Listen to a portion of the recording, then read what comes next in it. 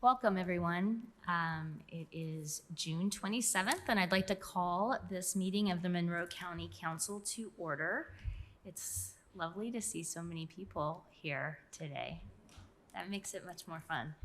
I want to note for the record that all council members are present in the Nat U Hill room, and that also makes me very happy. We are going to do the adoption of the agenda now. Does anyone wish to add or remove an item from tonight's agenda? Yes. I would just like to make a correction, if I might. I know that we included the extension office in department updates because for some reason something got messed up with the agenda. But there are those who think if we leave it under that part, we couldn't voice our opinion to move forward, to support them in moving forward. Not voting on an appropriation, we're not voting on a contract, we don't have the contract, but just to support them moving forward. I believe we could do that under department updates. I do too. There are some people think we can't, so I just want to make that clear. Oh, okay. Okay. Yeah, I very rarely quash anybody from making comments or supporting or commenting. Or so a motion. A person can make a motion from sure. At any time. Anybody can make a motion anytime. That is definitely true. But regarding the agenda, anything else? Okay. All right, then we will move on to public comment for items that are not on the agenda. Typically, we have a 3-minute time limit per speaker. And if anyone wishes to make public comment, and this again is for items that aren't already on the agenda, please feel free to come on up here if you're in the room or raise your hand on Zoom. And I'm not seeing anybody on Zoom with a raised hand, and everyone is sitting down. So we will close that item and move to department updates. We do know that the Extension Office has requested to give us an update. So if you all would come on up, that'd be fine. Audie and Clint, that'd be great. And then whoever else, I mean, we have limited seating. The table's small, but come on up. And if you need other people to speak, they can come one at a time, as you know, whatever you want to do. I'm all good. We just want to hear from you.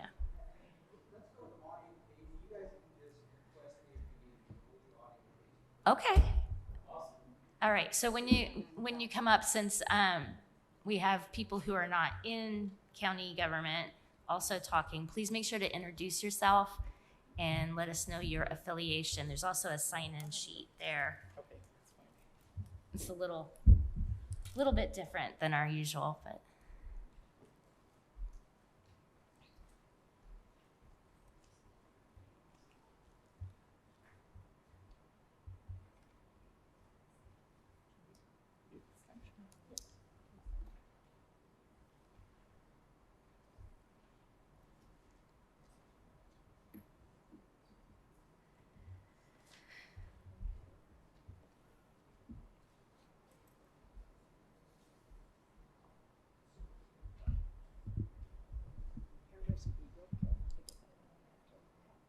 Yeah, that's good. That's good.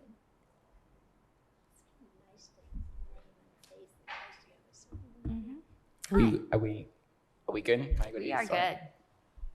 Hello, council members. My name is Kaden Smith, and I'm in my 9th year of 4-H, as well as being the son and grandson of 10-year 4-Hers. As I come to you on this Tuesday night, I would firstly like to thank you for your time and consideration of a second 4-H youth educator. I'll jump straight in and say that 4-H has changed my life. I built so many connections and friendships that can further myself as a person and for my career. There are many ways in which 4-H has molded me as a person. Firstly, being 4-H camp. I mean, when you're herding 8 to 12 kids around for 4 days, you learn numerous life skills such as leadership skills and communication skills and the ability to adapt to quick changes. These are skills you just don't learn in a public school. While leading around 10-year-olds is amazing, 4-H has more than just 4-H camp. 4-H has Junior Leaders, which is a dedicated community service-based club. As a very active person inside and outside of school, I can confidently say that Bloomington High School South, that is consistently ranked in the top 10, has nothing like this. As well as with my leadership position in Junior Leaders, that being treasurer, I've learned to be able to speak in front of large groups of people. With the COVID-19 pandemic, that is something that public school simply doesn't offer anymore. Our schools are evolving to be more independent-based and isolated learning. 4-H is counteracting this by giving more group-oriented activities where people can make connections, make friends, and learn to be normal human beings.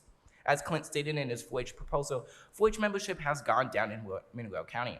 However, due to a great kickoff assembly Clint was able to put up, 4-H membership has grown tremendously. I can account to this personally, as in my 4-H community club where I serve as vice president and often acting president, I've answered so many questions about how the fair works, how Project Turn-In works, how to sign up for 4-H camp, and how to sign up for special online club meetings. One of these clubs I even joined myself, that being the Genealogy Spark Club.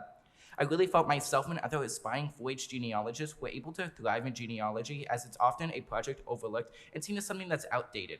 With an amazing guest speaker Clint was able to obtain, and with the help of Clint himself, we were able to host meetings with upwards of 50 people. With all of these amazing enhancements, 4-H still retains its place as being the only place we can build your own project and mold it to what you want to research. Personally, I've been able to make many environmental science-based projects in soil and water as well as in weather.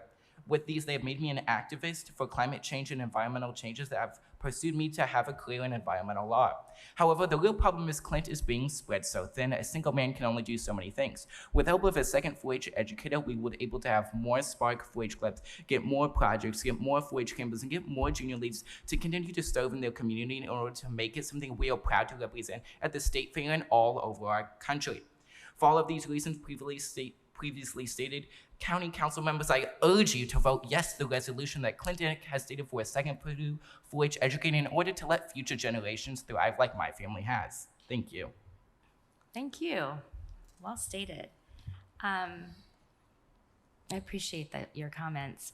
So, Adi, would you mind sort of giving the public a little bit of background on what you're here to update us on and what you all are planning for 4-H? Absolutely. So my name is Adi Ekwawa, and I'm the County Extension Director for Purdue Extension Monroe County. And just an overview of what we do. So we have a contractual agreement with the county.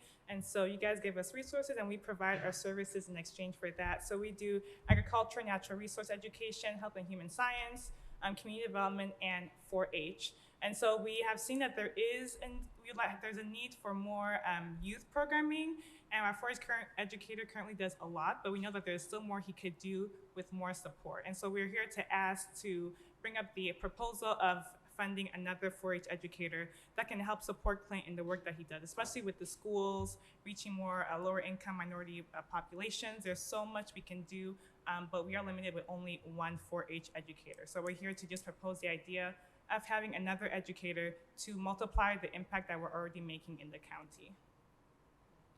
Great. I have a quick question because I know Extension does a lot more than just 4-H. Yes. And you have 3 educators. How many educators do you have in the office? We currently have 3. So we have one 4-H, one health and human science. That's what I do as well. Then we have an agricultural and natural resource educator. Great. So the other 2, the ag and natural resources and you Mm-hmm. both work with adults primarily. Is that correct?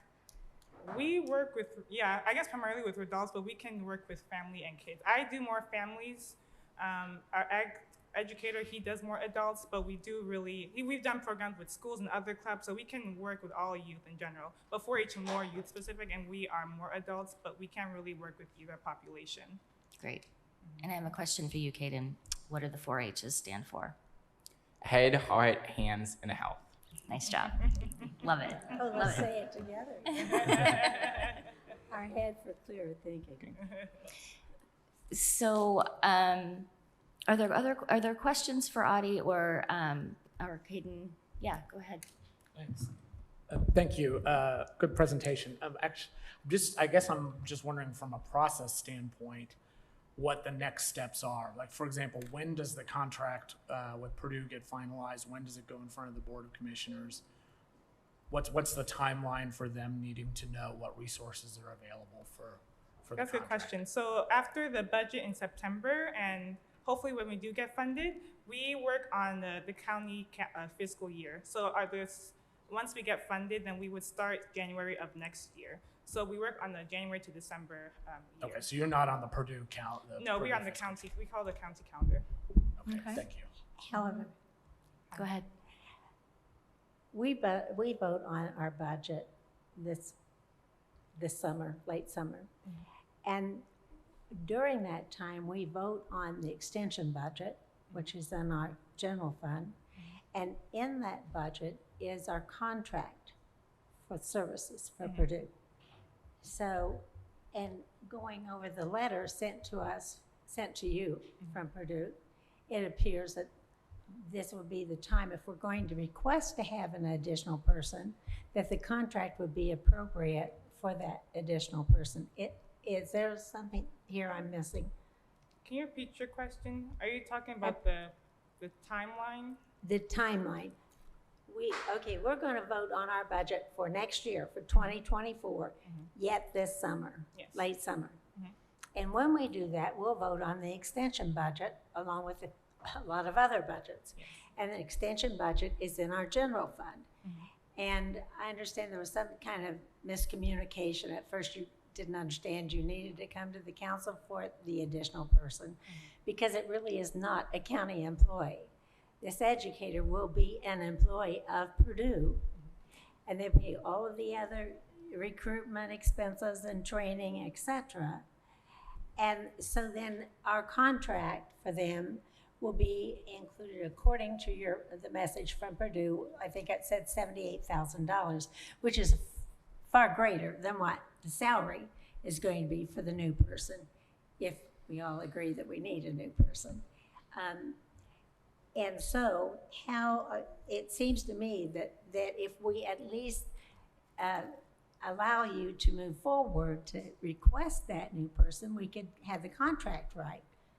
When we vote this summer on your contract for 2024, do we want that person included in that dollar amount? So we'll have it budgeted for 2024? So the plan is, once we do get funded and we have the money to support another educator, then next year we would start to ask people to apply for the role. So our plan is to start to have them working next year. Right, and that's the reason. My concern is that there are some people that say, well, this isn't until next year. Well, none of our budgets are until next year. We want to make payroll the first time it's time to make payroll, we have to start working on it now.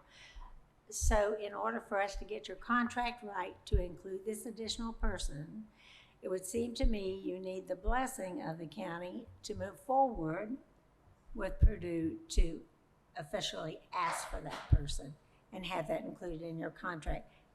Now, do I understand that correctly? Yes, but that's after we have received the funding. So After you have what? receive the funding, so whether we received it or not, then we'll let Purdue know, and then the contract. But we have to know whether or not you're saying receive the funding from us. Yes. But before you can receive the funding for us, we have to vote on it in the budget whenever that is. September. So that's when we need to hear from you so that we can include it in our budget, just as we are making other preparations for any other additional expenses. We're looking at that now so that we don't get a surprise come budget time. So that's the reason why we need to either say we encourage you to do this or we do not. Go ahead. I mean, this seems pretty straightforward to me, that basically you are telling us that you plan to ask for an increase in your budget of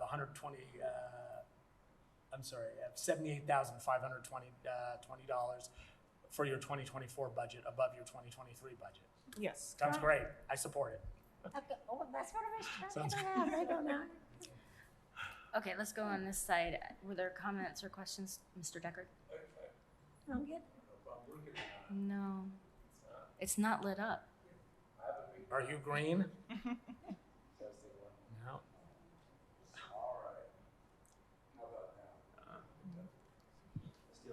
Are you guys You can green at borrow all? mine. No, they're not going to. Thank you. All right. We want to make sure so people at home can hear this, particularly folks that love what you do. Sorry for all this. Thank you so much for coming, Kate, and thank you very much for your testimony. If I understand this right, this essentially adds an additional position in the beloved role that most of our 4-H members and families have known for a number of years. Have I got that right? Essentially, Clint's in the role now, but it's the old Jeff Holland job, correct? So I've said that now 70% of the county is on the same page as the rest of us. And one thing I would just say to that, it sounds to me like we're getting what we need to do the right thing on this one. Of course, it's always down to the details. One thing I'll note is that job, I wasn't in 4-H. It's a huge regret among many in my life. But I kind of watched as Jeff Holland raised folks up in 4-H and those of us beyond a time or two. And so to me, this sounds like it's right. Now, what I would encourage council as we figure this out is to make sure on our end we do everything by the book so that we don't get crossways with Purdue, which we don't want. Being from Bloomington, we got to watch that. But B, that we have something that's very supportive. I sometimes look at things like this and I wonder why we didn't do it 5 to 10, 15 years ago, because we all knew what was happening then. And I want to encourage any department or others that are watching these types of things, if you observe something that council needs to know, come and tell us, and I appreciate that you have. So I don't have really a question, but I did want to offer that I do think we got to get this precisely right, because we don't want to mess it up. That's a long dynasty of 4-H work. And I think we are getting it precisely right because we've got the dollar amount, and all we have to do is say, include that in your budget, then we vote on it then. You got it.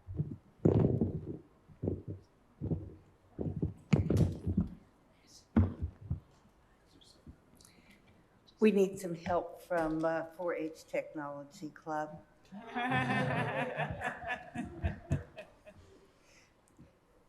So I heard more about this request from via email, phone calls, and in-person comments than almost anything else this year so far. So that's a testament to the passion that people have for 4-H and what it does for our youth and our families in Monroe County. And it's a testament to the great service that our staff has given us, and that includes staff that go far back. So I will be supporting this, and I just want to thank you all for being involved in what's important in your lives. And I want to encourage 4-H to help people be more involved in their civic life. This is important for our children because they don't learn about it much in school. So I just offer that as a person who was a 4-H'er years ago, and having had 2 kids who went through 4-H and umpteen different clubs. I have my 4-H stripe, so I remember. So thank you all for your participation. Thank you. Thank you.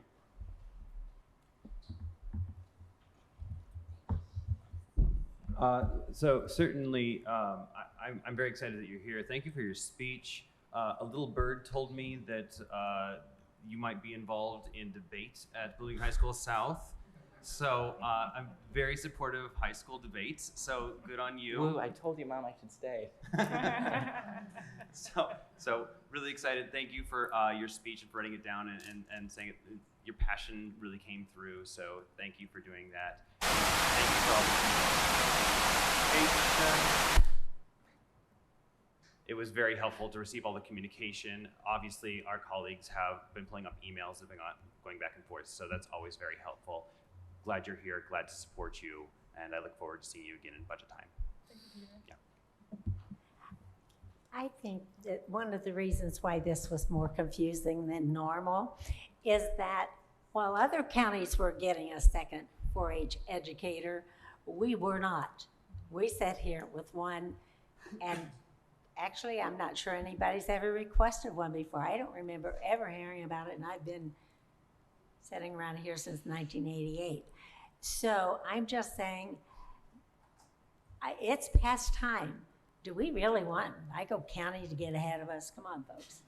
I mean, they've had one.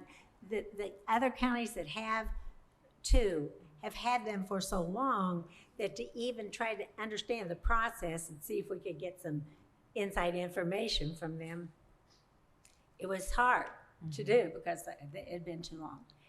So one of the things is that if we give you the blessing that yes, we're going to work with you on this, then at that point in time, you could start making plans for the future with the schools, because the schools want you to work with the STEM programs and so forth. If you know that you're going to have this additional personnel, you can start planning for it in the future. And that's a reason why we need to know now, because it's a big chunk coming out of the general fund that we do other things with as well. And I wanted you to get your footprint in on that before everybody else had it and it was all gone. So there you go. Clint has been working on it, so we have ideas of what we're going to do with 2 educators. Right. So we're ahead of the game. 4-H is close to my heart. All the kids in Ellisville went, and you know, we live downtown Ellisville, so I didn't have chicken and pigs and cows. People think you have to have farm animals to be in 4-H, and that's just not the case. And my daughter, who is a school teacher, was a 4-H leader in Florida for a couple of years. In 5th grade, one of her little guys won a prize for making sweatpants and got to parade around with his sweatpants and win awards. So it does need to be in the schools so the kids understand and know about it, because I don't think locally the city kids are as involved, and maybe, I mean, I don't know, I may be wrong on that because, you know, I don't have grandkids, but anyway, I appreciate you being here. I don't know how many of these fine folks here in the audience are your friends from 4-H. A lot of people are here, but I just want to say that it's important to this community, and I appreciate it. Thank you, And thank you, Clint Deck, for working so hard to make sure that we were all aware and up to speed. Thank you. He's wonderful. Thank you. Are there other council comments before I move on? Okay, I would like to hear from Ms. Turner King, because I think there are, I just want to make sure that we've got the process and all the information right. Sure. I had the opportunity to speak with Amy, and I can't think of her last name, but she's at the district extension office. And I specifically asked her if this needed to be included in July, or in Purdue's July 1st budget. And she said no, that the extension office follows the county fiscal budget. So this would be included like a normal budget session item. What she had indicated was how the contract works is that as a county, we indicate our needs and what services we want to provide, and then the contract lists the number of educators needed to meet those needs. So right now, the contract specifically includes 3 educators, and then based on what needs and services we indicate, it would include 4 for next year.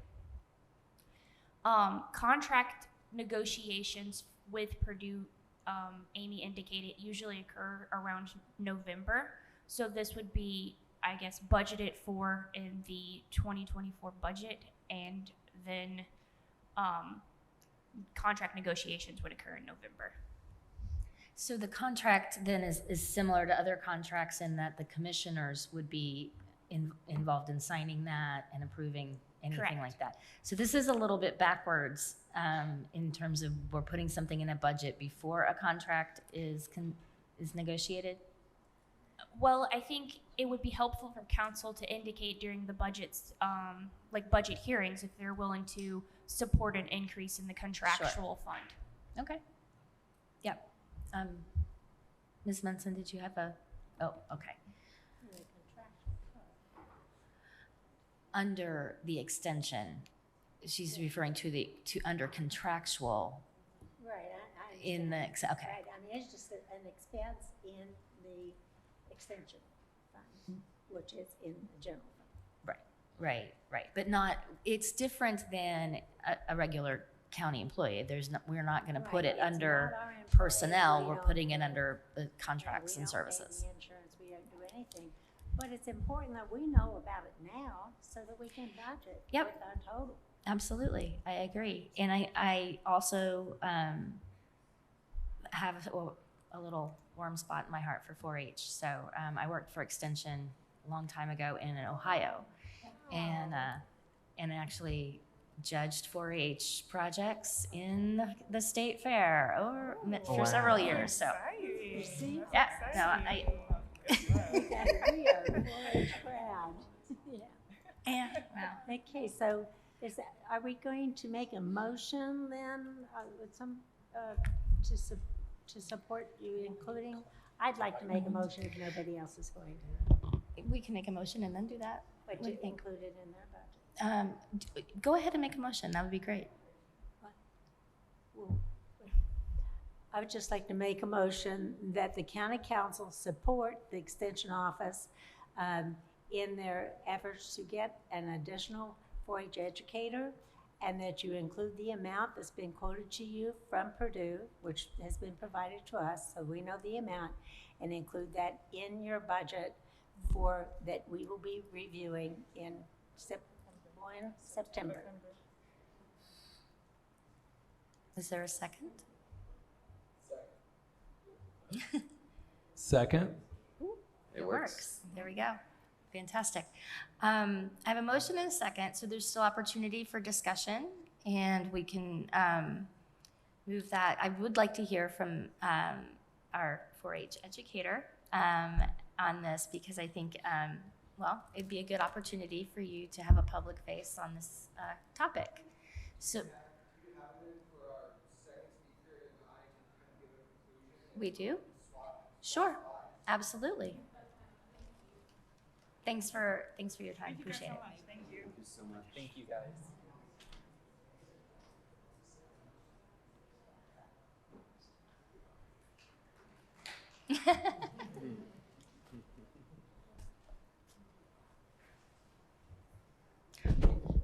Hayden may have covered a lot of Scott's, so Scott may or may not have much for us because Caden did such a good job. All right, state your names, please, if you don't mind. Thank you, President Welts, council members. I'm Scott McDonald, representing the Purdue Council for Agriculture Research, Extension, and Teaching. We are a volunteer organization that advocates for youth development in our county. Our mission is to take university-based research, bring programming to the county, and help it through their extension service, which we think of the extension office and development. Today, we're looking at the 4-H youth development area, the need to expand to urban youth development here in our community. We know there's an additional need for that urban focus, and we hope these monies to be used with this additional staff position. We ask for your support, financial support for this educational programming. Extension is in a unique position to be able to bring that research out to the schools and out to our local community. 4-Hers are 4 times more likely to give back to the communities, 2 times more likely to make healthier choices, 2 times more likely to participate in STEM activities, and 2 times more likely to be civically active. We have an opportunity with a second youth position to increase the impact. We want to thank you for support and your consideration. Thank you. Hello, my name is Clint Deck, and I am, as a few of us have mentioned, sort of the new Jeff Holland. I was a 10-year 4-H member here in Monroe County. I was able to work with youth in other parts of the state before returning to Monroe County. And although it's kind of known across the state to be like one of the make or break counties, it's like you come here to work as a 4-H educator, and it is a great opportunity, but there's so much culture, there's so much history and tradition that you can be stagnant or you can grow like crazy. And I look around, I'm getting a little bit ahead of myself, but I look around and I just see every kid that we bring extension programming to, they're ready to continue. They're ready to see what else there is. But the issue is just getting it to them and having enough time to get it to them. So I have endless passion just to expand and assist every other educator and other youth organization in the county, because everybody's a little bit stretched thin and everybody needs help. And Purdue Extension providing research-backed curriculum, educators, a proven model to develop volunteers, it allows us to exponentially increase our impact because we have 100 years of experience training volunteers and growing a program. So I'm very excited for just what we have the opportunity to do here. Thanks. Are there questions or comments from council? All right. The next item of business, though, would be then to vote on the motion. And this is a motion to indicate that we are supportive and please go forward, work with your council liaison, which I believe is Mr. Deckard, isn't it? Who's our council liaison? It is Mr. Iverson. Oh, it's your turn. I think it was me for a little bit. But I'll help him. Okay, And I apologize. I need all the help I can get. You're the liaison. I wonder. Yep, I yep, need- okay. Work with Mr. Iverson if you have questions on the budgeting and getting that figured out, and we will, try to be as supportive and helpful as we can through the process. Should we do a voice vote? I think we should have a voice vote, but I did want to clarify, just so they know, this has to come back in that budget request this fall. So I don't want that to go without saying, just to make sure so that we don't drop this. I think Audie and I are going to have a couple meetings in the next couple months. Yeah, Well, they're getting the budget requests and turning in right as we speak. It is time to get this done. So, I understand. we don't have to, but we can. If there are people who wanted to speak on this issue, I'm happy to entertain a public comment period for this. But I think you all can see that we're generally supportive of moving forward. Yeah, I mean, given that this is sort of a Yes. sense of the council support, Sure. I think let's just vote. Okay, all right. I'm going to do a voice vote for this one. So all in favor of the motion as extended by Councilor Hawk, say aye. Aye. All opposed, say nay. Motion passes unanimously, and I appreciate your time. Thank you. And we would love to see everybody at the fair next week. This is true. We've got our county fair coming up, don't we? Yeah. Well, best of luck with that. I know that's a lot of work for y'all, so enjoy. Thank you. Thank you.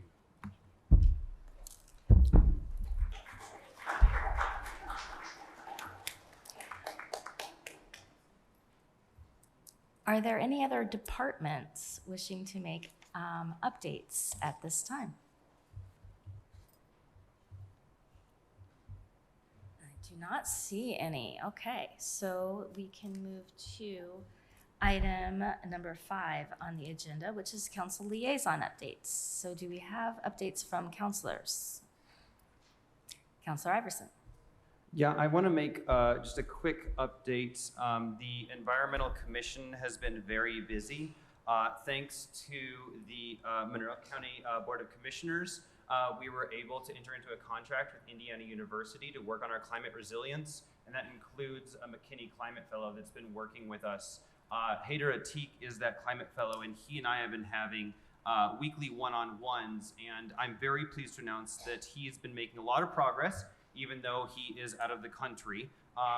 We are almost to the point where we are going to be releasing to the public the Monroe County Climate Trends Primer, which identifies the historic and projected climate vulnerabilities for our community.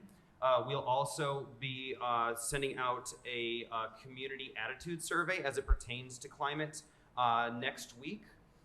We have put together a Monroe County task force, and I will be talking with the Monroe County Commissioners tomorrow about that. And then we'll also be having a vulnerability and solutions workshop on July 21st, where we're gathering the community together to talk about vulnerabilities and how climate vulnerabilities impact their sectors. And all of this is going to culminate in a climate resilience plan for Monroe County that's going to have actionable steps that the council and the commissioners can take to address the vulnerabilities that our community has identified. So that is the Environmental Commission. Right? It's a lot, I know. It's a lot. Yeah, but that's why I wanted to give an update and get that out on the record. The other thing I wanted to mention is that this Thursday at 4:30 p.m., the Justice Fiscal Advisory Committee meeting will be meeting. It's going to be chaired by none other than Councilmember Crossley. We're really excited about that. So really wanted to highlight the work of our staff who have been shorthanded, and thank you so much for doing all that you do. Those are my two liaison updates that I wanted to make today. Are there any questions? All right. I have a question about the workshop. Is it open to the public? The workshop is open to the public. You're going to see the workshop appear on the county calendar later this week, as well as a link to register. Will it be online or in person? It'll be in person. Cool. Here? It'll be, we're talking about locations right now. Okay. All right. I'll stop with the questions. Thank you.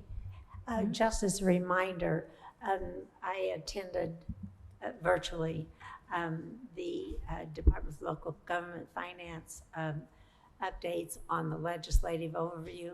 And it went, I mean, they were just jumping from one to the other, and you have to listen to that more than once to really be able to catch it.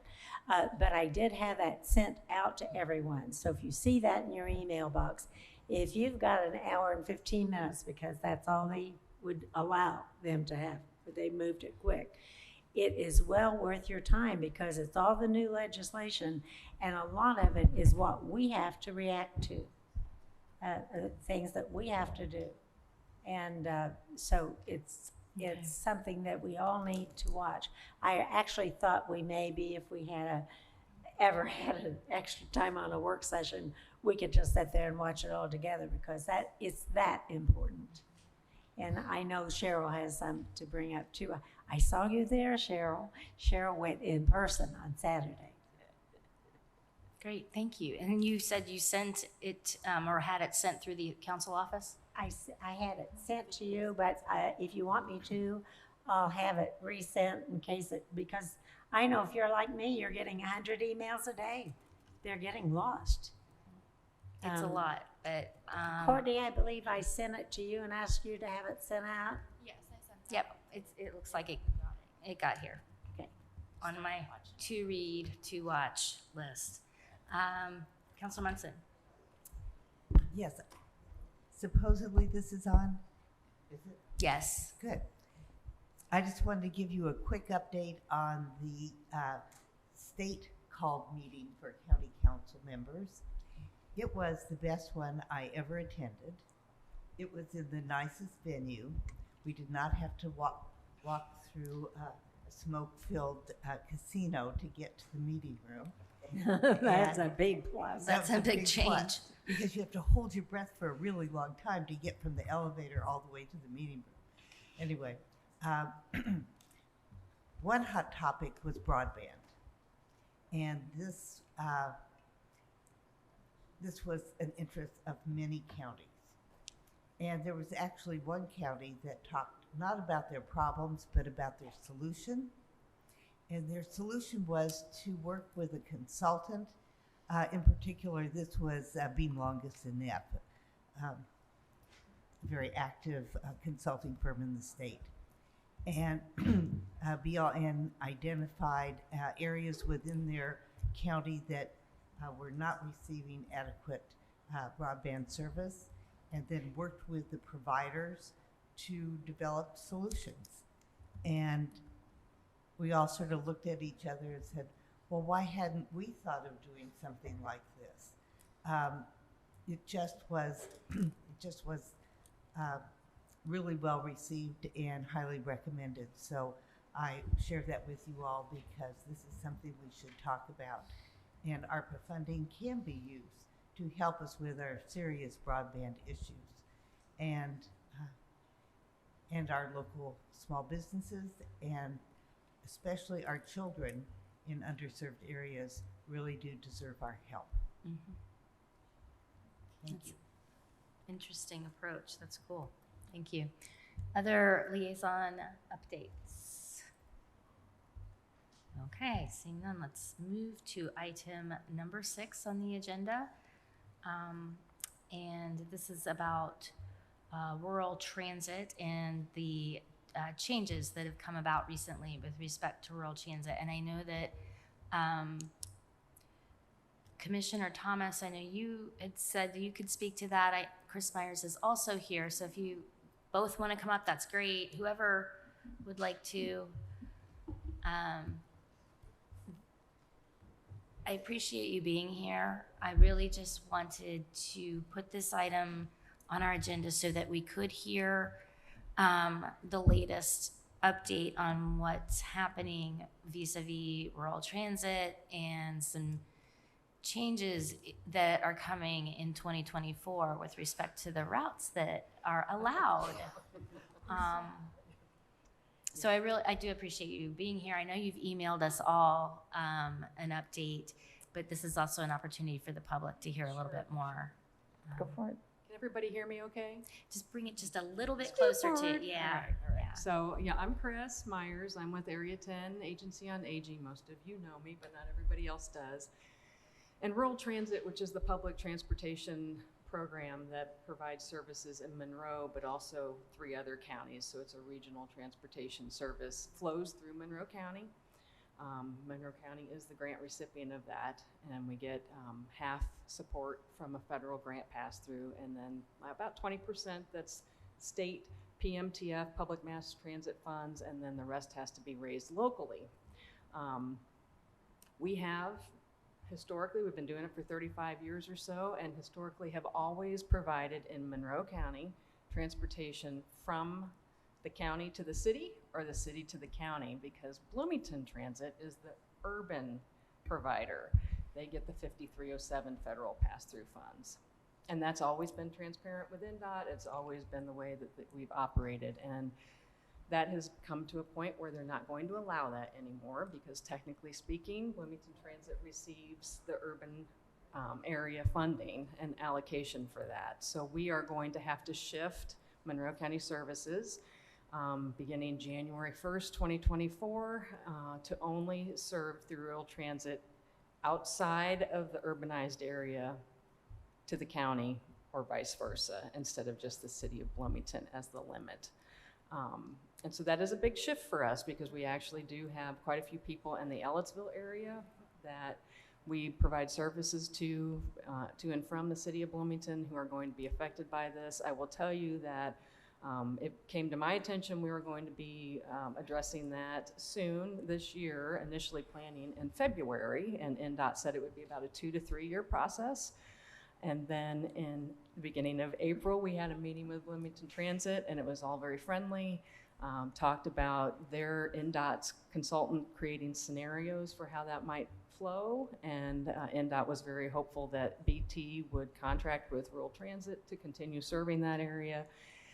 We got those plans May 2nd. When I met with John Connell on May 25th, it became clear that they did not want to subcontract with Rural Transit. So we are at a place, and that's why I reached out to all of you to say, hey, heads up, this is happening. So I think there are 2 parts really to just kind of keep on the radar. One is this is happening, and we don't have a plan yet, but we are working on trying to find a plan of how services will continue for those folks in the urbanized area outside of the city of Bloomington, most of which is going to first, be a situation where they have to take it to the city council and get approval. But the other part related to me and Area 10 and Rural Transit going forward is needing to know that we would still have Monroe County support for rural transit and also for the funding level of rural transit. I will tell you, and I've presented to you before, and I've been pretty transparent about the budget, it requires the local match, which we beg for every year. We aren't a taxing authority like Bloomington Transit is. It's not easy for us to come up with that money. And it's a challenge, and we are going to lose a significant amount in a service contract that helps towards the local match from Monroe County. So we need to know that we'll still have Monroe County's government support, but also know that we are going to have to find alternatives for about $60,000 towards our local match that we'll lose through Stone Belt, which has been one of our big providers and local support pieces for that urbanized area that we won't be able to serve them anymore. So I guess that's pretty much the overview. I'm happy to answer questions. And I know, Julie and Commissioner Thomas and Jeff, wherever he Back is, to your somewhere left. back there, have been involved in meetings with Bloomington and conversations with Bloomington Transit as well. Right. So we've had a couple of meetings with John Connell and usually a board member as well from BT. From our initial discussions, our first concern is making sure people don't lose service, right? That's always forefront, but at the same time,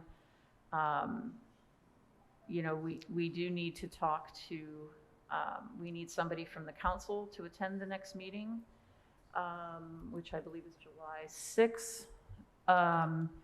And I don't know who wants to do that. And we're going to try to bring in somebody from Ellisville Town Council as well, just to have an initial conversation. To be objective, I think one of the things, that has to be balanced here is the fact that the federal government through the state is providing money to Bloomington Transit to provide service to more densely populated areas than they currently serve. So that's on one side of the ledger. And to be objective, on the other side of the ledger, there is a property tax collected from City of Bloomington residents to help pay for Bloomington Transit services that county residents outside the city do not pay. So somehow those numbers are going to have to be balanced. So there will be an amount, but I don't know what that is, and that's why the next meeting, it's important to have a county council member present. Okay, great. I have a few questions, but I'll open it to others first. Councilor Deckard? I have a few questions, and I may not have any of this right, and I appreciate the message that you sent to all of us as quickly as you did. Is this first, let me just ask this. If we were to go out tomorrow and find the money that we need, what's the amount that this council or somebody here locally would be coming up with, you think, roughly? I think that's an answer that Bloomington Transit's going to have to provide. I mean, I can tell you that what it costs us to run one route is about $180,000, fully loaded, like all of the costs associated, fixed and variable. I don't know what they're going to be looking at, and I can tell you that they're a union organization, so their costs are a lot higher. So I don't know that answer. Thank you. And just trying to, again, understand this, and if we need to get back to me or just hold off, is the decision for this to be this way, is that a decision of federal, state, or Bloomington Transit? It's a federal decision that the state allowed for the entire time we've been operating. And to be honest, I'm one of those, if you don't know me, I'm one of those that I'm very particular about doing things right. Yeah. So it's disturbing to me too that this was something that technically we're not following the rules on a federal level, and it's because they don't want supplanting of services, right? They're funding an urbanized area with one funds and they're funding a non-urbanized area, so that makes sense, right? On resources, but people don't get that. They don't get those service boundaries, and that's going to be really tough for the people all the way around. Yeah. I hear from people all the time that say, well, I'm ready to vote in the city election, and they're not in the city. Right. And vice versa. Yeah. I will say it's the NDOT's decision to make the imposed timeline of January 1st, 2024, which is news to me. It was news to me in April, so it's a pretty quick timeline. Yeah, that is quick. Yep. We thought there'd be more time. Yeah. I'm going to go with Councilor Crossley, and then. So, I thought I heard you say a number of 60,000, but for some reason it's really hard to hear in here. Today, yeah. So I thought, I guess I'm making my notes here. I thought I heard you say something just a little bit ago about 60,000 in numbers, and I was just trying to figure out what that reference to. Maybe I didn't. But, okay, but, sorry. But the That's council. Stone Belt. The Stone, Help yeah, us so with the Stone Stone Belt, right, the Stone Belt local match that we will lose because of this change is $60,000. So the county allocates some funds towards the local match as well as the other service counties, but then we also have service contracts that help pay for some of that local match, and we have one, significant one with Stone Belt. And if, once those changes happen, those the equivalent of $60,000 annually, we will not be able to continue providing those services because it's point to point within the urbanized area. Yeah, sorry. Okay. Lots of numbers, lots of stuff. Thank you. Councilman Kim? Jeff? So I want to make sure I understand this. It seems to me that there are two separate issues. One is making sure that you have enough resources to be able to continue to serve the rural areas. Yeah. But even if that happens, there are going to be people who are going to lose service. Yes. And I want to make this really clear, just so I understand. The people who are going to lose service are people who live in the urban areas outside of the city of Bloomington, You got it. or people traveling to the urban areas outside of the city of Bloomington. Correct. Is that those are That's going to lose exactly service, right. even if we plug that $60,000 gap? And They'll lose it from us, so then there'll be the additional service we're hoping to get Right. negotiated in But- some way, but that's Exactly. correct. The Yes. city, so Bloomington Transit would have to make a change to their Absolutely. policy to That's make the that only way happen. it's gonna, that's the only way it's gonna work. And the Thank you. city council would have to do that first. Yep. So- Yes, so they have to approve the service area for Bloomington Transit to extend beyond the city limits. So that's step number one, the legal step. What did he say?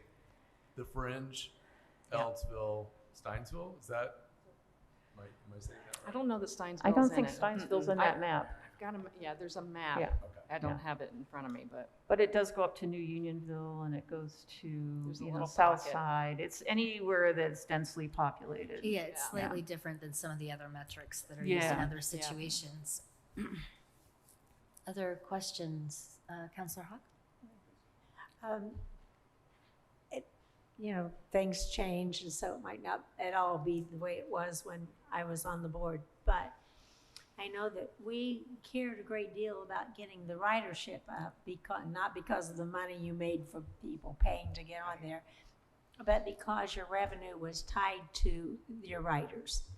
So if you lose this opportunity to serve all these extra people, you're not going to receive that portion. so it's a part of the formula. Ridership is a part of the formula as well as the population in the non-urban area. But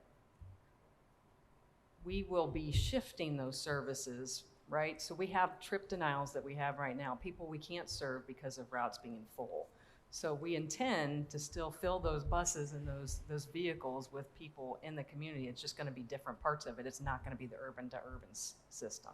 So if you're in town Bloomington Yeah. and you have a family member that you want to go see and you have no other transportation and they live outside of the city limits, then you're not going to be allowed to take your rural transit to go there. Or if you live outside the city and you want to go inside to visit your daughter, you couldn't do that. If they're within that urban area where they want to travel on both points, pick up and drop off, we will no longer be able to do that. Currently, we can from city to outside city or outside city to city, but now it's expanding that area of what we can't do if it's both points. If it's one point, if somebody's in Unionville and wants to come into a doctor's appointment, that's going to be perfectly fine. But if someone's in Ellettsville and wants to come into a doctor's appointment in Bloomington, then that won't be fine for us. Is that the map? The map. And Jeff Cockrell just shared the urban area map. I Yeah, it's think. very helpful. It's a visual.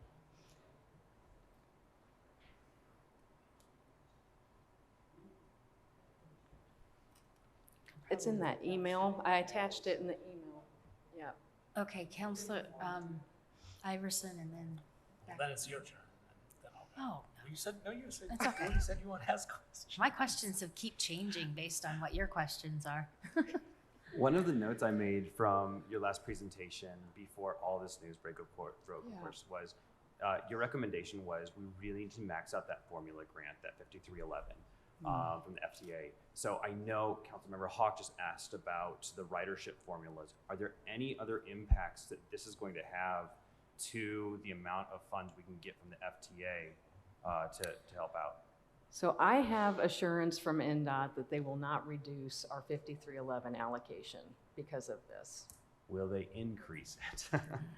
That's going to we'll have to see about that. I don't have any assurance on that. All right, so any impacts on that 5311 are really uncertain, but we know that it's not going to fall. Yes, correct.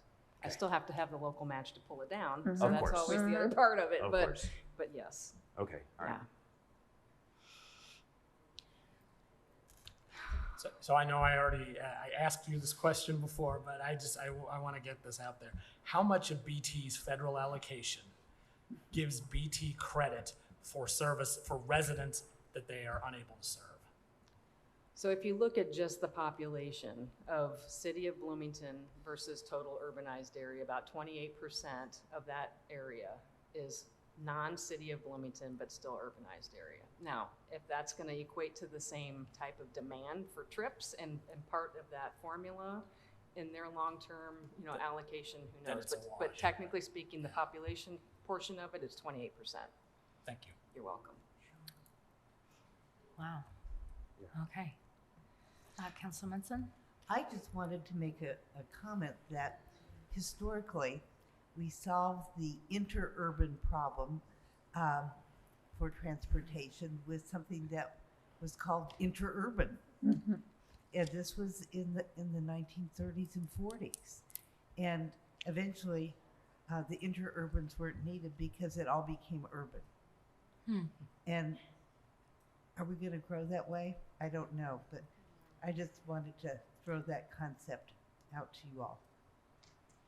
Population is changing. If you look at the link that I sent you, which is the FTA's version of the census map that was just finally approved in 2023, you can see on the layer, you can do the 2010 layer and then you can do the 2020 layer. And it's real interesting to see the shifts, some of which actually go away. The contiguous part actually removes and other parts expand. So, and those are purple. Like where they're the same, it's a purple color.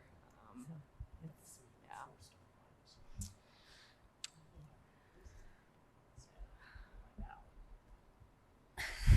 Okay.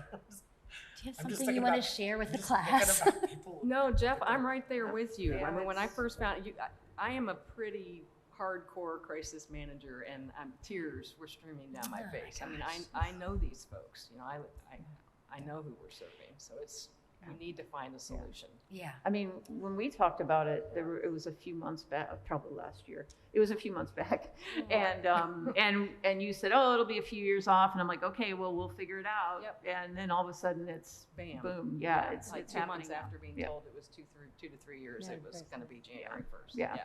Yep. I just want to share what my question was of Jeff. I realized we were still both on mic. I said it will be even worse, will it not, if the city annexation goes through? And he said, well, yes, but at least the people will start getting the services, This is the which they're not getting now.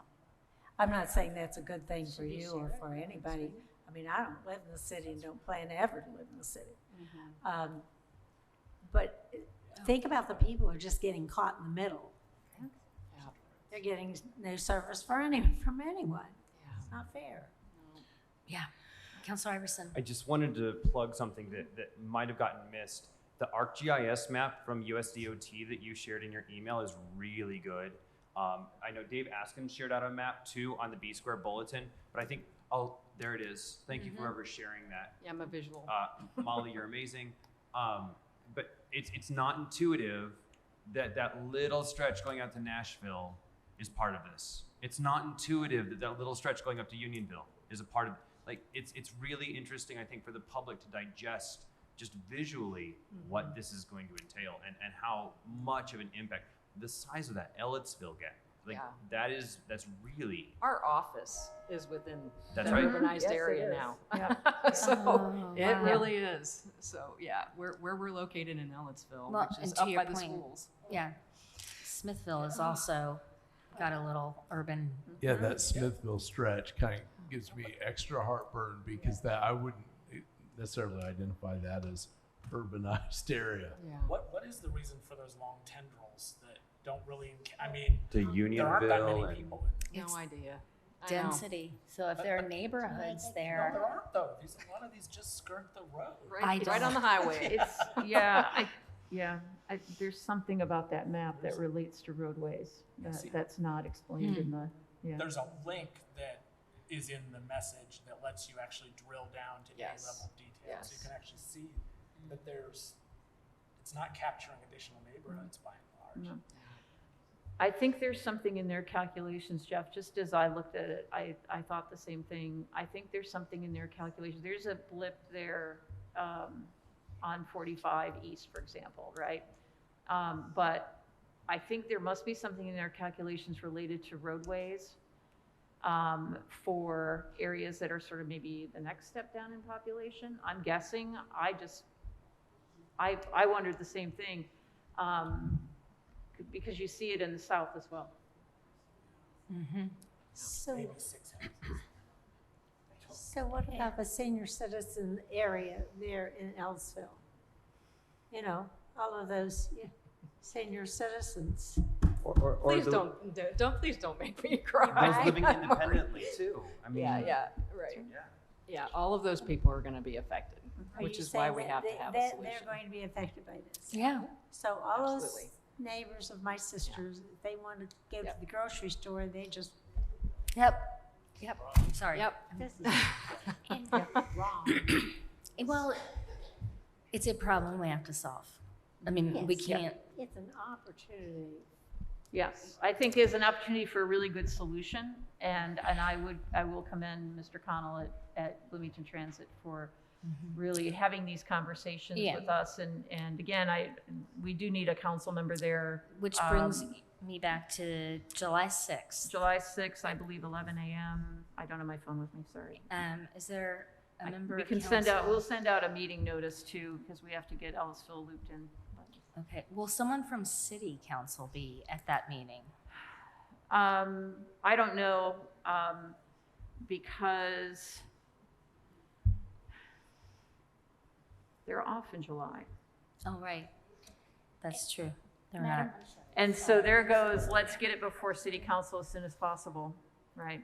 Right. That takes another month off of our timeline to get this done before the end of the year. Yeah. Just honestly, it does, so it's unfortunate. I would be willing to go for the council if you think that would help. Okay. We'll get you added into the invite. It'll be Zoom probably, so.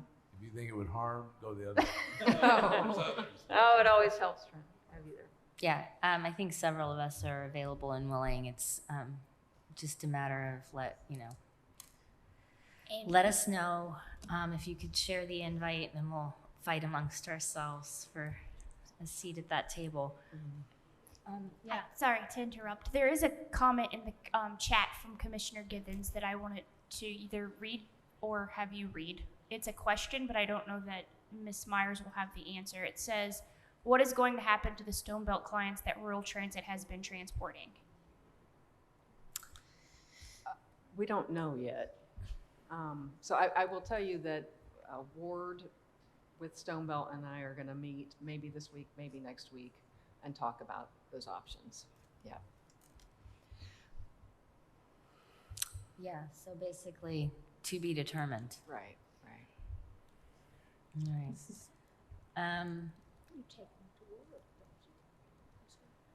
Wow. All right then. Are there any other? Well, I'm sorry, I missed what you were saying. I was just saying, the Stone Belt clients, many of them who work That's right. in some of the service jobs, they want to make sure they're on time. Yep. Absolutely. They are prompt, but they count on your services. Yes. How are they going to get back and forth? Well, they might have to hire a private provider or something. Well, they don't make any money to speak. No, but I mean, Stone Belt is Stone paying Belt. $60,000. No, I'm not saying the individuals would pay. No. I'm just saying, Yeah. that Yeah. just realistically, Something they're gonna is have to that. get somebody. They'll have to figure their side of it out too. Something BT might pick up, I don't know. Right. I mean, we have the power. We just have to figure it out. Is there any public comment on this topic? I know it's a discussion and work session-y thing, but I don't mind taking public comment if there is any. President Wiltz, there is an individual by the name of Sam Dove on Zoom who indicates he has a public comment. I'm not clear whether the comment is related to this topic or a public comment in general. So. Sure. So Mr. Dove, if you want to type a comment into the chat, you're free to do so, and it can be read aloud for you. And you can put that in any time. So if you have one that you know is upcoming on a topic that we'll have public comment on, we'll hang on to it. Any other comments on this? I really appreciate your time being here. These types of things, we don't have like a vote on them, but it's important for us to be able to talk through them and get an understanding of the needs. I think the only thing I would add just briefly, if anybody's watching this and they're just trying to figure out what we're talking about, rural transit's not going away. They are amazing. It is an amazing service. It is an amazing organization. They're still county to county and county to corner. There's still a lot of work for them to do, and they're not going away. The question is, how are these pieces going to fit together differently than they are right now? And we'll figure that out before the end of the year. But it will take some money, I believe. So. Yeah. Yep. Thanks. Okay. Thank you. Thank you. Thank you. Appreciate it. Our next item is item number 7. And it's with our auditor's office and Baker Tilly. Bree, did you want to also introduce this item? Sure. Recently, ARPA program assistance was approved, which is why we have Baker Tilly here to kind of make an introduction and give you an idea of the scope of service they will provide. So please welcome Jenny Carmack and Chris Brenner. Welcome and thank you for your patience. We've got a you. lot going on in this meeting. I think I'll just get started, give you a little bit of our background. Obviously, we're from Baker Tilly. Chris has about 4 years prior experience auditing federal programs and about a year at Baker Tilly. I have 21 years of prior experience and then about 3 years at Baker Tilly. Audited federal programs, so we do have a lot of knowledge about federal requirements which do come into play with the ARPA funds. With the ARPA specifically, Baker Tilly is helping a lot of clients nationwide. Chris and I personally are helping several clients here in Indiana, and with our auditing background, we audited local units in Indiana, so we also have the knowledge of how local units operate. So we're bringing that to the table to help. Basically what we'll be doing for the county is looking through the projects that you're proposing, determining our stance on that if we feel like it's eligible. If we feel like it needs some additional documentation, we'll let you know. If we feel like it may not be eligible, but it might be if there were some changes made, we'll let you know that. Certainly we'll give any suggestions that we can to help make sure that this process is as seamless as possible. I know everyone is struggling a little bit with this money, but we will try to help the best that we can. I know there are some sub-grants being made with this, so we will help with the sub-recipient monitoring. Any questions on reporting that you have, we can help with those. Essentially, any questions that come up on the ARPA, we can certainly help with anything, but that's kind of an overview of what we plan to do with the services that we're providing. And I'll let Chris talk a little bit more in depth about what we've looked at so far. So we have gone through the subrecipient monitoring policy that has been proposed and written a memo about that, which you may have received. And we've looked at the land trust project and provided a memo related to the compliance requirements that would be involved in completing that project. I've done a brief overview of some of the other projects that are included in the plan, and nothing is stuck out as directly ineligible, but we're going to go, like she said, do an in-depth look at those and make sure that you guys are meeting all of the requirements so that the money doesn't have to be sent back. They asked us to comment on your overall status so far, the expenses. You've spent about $3 million of your overall allocation. The money has to be spent or obligated by December 31st of 2024. And obligation just means that there has to be some sort of contract agreement in place that obligates you to pay.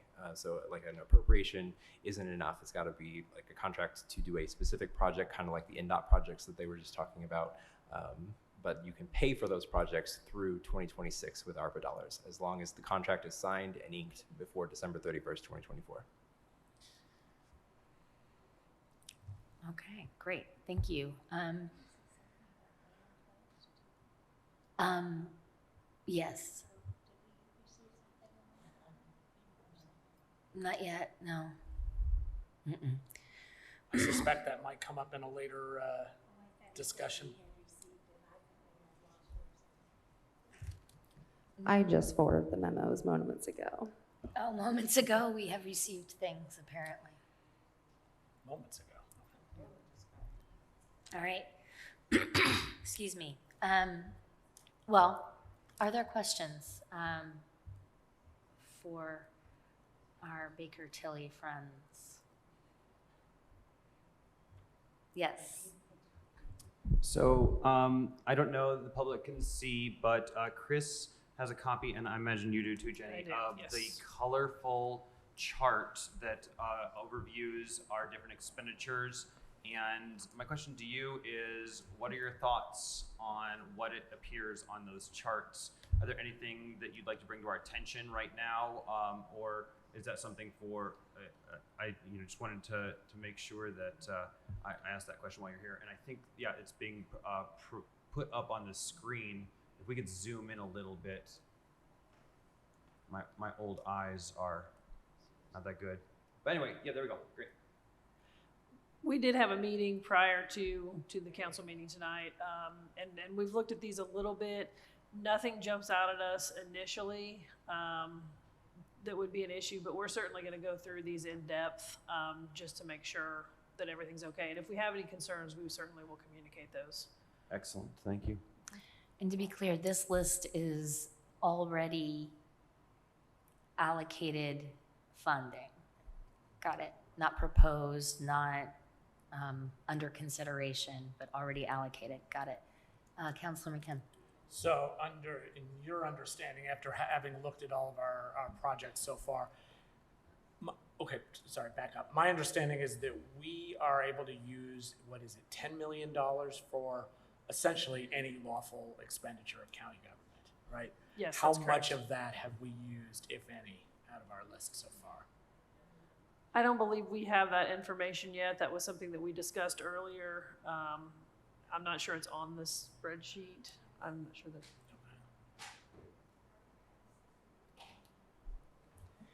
Items 16 and 19. I'm sorry? Yes. They have Items number 16 and 19 on there. Items number 16 and 19 on the list. The solar projects and the fairgrounds? Okay, thank you. So that's something we definitely want to. Yes, and when we do the investigation, it will be specifically for eligible use outside of revenue loss. So if something comes up where it is not an eligible use outside of revenue loss, of course, it would be eligible under revenue loss, as long as the county could spend its money on it normally. Thank you. Councilor Hawk. I don't know whether this is the appropriate time to ask this question. If it's not, just say, not now. There's a situation that we have now where there is I believe, a sub-recipient, dollars that went one place, and then it was a sub-recipient that did the work that was supposed to be in the agreement. And I don't know, maybe I'm out of place here, but I think we ought to have, if it's a 3-year agreement, I've been asking for months now, an update on how much money's left of the money that they were given. What is their projection? What do they plan to do in the coming year with it? And they've got 2 more years to go. And what have they done in the past year? So that we know this is what you got, this is the balance that you have, this is what you spent it on, and this is what you plan to spend it on coming year. Is that an unreasonable request? No. That is well within your right as the grantor to request information from the sub-grantee.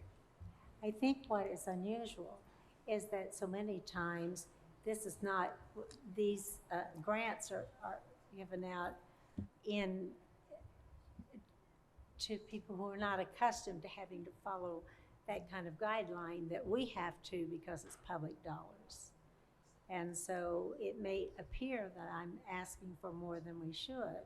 And in fact, I think we all should be asking for it. But if you're granting federal dollars to a subrecipient, you do have a responsibility to monitor that. And certainly there is a policy. There's quite an extensive policy that we're helping with to make sure that you're meeting those requirements.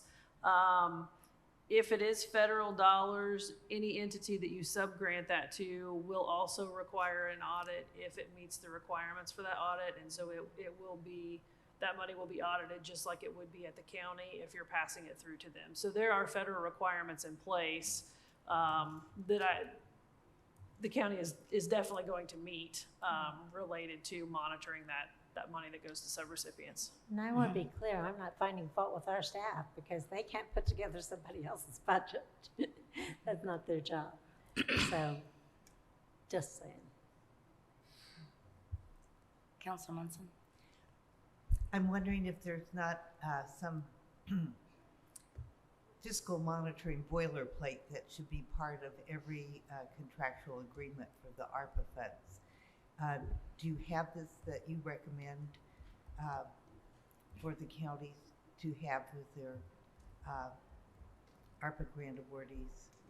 As far as if you're subgranting money to someone else, yes, like I said, there's already a proposed policy in place, and they have extensive forms that, yeah, we've been through them, and in fact, to be honest, I think we have some recommendations to scale back what you're doing because it's above and beyond the requirements. So, and that'll certainly be the county's decision. I mean, if you want to go above and beyond the requirements, that's certainly up to you. But yes, we will make those recommendations, and you already have something like that in place that will help you tweak a little bit. So, yes. Thank you for that. Councilor Hawk. What do you find normal in the other counties?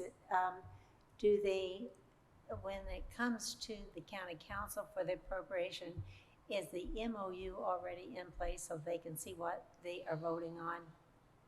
Or is it just a dollar amount and we say go forth and do whatever? I think that varies county by county. I don't know if Chris has seen something different, but as far as what I've seen, I think it just varies. It just depends on how the council wants to handle that.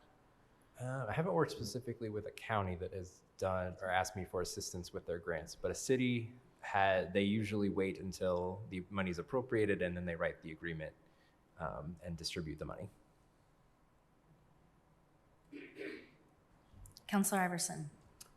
I know that we just got the memos that, Chris, that you wrote, but I just perusing them quickly, it's already a step, I think, forward in helping, I think, us making fiscal policy know kind of some of your recommendations on what can be done, but also the different policies we need to be following. So I just wanted to shut that out. And also for the public watching this is, our step in making sure that we are getting these ARPA dollars allocated into the community by the deadline and following all of the federal guidelines. And having Baker Tilly here is such a great boon to our staff and to the work that we're doing here in Monroe County. So thank you for being here.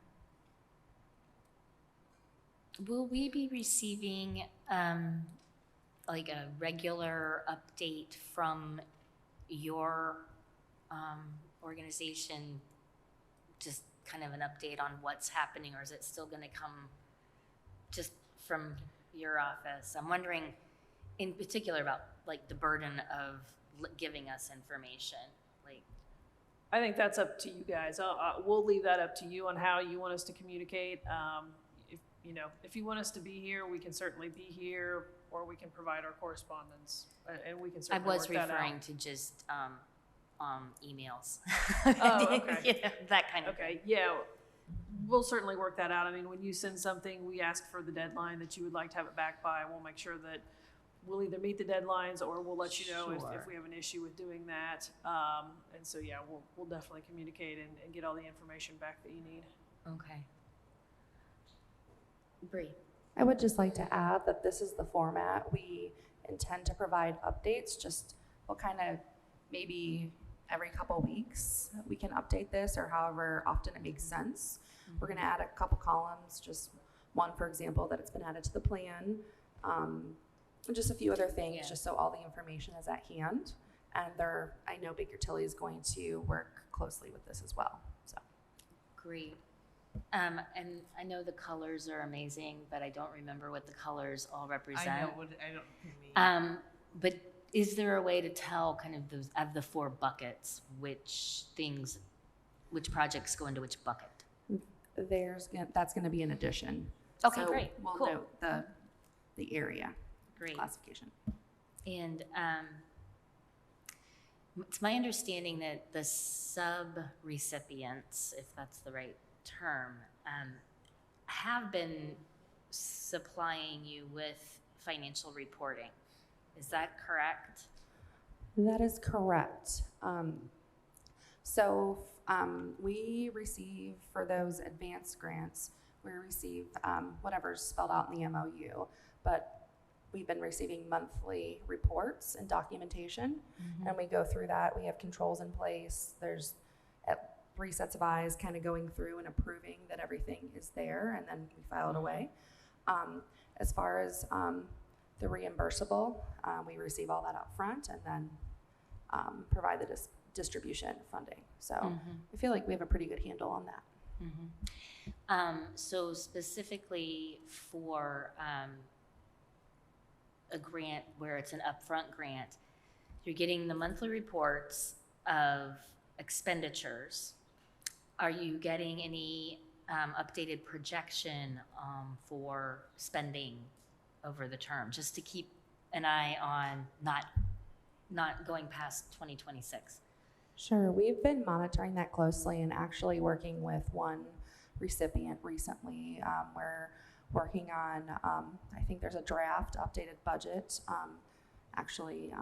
in the commissioner's office they're taking a look at, and then we'll move forward there. But yes, we are monitoring closely. Great. Is that something that you have in a Dropbox that council members could look at? Or is that something we can request from you if we wanted to check in on to Councilor Hawk's point? Yes, absolutely. You're welcome to check in. It's not in a Dropbox. Once it's finalized, it will definitely be provided to the council. Okay. All right. That's great. Thank you. Are there other questions? Sorry for the little side conversation. No? All right. Well, we appreciate you being here, and we appreciate having your services. I know the auditor's office is thrilled. So Thank you. It was nice meeting you all. Thank you.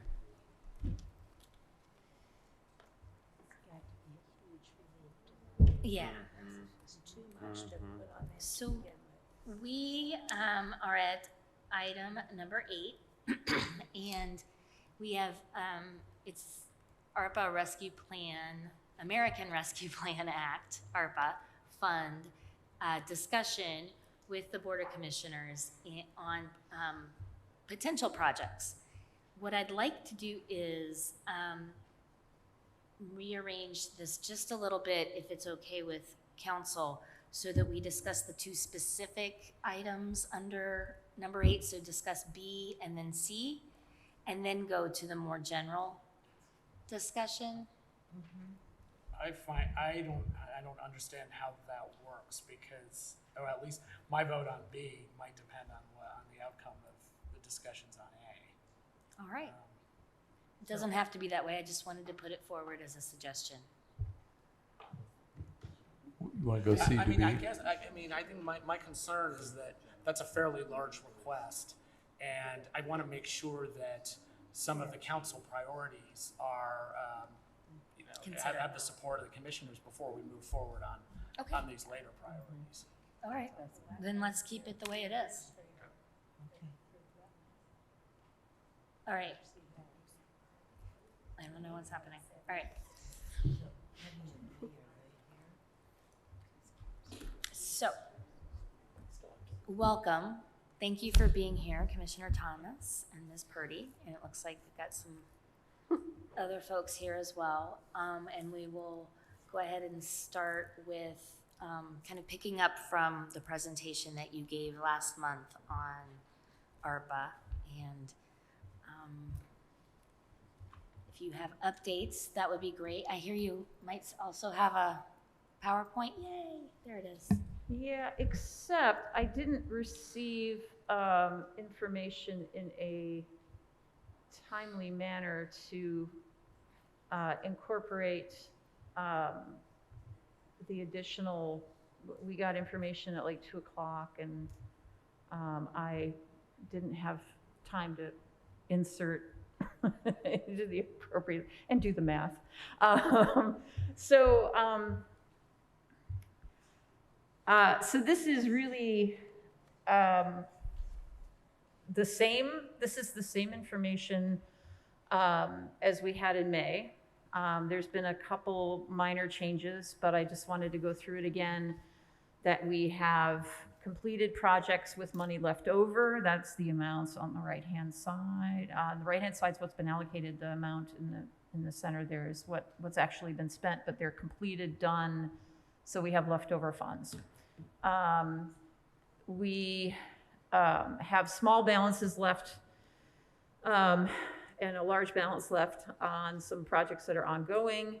And again, that can be updated. I don't have any more updated information from the auditor's office to clear those accounts out or anything yet. So at some point, whenever we can go through these again and look at them for the July meeting, hopefully.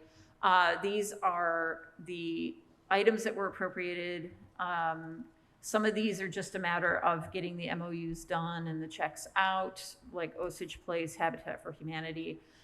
Some of them are in, I will use, well, I hate to use the word peril, but I would say peril of not getting done at all. So it's a mixed bag here. I'm working through, and I think I need to have a conversation with the good folks at Baker and Tilly, but I'm going to try to work through just putting together how to address the two things that have become gnarly and complex, which are the septic and the rural housing repair. Because we need to administer those programs, how are we going to do it? You know, what documentation's needed, et cetera. So I've got it outlined, but I need to have Baker Tilly look at it. And again, some things are just, they're going to get done, but they're not billed yet. So I would count on the solar getting done, and Mr. Cockrell's doing an RFQ for that. So I would count on that getting done. The Hoosier Hills Bank food truck, for example, their truck for the Hoosier Hills Food Bank, it's not a food truck, it's a truck for food, is different. They're different. Has been delayed in the assembly process, so their bill is forthcoming. And so we're checking in with all of these great folks and these great organizations and keeping tabs on it. I know Ms. Purdy has been great about keeping tabs on all of this. And we had this is from May, but I also made a note that, of course, we did approve the Baker Tilly contract. That was approved by council earlier this month. So that's still in there, but it's now noted as being appropriated.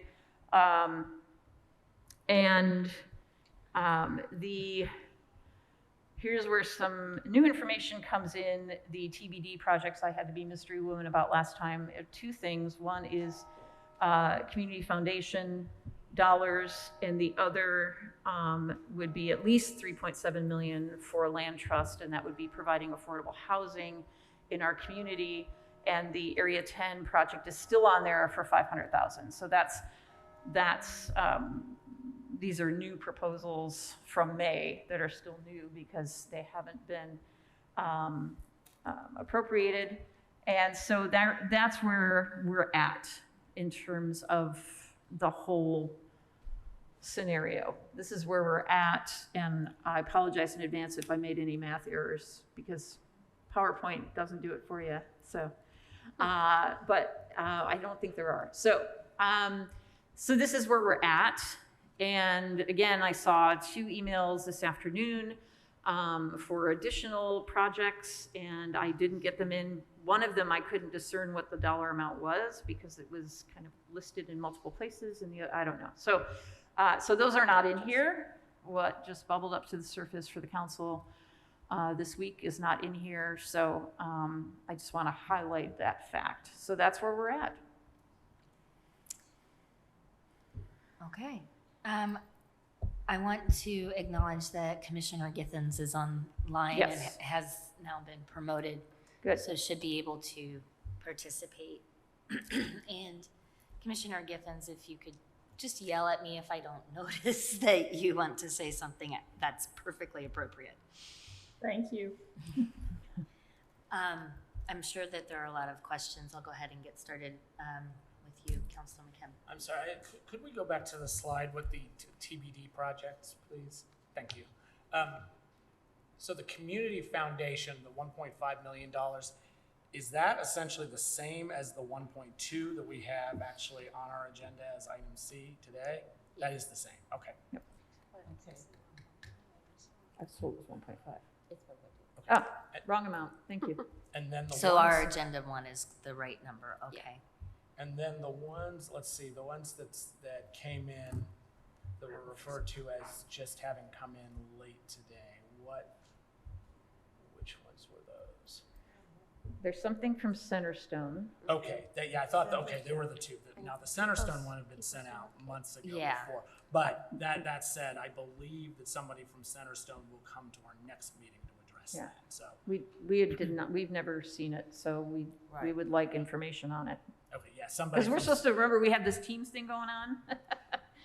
yeah, Remember the so- day? That was good, so. Somebody from Centerstone will come to our July 11th meeting to speak briefly on it. So that brings up, maybe prematurely, but I would like to have this conversation. We can take it wherever we want in terms of all the way down to appropriating, but I would like to continue this conversation at our next meeting as well, so that we have ARPA as a agenda item, because I do know that just in our own wanting to hear from folks about some of these potential projects, some of them couldn't make tonight and could make our next meeting. So just throwing that out there, that Great.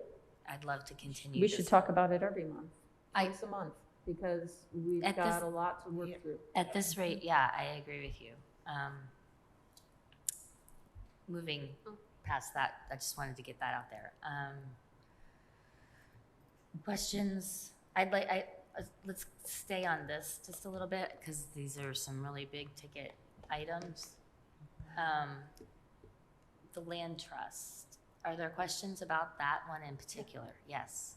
I do have a question about the land trust, and it comes from the Baker Tilly memo that we just got like 10 minutes ago. So Yeah, that's. this is hot off the presses.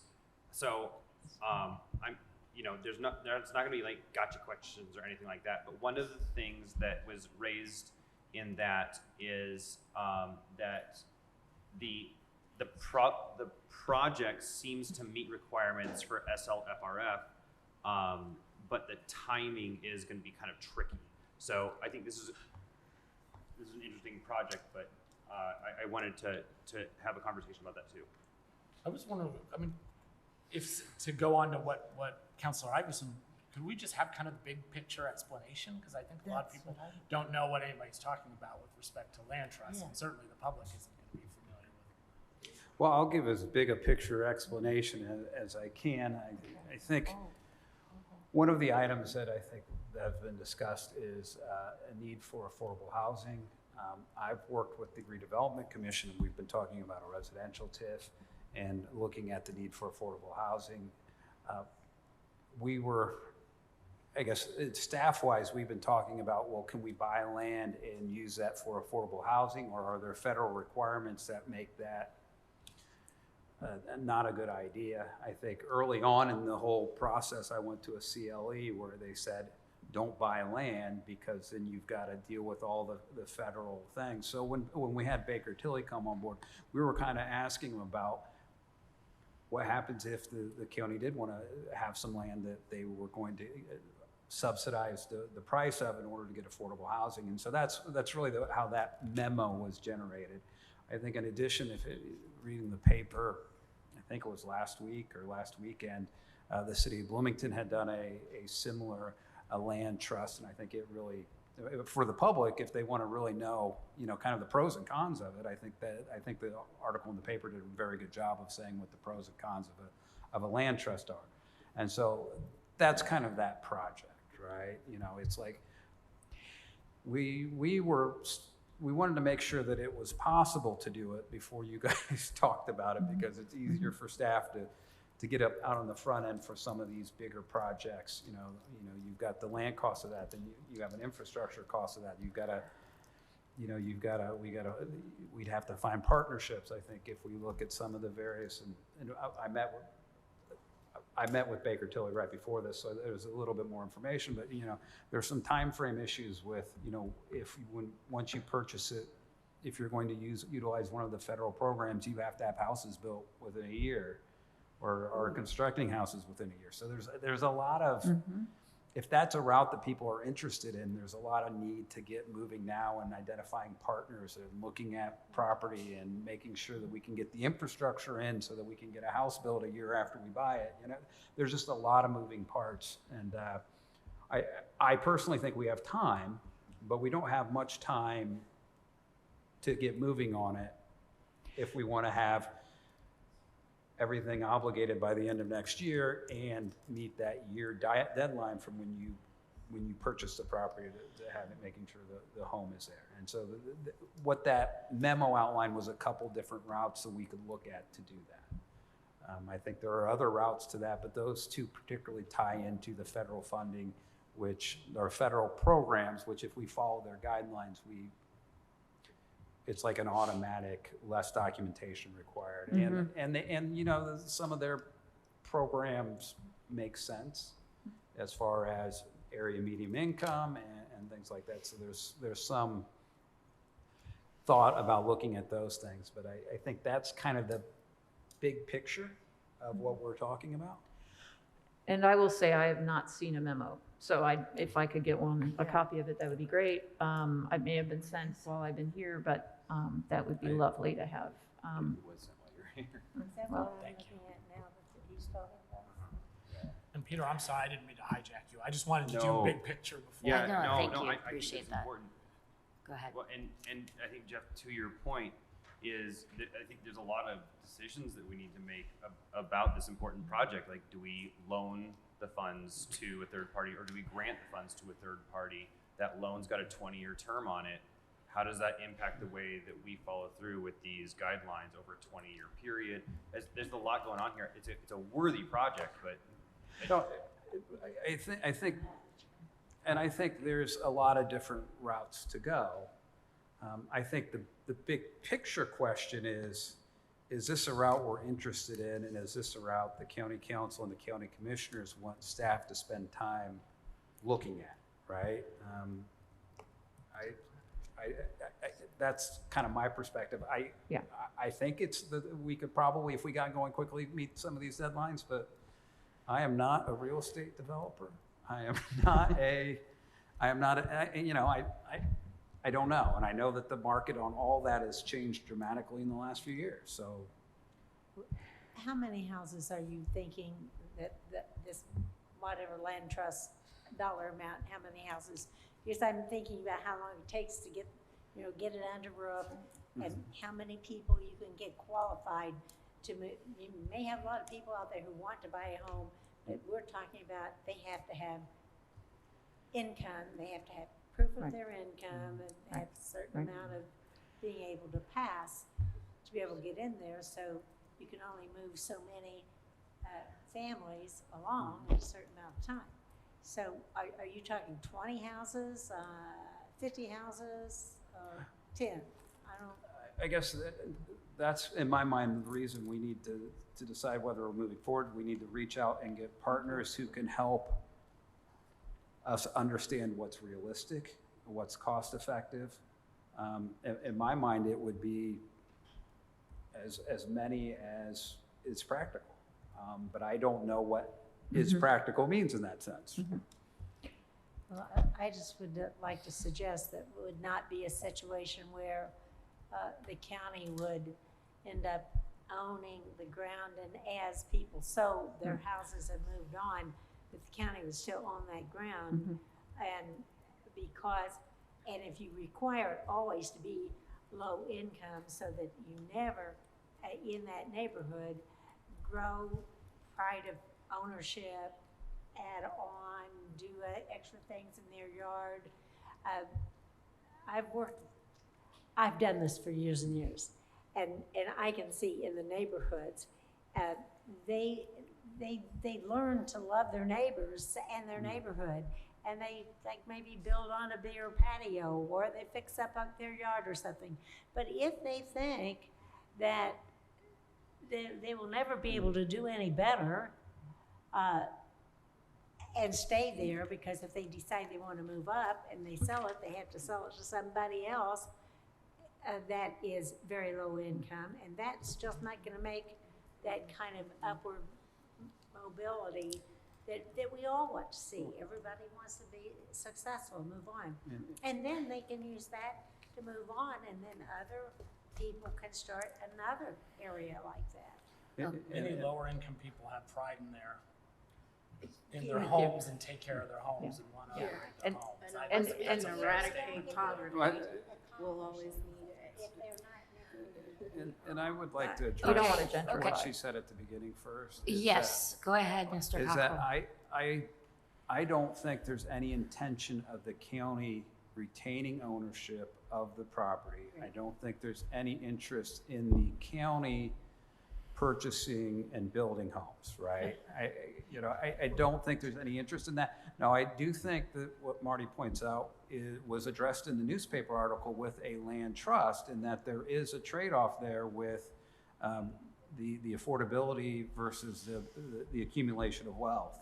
I do think that is a trade-off if you use the land trust model. I don't think there's any doubt about that, and that the trade-off is that it can be structured so that people who meet, and I think if you read the memo, that those are structured for at least 20 years, where people would have to meet income guidelines in order to be able to purchase the homes there. And there would be guidelines then, whether it's set in rules or just the natural lending and banking system, that would require,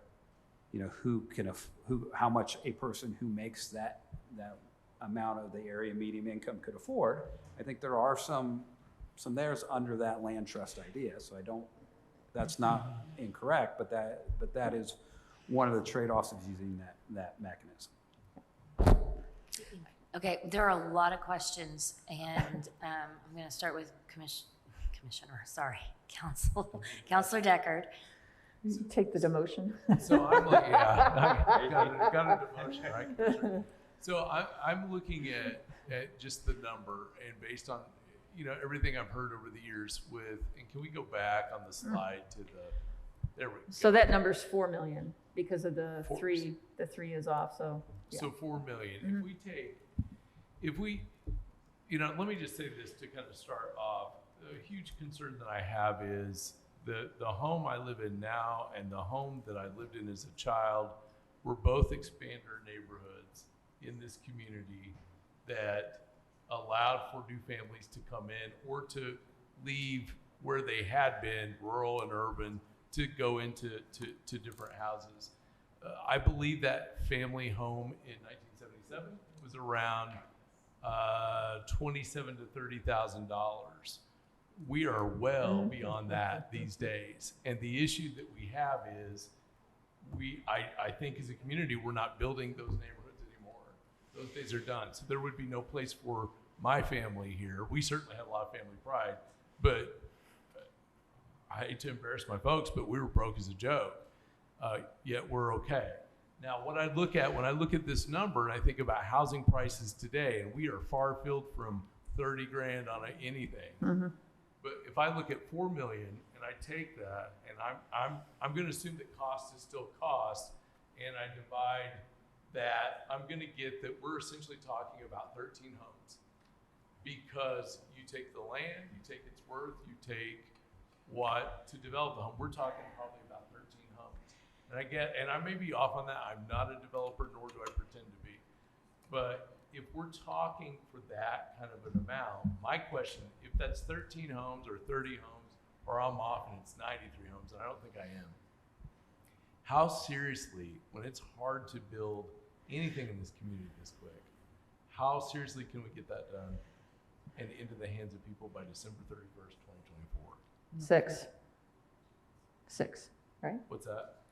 Well, the money has to be expended by 26, right? It has to be obligated by 24. We have a year from when we purchase to get if we use one of the federal programs, we have a year from when we purchase to get homes ready. You know, if we don't utilize one of the federal programs, we've got a little bit more reporting work to do.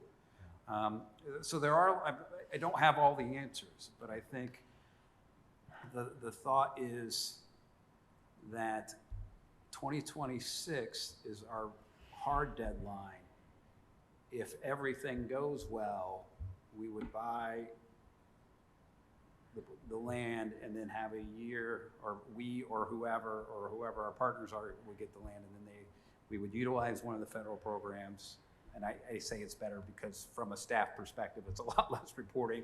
Doesn't mean at the end of the day when everything gets done that it's going to be considered better.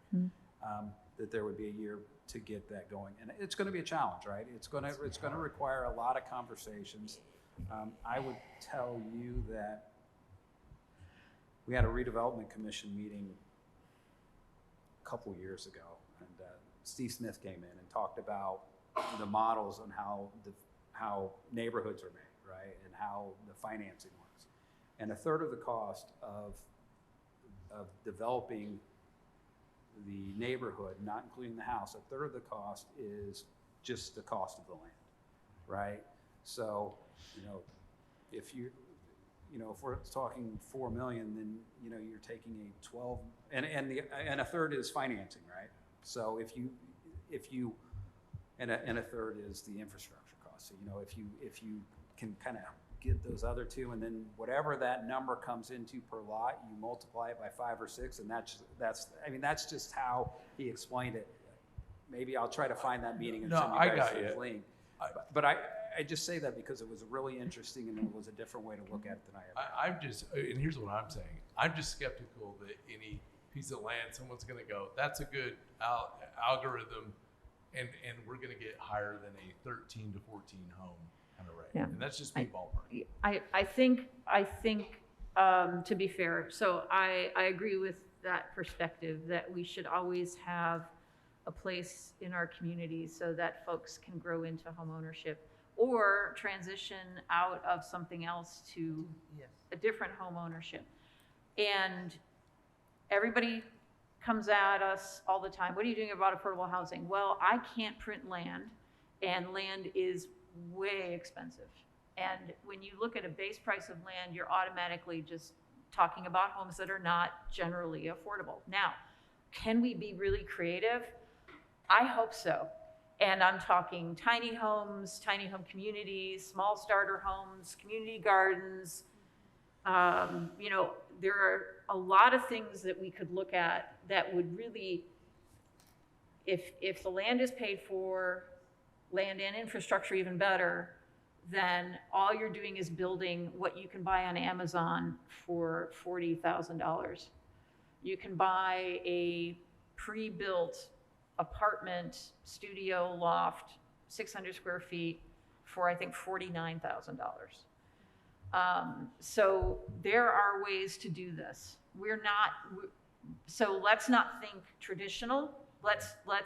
I think we can be creative, but we need to know that you all want us to look into this before a lot of staff time is spent looking at options. And perhaps we can come up with some more options for July's meeting or the work session, but I think the sooner, if we just have, hey, we're interested, spend some time on it. If we knew that, I think that would be helpful, because we don't know. And if we don't know and we spend a whole lot of time, and I say we, Jeff spends a whole lot of time on this, and then it's like, well, we never wanted this. We need to know that now or soon. Counselor Iverson. Yeah, so I don't think it comes down to we want it, we don't want it right now. I do think that based on what we know about housing supply in the community, this is a worthy project. My question, I guess, to you, Jeff, is according to the home program, and this is on page 3 of the memo, which I think we've got that there, is the home program seems to require that whatever we build be single family housing. I believe that is correct. Okay. So the realtor's dancing over here. So I think that's something to keep in mind too. The other requirement is that the purchase price cannot exceed 95% of the median purchase price for the area.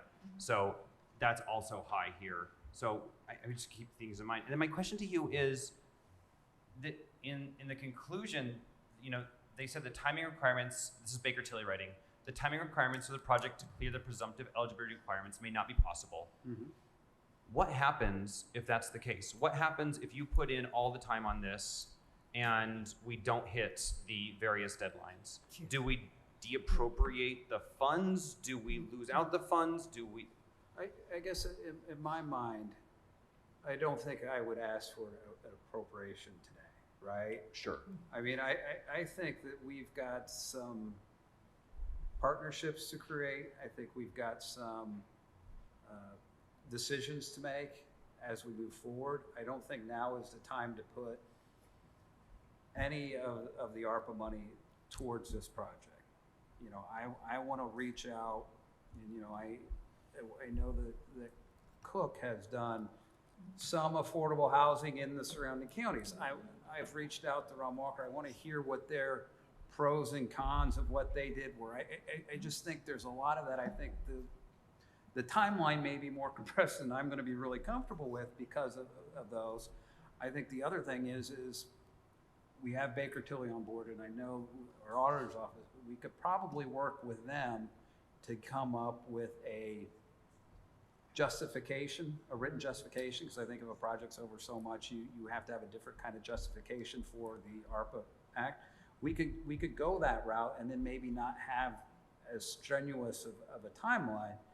I just think that the goal is to probably meet one of those federal programs, because I really don't, I think feeling the pressure of having to get it done quicker. I mean, we want to do it well, and we want to do it well, but I think, but also having it so that, we have a deadline where, if we buy the land, we have a year to get going. It allows us to move, it requires us to move a little quicker than we're going to be comfortable with. And that might not be a bad thing given what we're hearing in the community. Okay. Councilor McKim. Councilor Deckard, I guess I got lost a little bit as to how you came up with only 13 homes that this project could support. Because I thought when I've heard from Mr. Cockrell earlier, we're talking about larger numbers. So I think that'd be awesome. And again, this is, nobody, kids at home don't do the math like I do, but I essentially took roughly what homes net these days, just this is me looking at the newspaper, what things are going for, which are skyrocketing all the time.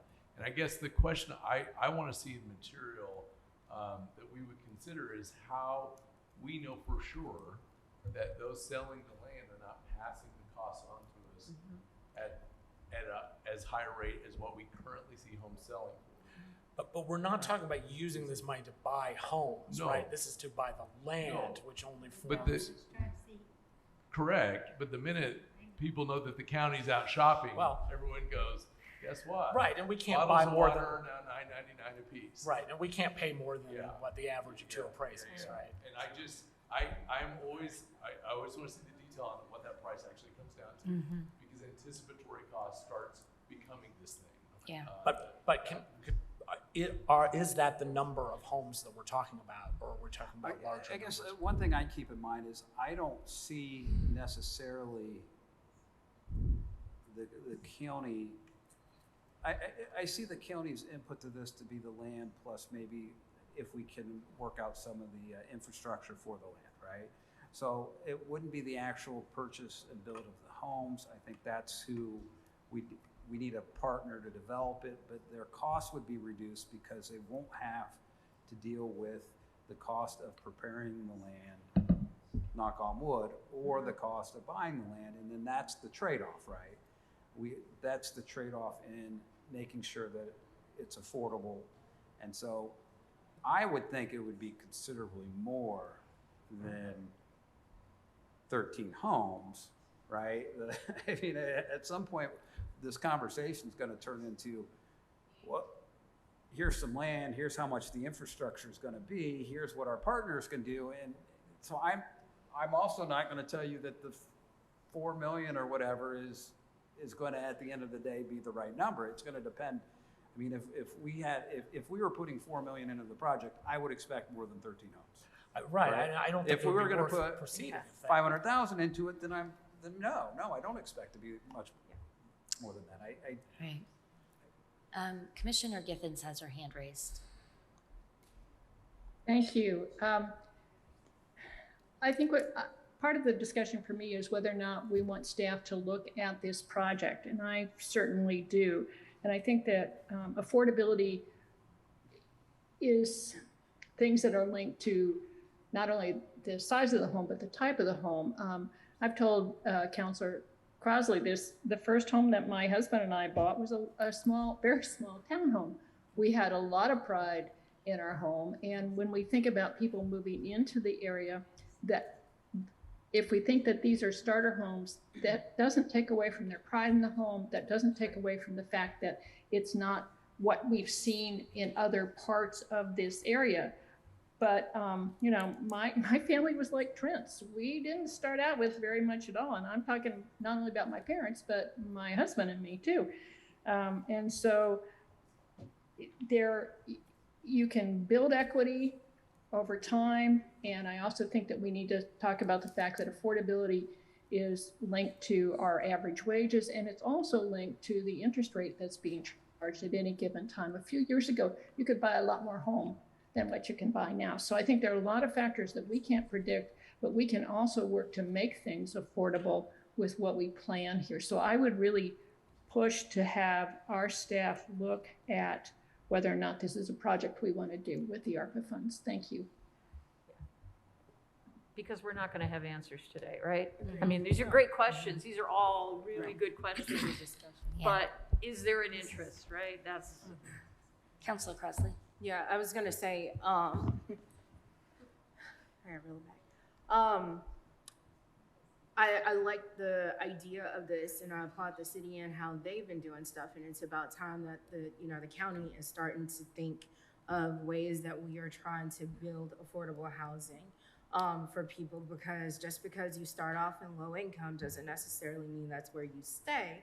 And I do believe I'm the only person that continues to rent here on the council, but so I speak from experience when I say that this actually will help people, because for me personally, one of the reasons why we continue to rent is because number one, we didn't think that we would still be here.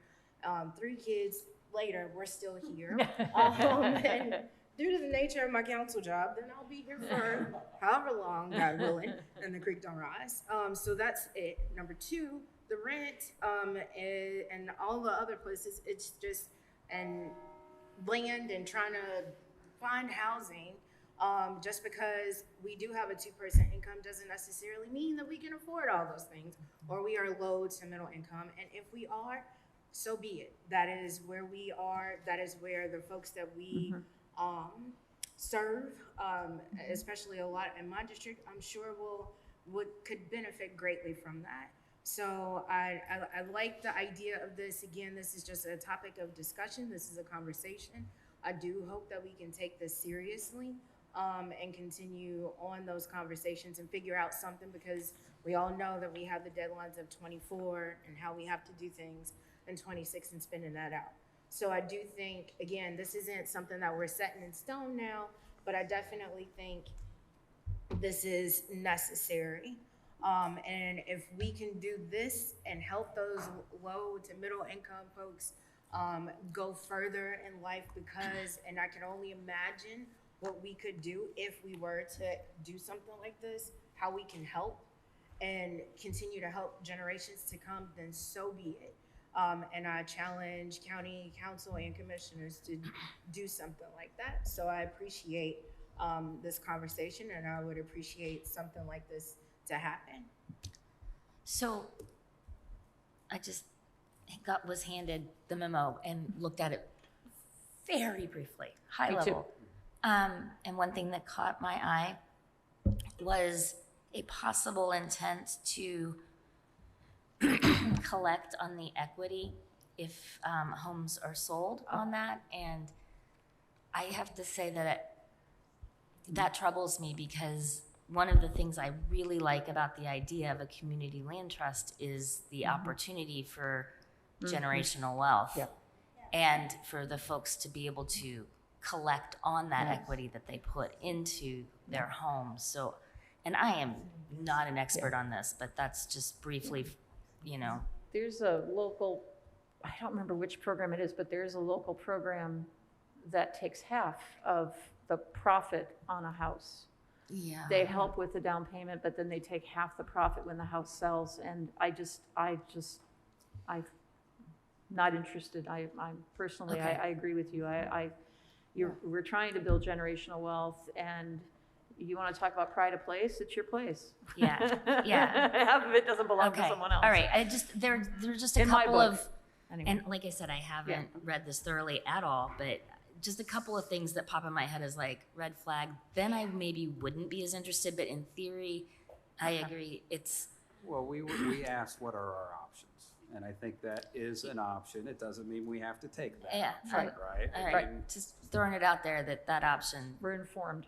Yeah. Not attractive to this person. Anyway, Councilor McCray. Well, so in the city model, the one that was written about in the HT the other day, the sellers still do get to benefit from the appreciation value of the home. Half of it. The increase in value is split between the trust and the seller, so they do get to benefit from from some accumulation in wealth. Some. But yeah. Some, but why not? Yeah. Oh, anyway. Yeah, I like I said, I mean, I really feel like if we're doing this, it's not an investment moneymaker for the county. It's something to help the community. And I know I know that's where you're coming from. I'm not trying to say it's not. Ensure permanent affordability. I guess Otherwise, maybe- you're just building market rate houses, or at least after the first generation, it becomes market rate. Well, I mean, we need to look into I that. guess part of me, my first reaction to the, being able to collect is that if we were going to utilize that, we would direct it straight into an affordable housing fund where we would make that available. I'm not saying it's a good idea to do. I'm not saying it's a bad idea. Okay. But I do think there, at least from my perspective, I knew that there would be some concerns with putting it into just a general fund, for instance. But, putting it into a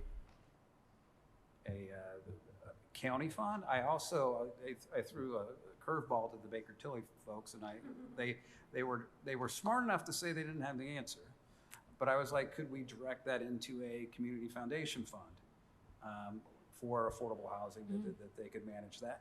I don't know what the right answer is, but I do know that these are questions that are going to be asked, and they're going to be asked as we go through here. What's the best avenue? What's the best route?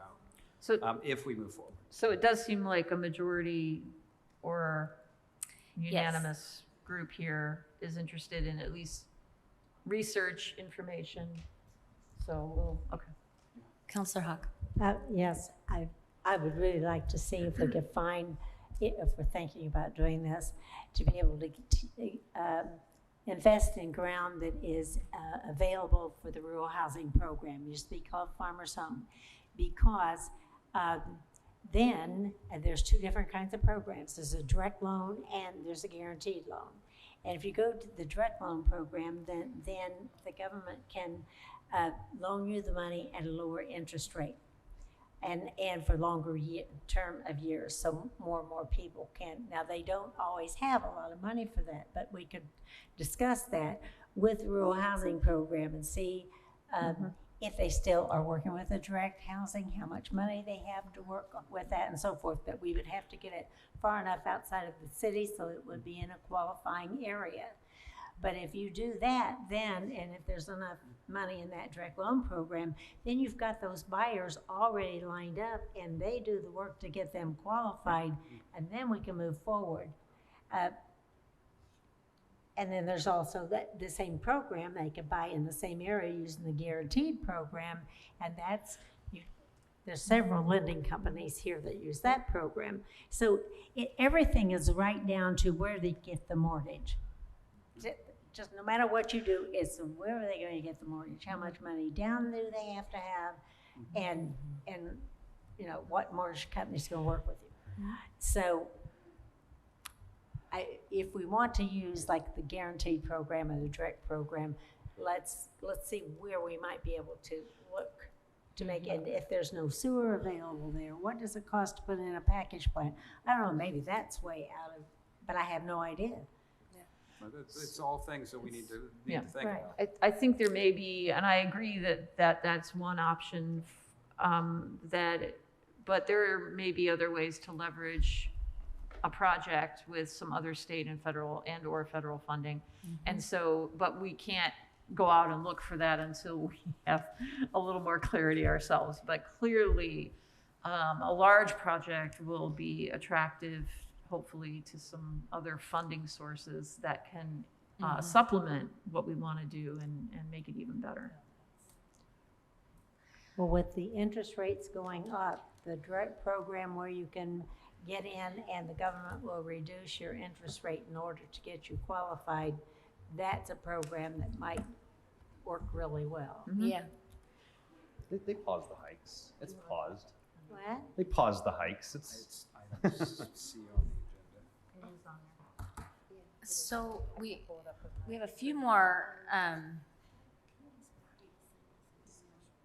discussion points around this, but I do think that the sense I'm getting is that please look into it and keep us in the loop, and maybe we can talk about it. I mean, I don't know how quickly you're looking and getting information, but like I said, this will be on the agenda again next time, July 11th, I think. Maybe the work session. The work session. The work may session, be a fine. little bit more I'll keep a realistic. standing item for discussing And this. if Marty could If you don't sleep, you email me I've got and Angie the loan programs she talked about, so we can make sure we incorporate those. Okay. The rural housing program. Yes. Yeah. So, Got folks who are here to yeah, speak. I think that what we should do now is talk about a couple of the other possible fundable projects that we've had proposals for, and one of those is one that Councilor Iverson brought to us from the People's Market. And it looks like we have folks who have been extraordinarily patient who could maybe talk to us about that. And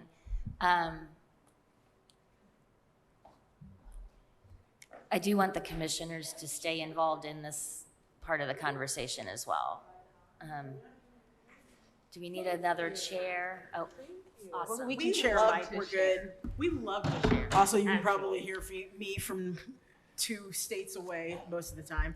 Well, you never know where people on Zoom are, so. Yes, you know. yes. The Zoom folks.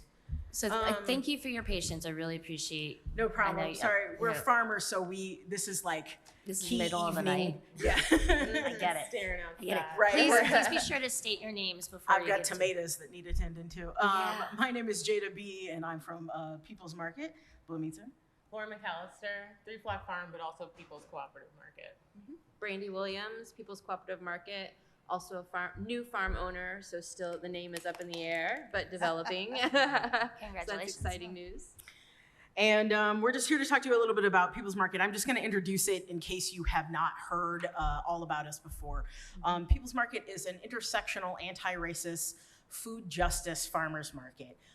And those are a lot of words strung together, and here's what they mean, is that we focus on BIPOC farmers in our state, and in particular in our region and in Monroe County. And our market was formed through the turmoil of what was happening in the city-run farmers market with white supremacists who are still currently allowed to vend at the city market and are vending at other markets in town as well. So People's Market created ourselves as a space where we wouldn't tolerate that sort of hate, and that we were building a space for new farmers and young farmers, and in particular BIPOC farmers, queer farmers, to have a space to thrive. Because we're essentially, the model of the city market was cutting those farmers out. A lot of the values that we are interested in, our mission is to welcome, inclusive, and accessible. We're led and directed by farmers and vendors and people from marginalized communities. We're supportive of the local farmers, BIPOC farmers, and small farmers and businesses in our area, and we're an educational and cultural hub, a source of awareness for the work that is needed to do continuously to bring more Black farmers into the fold, as well as give a voice for Black farmers and brown farmers and indigenous farmers in our area who are often marginalized by the dominant white farmers in our community, to the point of where some farmers in our town will claim that we don't exist. And we're here to bring local nutrient-dense food to Monroe County. And how we do that is through our sponsored box programs. And our sponsored box programs are very simple. You can, as a person who has funds, you can go online and purchase our sponsored boxes that will then be given away to people in need. You yourself, if you are in need of local nutrient-dense food, you can purchase that local nutrient-dense food from us, or you can request a sponsored box. In the first year of running People's Market in 2020, during the pandemic, we started right at March there of the pandemic. Through 2020, we gave away $55,000 worth of free food during a pandemic. The second year, we gave away around $65,000 worth of free food. And this past year, it's around $80,000, $85,000, because we had some grants and things like that to help us. The first 2 years, we were specifically running on donations from the community. And as anybody who is working in nonprofits know, that money is drying up. People in our community do not have money and funds. And so we started looking at larger granting bodies to help us continue this mission and growing, because the need keeps growing. If we thought the need was bad in 2020, it is tripled, if not even more extensively more need than that. And so we formed a co-op to help the farmers work together. We support cooperative economics, so we buy in together and we survive together. Our model is a decentralized leadership, so that's why you have 3 of us here tonight. But the 3 of us are the incorporators of People's Market, so we're the ones on the legal docs, so you'll see us around more often possibly than other folks, but there are many, many other vendors and farmers involved and have been involved from the beginning. So we're gonna give you a proposal that we have. We have it in paper, but we're also gonna send it to you. And I'm gonna have you take one and pass it around. You're magical. You're magical. I love you. And so speaking of magical, I'm going to hand it over to Brandy here, who's going to talk about our funding proposal once everybody gets their little sheets. And I hope I did pass out enough. I should have. If not, you can have one of mine. We have extras. Absolutely. While you're passing Here those you go. around, I can just speak to a little bit of what Jada is talking about in the sense of the need increasing in Monroe County, in the southern region of Indiana, and across the entire state. Right now, our proposal is showing, an ask for $225,000 to respond to the far-reaching public health and negative economic impacts of the pandemic by investing in food justice throughout Monroe County, but like I said, in the entire southern region of Indiana and the entire state as well. We work with a lot of different distribution points, other organizations within the community and the state, and right now the need is just immense. We have, even one of our organizations reported in to meet the need of their patrons, the community that they are serving, they would need $50,000 worth of food every week. That's just one of our distribution organizations that we collaborate with. Another distribution organization said that specifically their Latinx population has doubled in the last year, and they are not only touching folks in Monroe County, but in Owen and Greene and surrounding counties, they now have folks coming over the border from Illinois in order to access fresh, local, nutrient-dense food and meet their basic needs. So the need is exploding right now, and we aren't coming anywhere near the point of meeting that need in an efficient way. So I'll talk about the $225,000 ask and what that looks like, and then Lauren will talk about the expansion of that based on these needs that we now understand after speaking with the organizations that we collaborate with. So to break down the $225,000, $67,000 of that would be for a certified kitchen space. That serves a benefit on twofold. One, we have feedback from a lot of distribution points is, yes, fresh, local, nutrient-dense food is great, but some people do not have the resources to even prepare that food. So we've moved into this space of, if we're really listening to what the need is, there's a need for also prepared food to be distributed out through these same entities. And then on the other side of that, our farmers have a need for a certified kitchen space in order to be able to produce their larger quantities of raw product into a value-added product.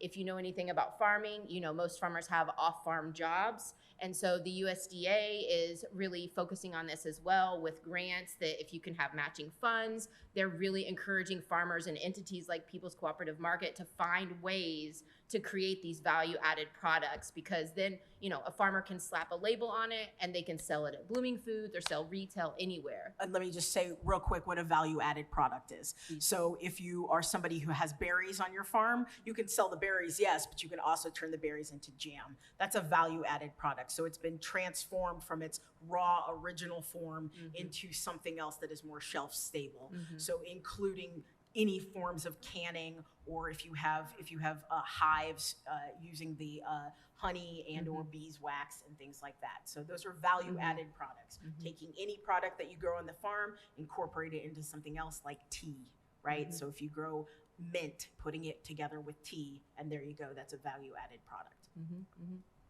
So that's the certified kitchen budget, and then about $48,000 in sponsored box support. So Jada spoke to you about what that is. That need, again, it continues to increase. We constantly have more and more requests every week that we operate, and those requests are coming not just from Monroe County, but outside of Monroe County through our other distribution organizations that we collaborate with. So that would help to support that program. And then $110,000 of the budget would be for what would be a mobile processing unit. And so again, this serves really two purposes. There's an enormous need for farmers to not have to travel long distances in order to access these processing spaces.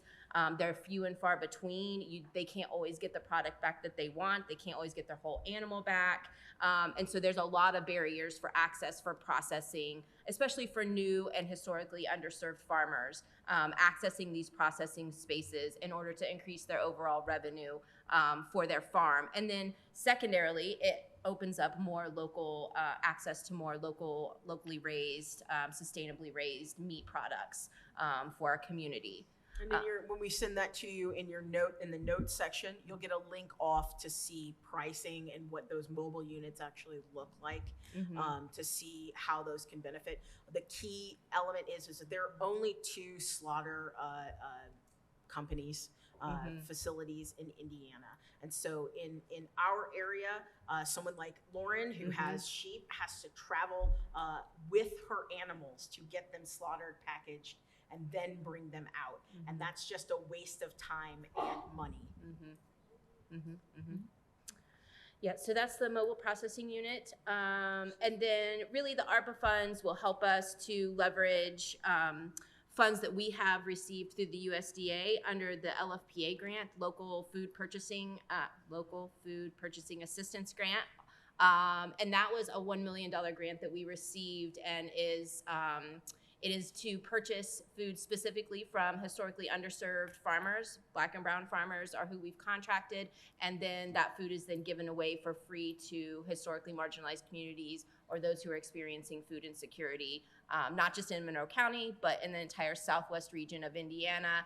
And now People's Market will be the lead organization for the southeast region as well. So the entire southern region of Indiana, 44 counties that we'll be covering to meet that need. But we are specifically, the money we're asking you for would be specifically money for Monroe County, just to be clear. But we are this other administrator for these other counties as well. So just to be very clear, we're talking about Monroe County and I'll tell you why. needs in Monroe County. So I'm the executive director of the Local Food Purchasing Assistance Grant, and Brandy is our value chain coordinator. And why does that matter? I'll tell you a story about Monroe County. When we did a standard deviation to find the highest number of BIPOC producers and the highest need, it's Monroe County.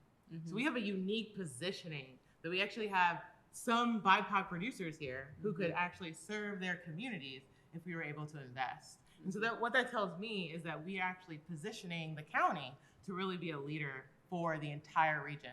Why does that matter to you? Because there are farmers, not just in Monroe County, who want to help with the high need and the high yields that can come from working cooperatively.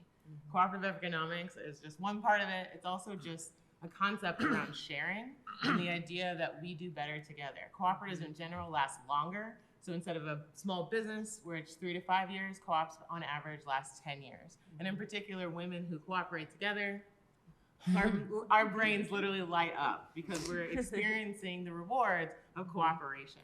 And so I really want to urge that point that as the executive director, I found out that Monroe County is the place to do this kind of investment. This is the place that farmers can come and be the middle ground between our more centralized and northern farmers and some who are in the south. As you know, southern farmers are going to have food more often and for longer periods of time. Where are they going to process it? In Monroe County.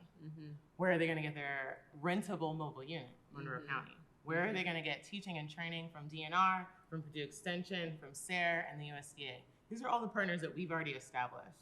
The LFPA is a national USDA program, and we're one of the few states that are being operated by Black farmers.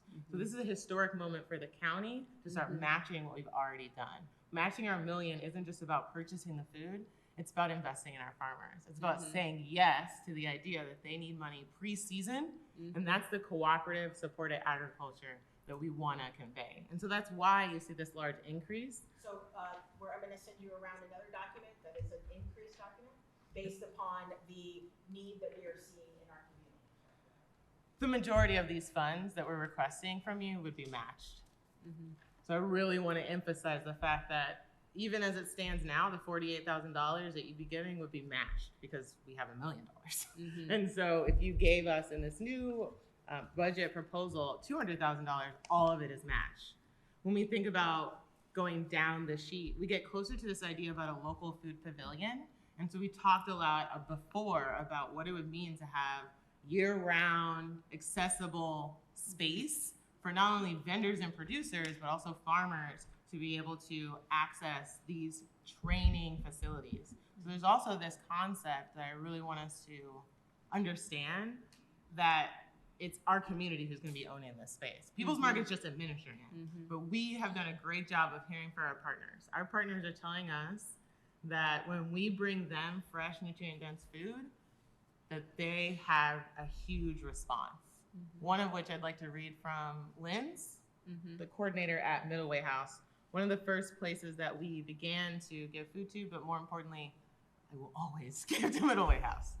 Lynn says, I find it especially moving that our clients know their fridges and special holidays are supported by local growers, real people in our shared community who are coming together to advocate and practice equity in a way that lands on dinner tables and in people's hands.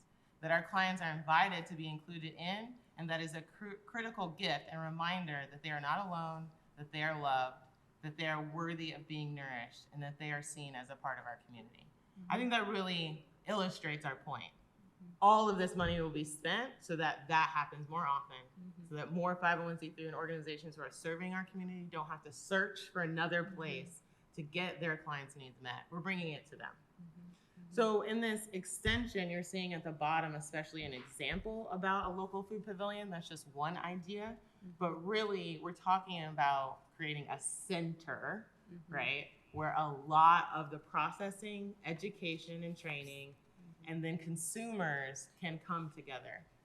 I'm really excited about this project because I know that we're in a position to do something really big and that we have an opportunity to make change that has generational effects. And so knowing that a local food pavilion, a certified kitchen, and a mobile processing unit are just some of the tools, but we would actually be working together along the way with our partners to hear from them what exactly is success. And why does this matter in the long run? Well, as we saw during the pandemic, that the food chain supply is breaking down, that we had a lot of trouble getting products into town that were necessities, that were things you need every day. Every time we have a big ice storm in the winter, what goes first in the pantries? And so when we think about creating spaces locally, where this stuff is made locally, the chances of us running out of food now drops, right? And so this interplays with the concept of food justice. And on your first sheet there at the back, there's a little description of food justice. Food justice is a 20-year area of study. And in 2023, literature review of 90 articles concluded that combining the social justice principles of dignity, self-determination, equity, access, and participation with environmental justice, principles that emphasize participation, distribution, and procedure, recognition, and capabilities enables a broader and more contemporary conception of food justice. And how we specifically do that is through our actual farmers market, the CSA that we do every single week, where you can buy and pick up the sponsored boxes, the donations to food pantries and distribution groups. And I'm gonna take off my People's Market hat and put on my Black Lives Matter hat. Normally I'm here at council meetings to disrupt and tell you guys what to do. But I wanna share with you as a Black Lives Matter person here in Bloomington, what People's Market has done for the families that we enact with. We have one family in particular that we have been serving since 2020, once we started, that we have been giving food to every week. She gets about $85 worth of food. That's a bag of veggies, and it's stuffed with seasonal veggies, okay? It's around 15 different products. She gets meat every week. She gets cheese every week. She gets eggs every week, and she gets bread every week. All made locally, all grown locally, all natural, right? And so she's a Black woman, mother of 3. She's deaf. She has 3 kids. She was raising them on her own. After us giving her food for a couple of months, she was able to save enough money to get her hair done for the first time in years. So as a Black woman, I just want to talk about what dignity comes with when you can get your hair done at the salon. Maybe other people take that for granted, that you can go get your hair cut and colored, or you can go get your hair braided. But for a Black woman, that's about dignity restored. That's about being able to move through your community with your head held high.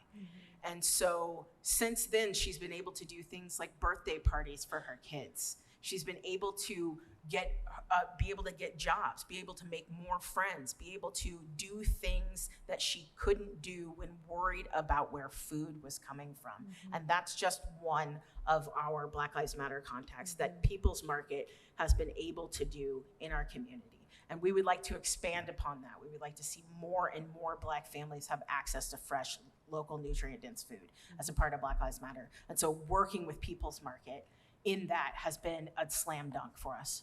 And so I think the last thing I want to say is you have these 2 different sheets. The first one is the low ask. Don't think of the second one as the high ask. Think of it as, if we had all of Elon Musk's money, we could maybe cure poverty and food insecurity in our world. But we do know that we could, with this amount of money, we could start ending that in Monroe County, ending food poverty in Monroe County. Because I want to be clear, we spent the $1 million. It's gone on our farmers. We gave it to them up front because we believe in them and we invest in the things we believe in. So I want to be very clear that we are not generating funds. The money's not in a high yield account. We said our farmers believe us and we believe in them. And I want us to make a bold statement to the producers of our community. And I should say we're a volunteer-run organization. We are. We are. So that is we don't take home paychecks at the end of the day. They're working for LFPA, and that's a separate concept. But People's Markets, we're on the ground every Saturday. We don't get paid to be on the ground every Saturday. If we have our own products to sell, we only get paid from our own products that we sell. So, and we've been a volunteer-run organization with dozens and dozens of volunteers since 2020 when we started. So any questions? Yeah, right? questions. Wow. That's not even half of it. That's I the know, thing. right? I'm just trying to keep it short. That was an overview. overview. We just trying to Brief overview. Your passion is contagious. I love it. It's been a long ride, y'all. It's been a long ride. Yeah. All right. Questions to my right. Are there? I have, which I think is probably a simple question. Thank you. The mobile processing unit, is that kind of a standard thing? Like, can you buy that off the shelf, or is that something you're having to sort of design from? Do other people do that? So as a part of the local food purchasing assistance grant, we hosted the Black Loan Conference. So let's all pause and say thank you to Legacy Taste of the Garden, because it is a historic pre-Civil War Black settlement of farmers. And so Denise Greer, shout out. Yes. Like moment. But Denise. Yes. Because Denise gives us those resources. There's a school, Kentucky State University, that came up and brought the mobile unit. And it's exactly what you said. They've figured it out. Yep. Experts know what they're doing. The work has been done. The work has been done, but more importantly, as a response, the USDA has a program specifically about mobile meat processing. And so they want to give us the money, right? And they want us to use it appropriately. And what we think should happen is that there should be multiple of them. We want to start with one and hear from our community about what the need is. But if we hear we need 2 or 3, because there's so many farmers here, we would continue to ask for those fundings and have them matched. So you'd be the beginning of that change. And again, there are only 2 processing units in all of Indiana for all farmers in Indiana. So and it's 2 hours away. I mean, listen. Yeah. So it's more than just the 2 hours. It's more because it's loading up your animals to get there. So having a unit that can drive out to your farm or is in a centralized location right. that people can in Bloomington that they can truck into is a game changer for farmers. And there's 100%. complexity here too, because just because there are more than a few processors doesn't mean that I can get an appointment. That a small farmer who doesn't have 50 sheep is gonna get. That's who we're talking. That's what this mobile unit is for. Right. And so people less than 50, less than 100 chickens can learn and train other farmers, so we can empower them. There's something empowering about being on your own farm, selling your own animals, and feeling like you're taking part in this whole process. So I really want to emphasize that, like, this was a brilliant idea that a group of experts came up with, and they're trying to spread the word in the Midwest because we're dealing with a lot of shutdowns. So COVID killed a lot of meat processing facilities. Thank you. Thank you. Councilor Hawk? Yes, I attended a program not too long ago where it was being presented that there just wasn't enough meat processing places. And this happened to be someone who had a deer that needed to be processed. So it wasn't as if she was a farmer, but she had a terrible time trying to find a place and like keep ice down and whatever. I don't know. But is this only just for farmers, or would that be also for anyone who needed it? Yeah, so there'd have to be different units because there's regulations on the animals. So poultry and sheep and goat can go together. Deer would be its own thing, and then beef would be its own thing. And that's just the USDA and how they regulate things. I don't Right. have control over that. So that's why we need 3. You see what I said? So once Nicely you done. that is the minimum need is 3. But I want to say clearly too that the other regions of the LFPA have executive directors, and all of them also have groups of farmers who would want to rent this mobile unit. So we'd be kind of setting in motion a lot of other regional response to an ongoing issue. Yeah. And I just want to bring in the complexity of race here, because dropping off your animals at a farm where I'm the only Black person there is not something I do. My husband does it for me because of that. Because you have to go at 6 a.m. There's people who don't know you, you don't know them. That's real. In a rural county. In a county. So just keeping in mind that the barriers and the deterrent may not be as straightforward as just the money. Because we've gone to places and they're like, no. And so you move on. Or you have a poor experience, so you never go back.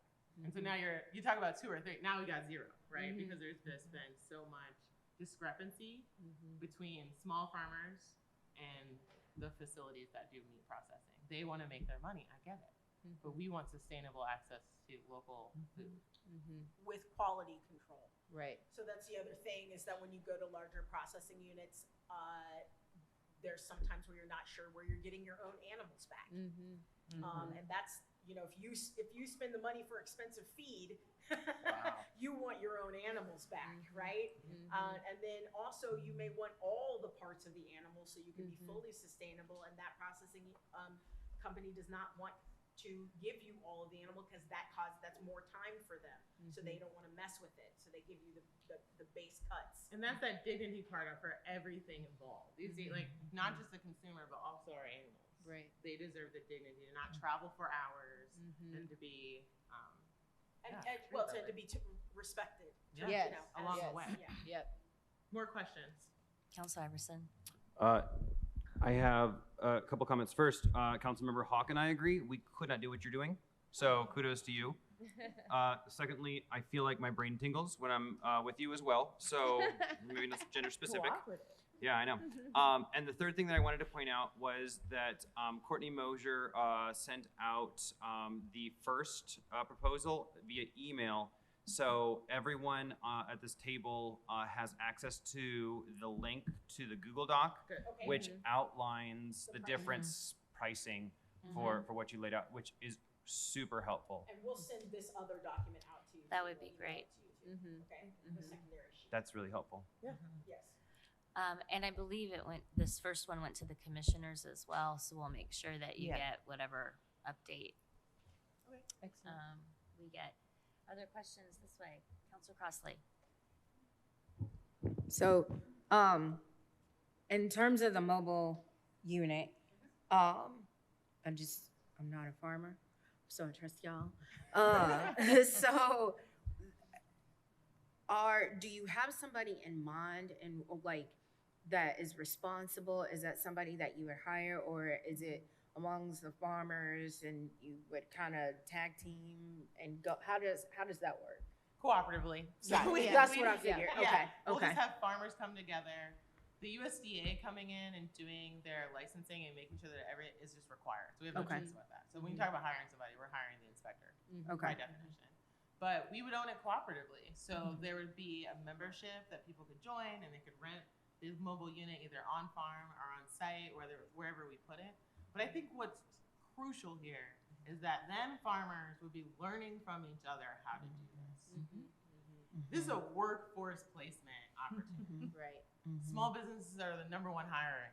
That's who hires, small businesses. So if you think about farmers dually as producers, but also small businesses, this is just advantageous for really any group of people, but especially farmers, because the rent, the ability to have inspection, and then to sell into the USDA grant system. Yes. We have contracts with IDOH and the federal government.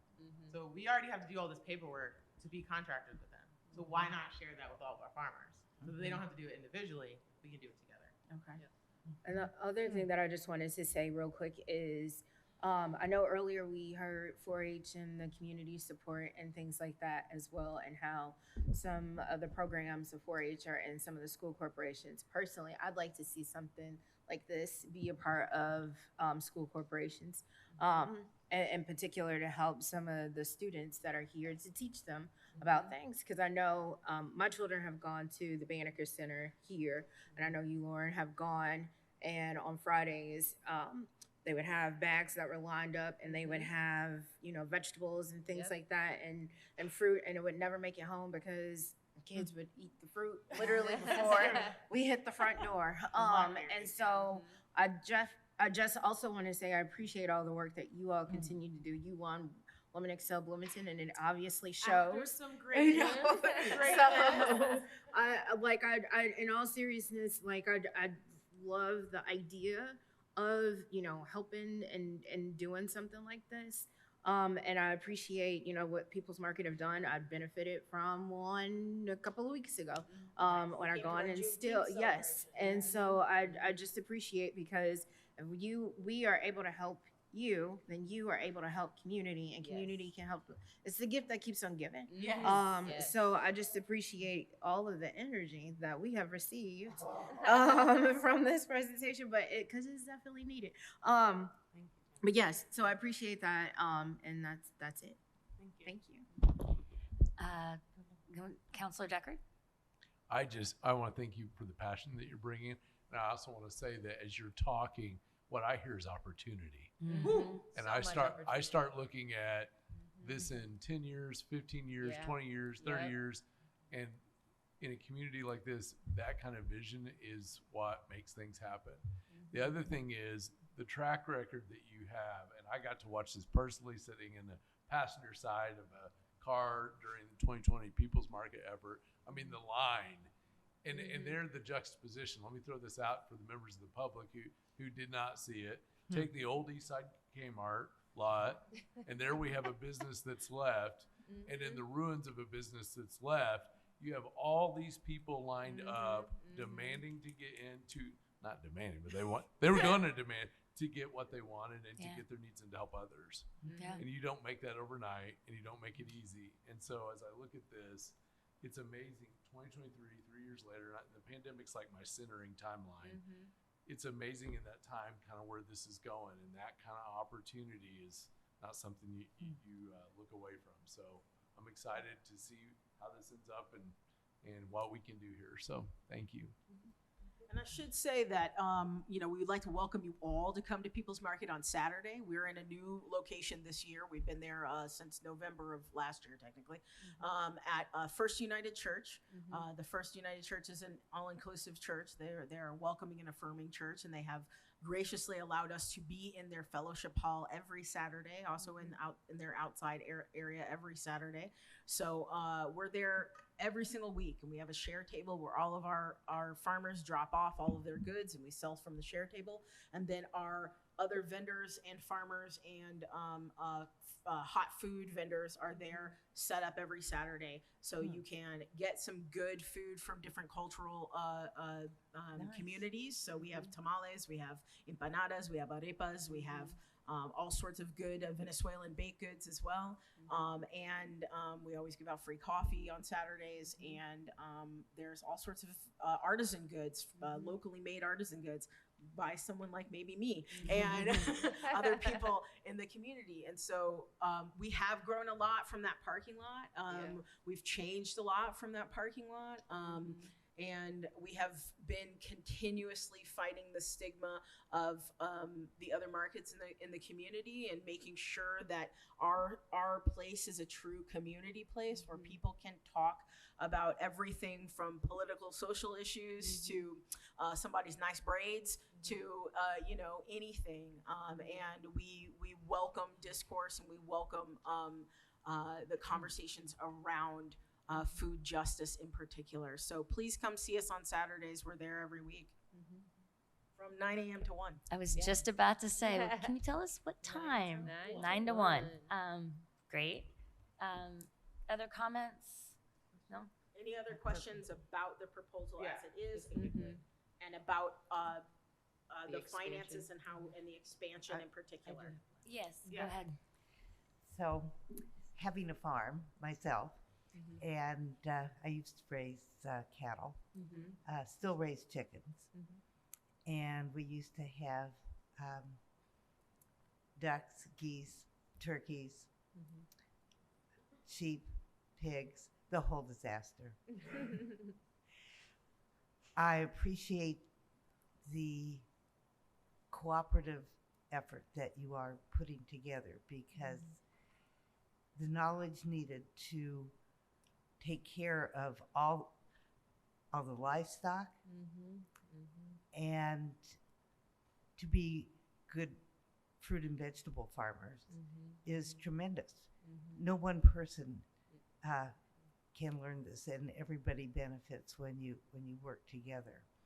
And I sure do know this from my time starting out. I learned from my neighbors.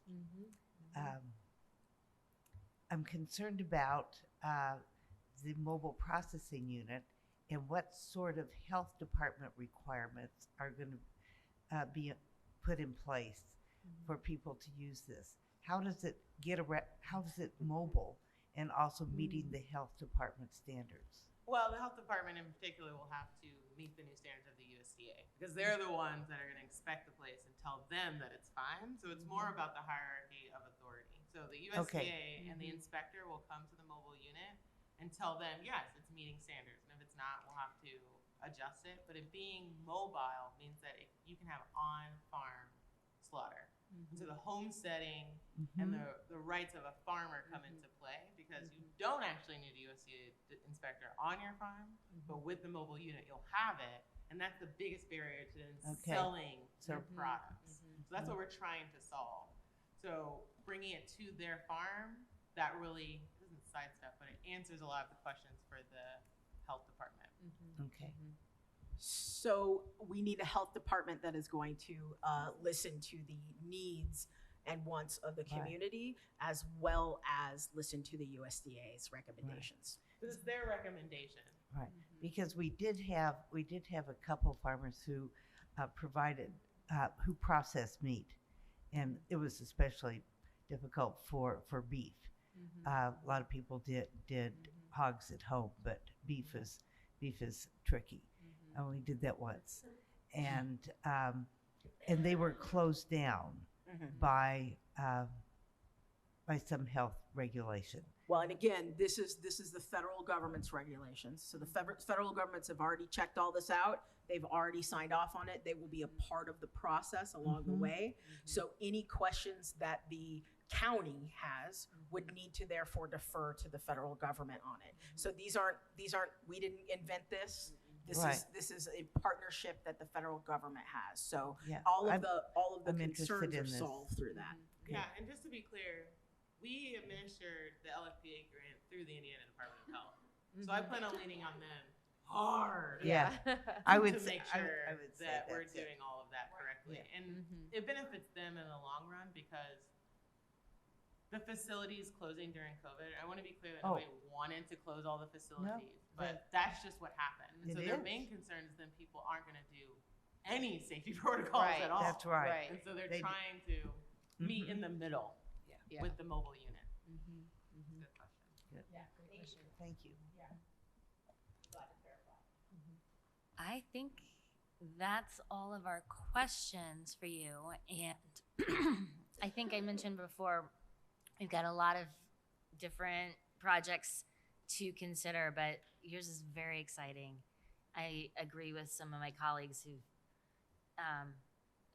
indicated that the potential here for changing lives and improving our community, you know, really at a base level is impressive. So thank you, and be sure to send us the second document. I have to plug one more thing. Okay. So in the meantime, while you're making decisions, governmenting business. Yes. The things that we do. The things you do, which I appreciate, by the way. Blooming Foods has chosen us as the roundup for July. Yay. So you can at least talk about, because we would continue this even without your investment. Right. Because it's necessary. Yeah. But if you can continue to talk about it, educate others, that's what the roundup is for. The Blooming Foods does buy local food, and it is a cooperative. I was going to say one co-op to another. One co-op to another that you can invest in, just rounding up shopping at Blooming Foods. You can buy gift cards for People's Market, but also the biggest benefit for us is the relationships. And so we want to build relationships with all of you and our community in a really meaningful way. And you can always donate to People's Market You to. better tell them. That's You can always donate to us, and that helps us in particular with our sponsored boxes. And the last thing I'm going to say is we're talking about boosting Monroe County businesses. We're talking about trying to come to an end of food poverty in our community. And we're trying to also boost BIPOC businesses and BIPOC involvement in food and food justice in our community. So it's not just a win-win. It's a win-win-win-win-win-win. Right? Like it keeps going. So that's the key thing to remember. The pinball of winning. Yeah. All the winning. All winning. Abundance, abundance, abundance. All right. Thank you. Thank you. Really appreciate your time. Thanks. Okay. Love that energy. We have lots. Did we lose Jeff? Oh, there you are. No. Poor Jeff. He's hanging tight.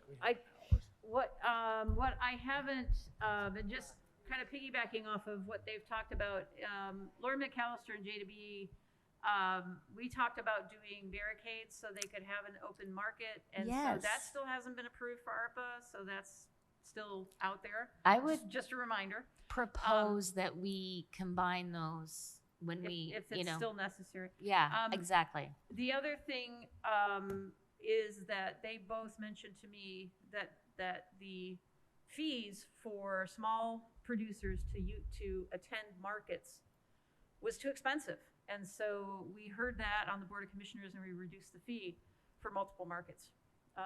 So when there's a small farmer, small producer, they can attend multiple markets for less than in the past. And so that starts in 2024. So we're Is really that proud a of that. fee through the health department? fee. Got it. Yeah. Okay.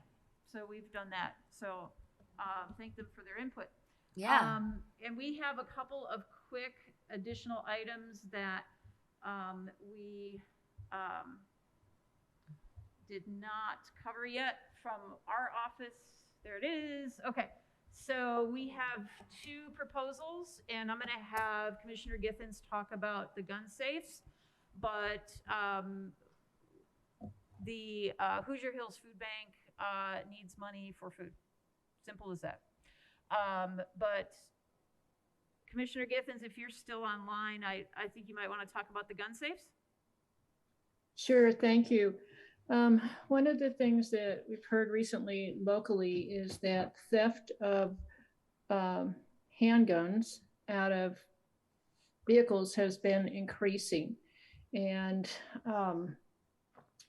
so as we work with people to reduce gun violence around the community, we'd like to have a way to provide gun safes that are for handguns that are in cars right now, and perhaps other larger safes, but right now the focus is on for handguns. And so, and also to provide, if it's necessary, we don't know this yet, we're still investigating, but provide money for extra gun locks because they make a huge difference. I think some of you have heard me say that last Halloween on the Square, Moms Demand Action gave out 100 gun locks on Halloween, which is not when you expect people to be stopping and talking to you about these things, right? But so I think that there is an interest in the community to support folks. We know that gun deaths are the largest. I'm sorry, I'm going to break up here.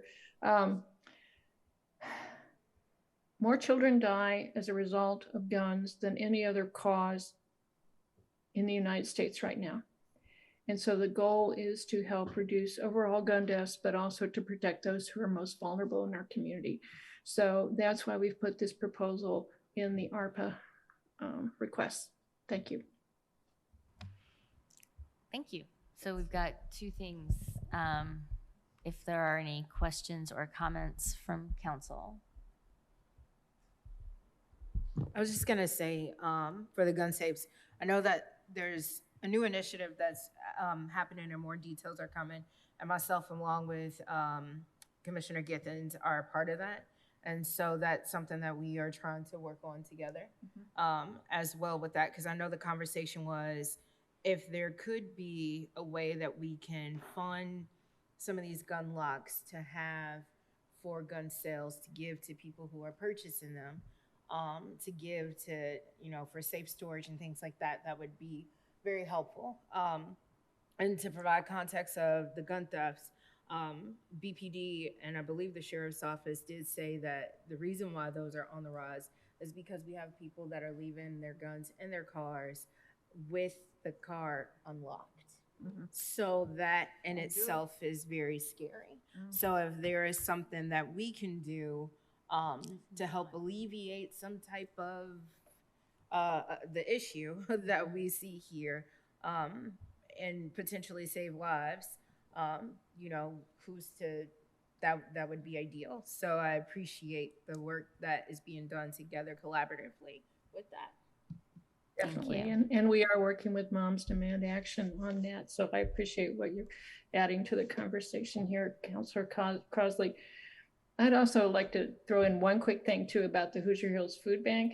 I was out there a couple weeks ago during their Fresh Friday drive-through, and families were requesting diapers and pull-ups, and so the commissioners have started a diaper drive so that on the next two drive-throughs, on July the 14th, and I think it's August the 11th, that we will be offering to families, no charge, diapers, pull-ups, and wipes. And we have a Hoosier Hills Food Bank barrel sitting in the rotunda of the courthouse. So anybody who's listening who is able to donate, please do bring that in. There is a need in the community. I've been out there all 4 years that they've been doing these drive-throughs, and this is the first time that we've heard this request from families. All right. Are there other council comments or questions about those two items? Okay.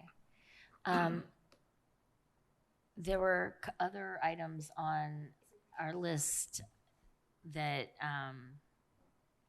that we had discussed, or at least I had mentioned to. So yeah, there are two projects specifically listed on the agenda. So we have Ms. Ridge here to talk about Bicentennial Pathway and Mr. Cockrell here to talk about the Community Foundation. Right, and we and also I have one more that I just I was gonna say we also have the broadband concept that we wanted to talk about, which I think is what you're probably mentioning, and then a few other ones that we had on our list. Do you want to go ahead and do broadband? Sure, and I don't want to belabor this too much, just because it's already late and it's going to be much later. But I would really like to see a project on the list that would essentially be establishing a Monroe County broadband infrastructure program. And this is something where we would earmark an amount of money. I'm thinking somewhere between $500,000 and $1 million.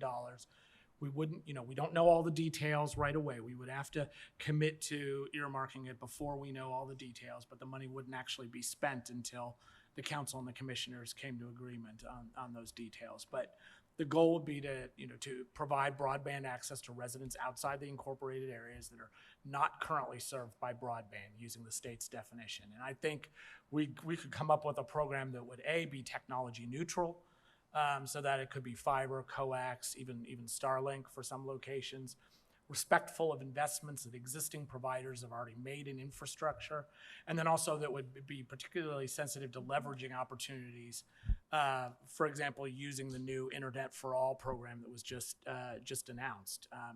That may not be soon enough for some residents who really need internet access, but I think there's some opportunities for leverage. And so this program would consist of two parts briefly. First of all, we create a broadband infrastructure task force. This has been determined to be the best practice for communities in Indiana wanting to establish rural broadband. I brought this up some years ago, and I think it hasn't gone anywhere. I think we really need to move forward on it. And then second, we establish a broadband infrastructure grant program where homeowners who are unserved would apply to the program and would be encouraged to organize their neighbors who are also unserved to apply. And so the idea is, let's put our efforts where the demand is greatest. And there'd have to be, of course, an outreach effort to tell the community what, what the opportunities are and what they would need to do, maybe the outreach through the trustees. And the idea is once the application period is over, that we would actually work with existing providers and even encourage them to sort of bid on serving the locations. And that bid could consist of their own investment and money from the federal government, from the state, and from our own money as potential match. And then the panel, the task force would essentially review the applications and kind of just with the goal of serving the most people, the most residents in the community with the amount of money available. So that's in short. There's a ton of details. Some of us are going to a broadband workshop that the state is offering. Some, Ms. Purdy may have already been to, I don't know, did you already go to one of them? Yeah, I went to the one at Crane, and then Commissioner Gissens and I are going up tomorrow. Are you going to that? At the state? I'm going to No, go. not tomorrow. Yeah. It's been a long night. Yeah. Friday. Yeah, I'm hoping to, and I think Councilor Munson may be going as well. So there's definitely some details, but I think we need to take a stand and tell the community that we're willing to put some investment in broadband. And then I don't know if you are aware, just wanted to kind of piggyback onto this because of the meeting I went to in Crane. There's $42.45 billion that the federal government has made available, and they're going to allocate that across all of our states. And they're estimating around $600 million in funds will come to the state of Indiana. And Monroe County is already identified as a county in need. We have a lot of gaps in our service area. And the states and the federal government, I believe it is, I might be wrong on who, but BEAD, which is the Broadband Equity Access and Deployment Program, is in play, and that's for people who cannot afford but have access to it. Because there's multiple issues with broadband, and one of them is you might have access to it, but you can't afford to use it. The other issues that the state is really wanting to know is what is your access like?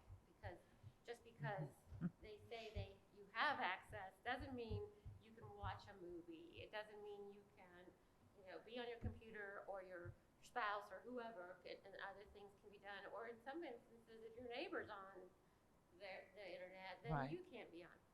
And so there is actually a map that they're working on that you can go on and see what kind of service is available and what have you. I kind of looked on it real briefly just before this meeting, and so on Friday, one of the first things I'm going to say is the map's terrible because It is not. because I'm moderately techie, I think.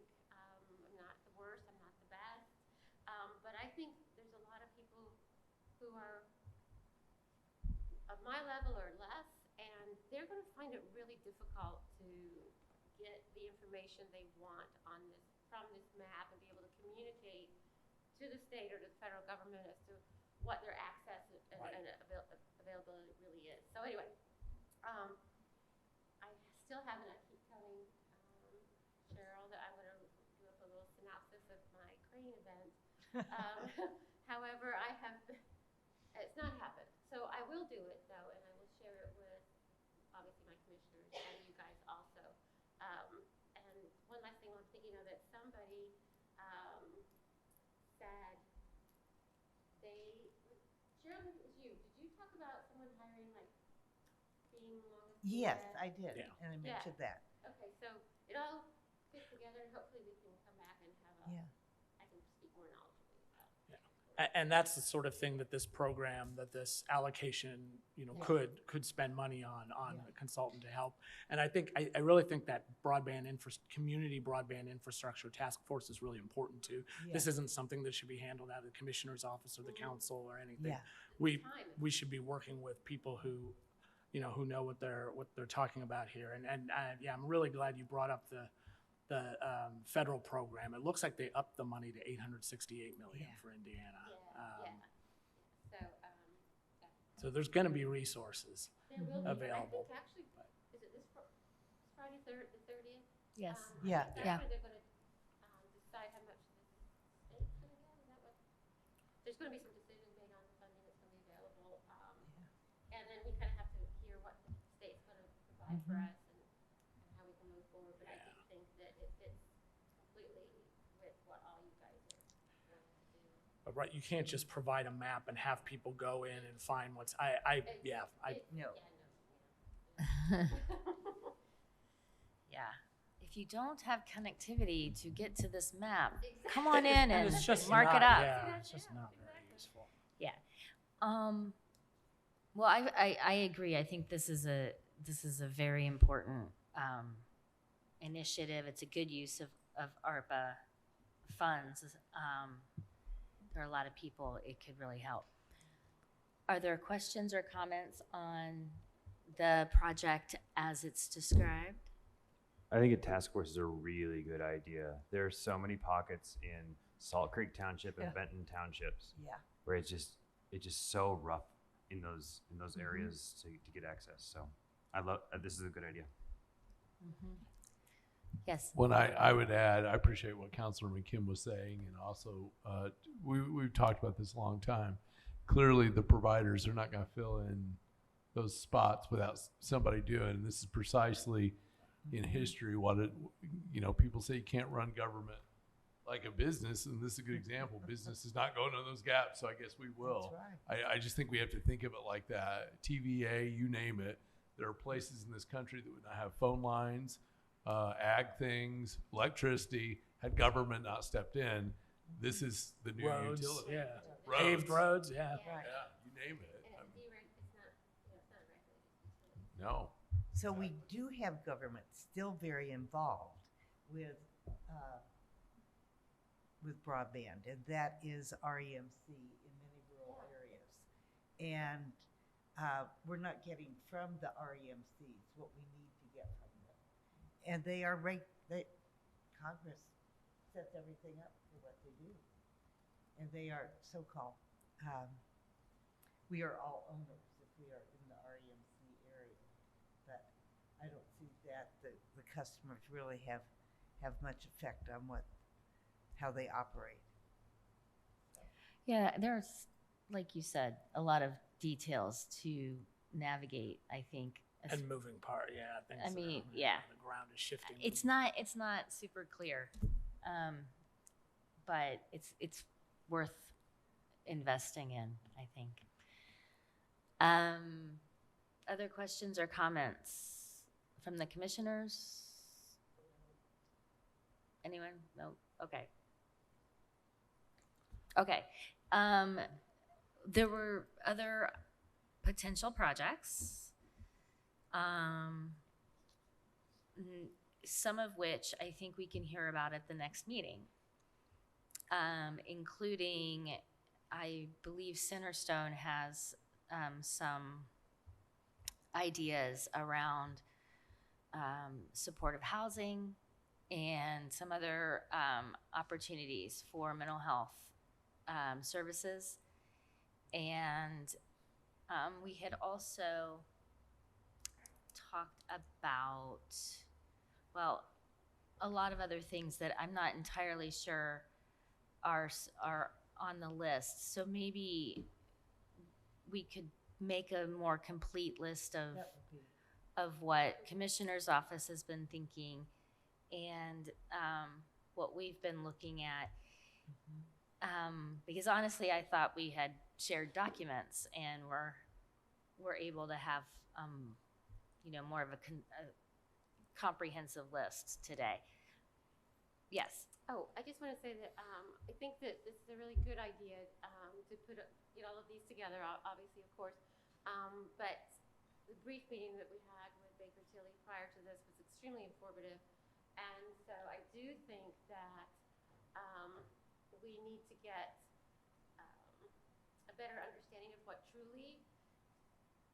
how we need to set up the programs, if you will, for some of these projects.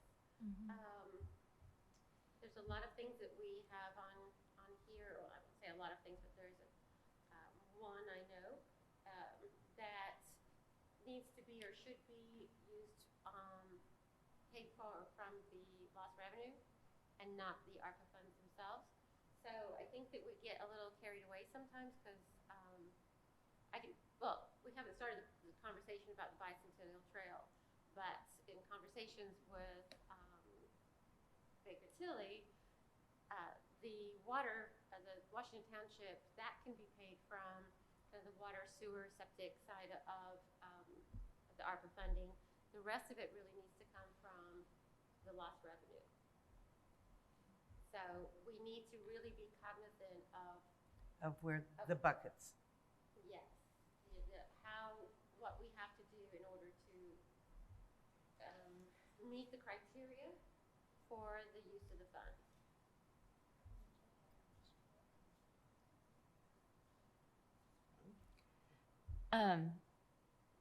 Okay, so will there be I know we got the two memos. Does that kind of summarize that concern or those discussions? Okay. Yes. If I can get a complete project list of what is being considered, I'm happy to forward that on so they can, look through and give us some ideas. Yeah, they were going to go through our list and identify, if this needed to be, if we needed to be able to show it was impacted or what's the other word? Some other kind of impact. Oh, disproportionately or impact.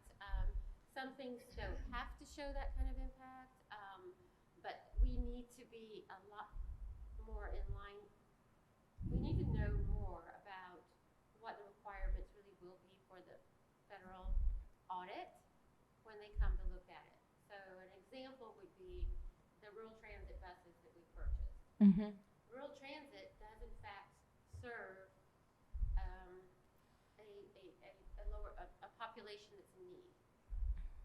The buses that we gave them, we did not give those buses to the population in need. We gave them to the entity. So either the entity needs to provide us information showing how they were impacted by COVID, and as such, and that they needed these buses in order to be able to help people get out and the things that they needed to do, and that these buses help make them whole. We need that information, or we just take them out of the lost revenue. So I just want to put some caution out there because I feel like we learned a bit about kind of how the money is going. We tend to be thinking of this entity does this great work. They're serving these people in need. And we forget and don't recognize and it's not we just all did it, right? These people provide this great service to people in need. However, we need to think about, is it a grant to them? Are we, and we don't really want to do a grant to them because then that becomes a whole other reporting nightmare on a federal government grant kind of level. So I'm just wanting to throw that out there that we're asking them to give us a more clear direction as to how we need to support these projects and be able to defend them with the for federal excuse me, sorry. Okay. That's great. I'm all about getting it right out of the right buckets. I think that's extremely important. And some of these, I'm not sure how this. I can talk with you, Bree. I know that most of what we have, I think you've seen at some level, even if it's a 4-word idea. So I think that's probably. I think as maybe we can talk a little bit later this week and I can send the list I have and make sure it's complete between all of us. So That'd be great. Yeah. Thank you. So let's look at, unless there are other projects that you want to talk about right now, let's move to the item 8B. the highway department's ARPA request. Believe it or not, I think you have some. I think we have a motion, maybe. Okay. Is it on the No. script? I don't know. Highway, correct? Council, I move to approve the Highway Department's request for new account line 37418, Bicentennial Pathway Construction and Fund 8589, 500000 ARPA.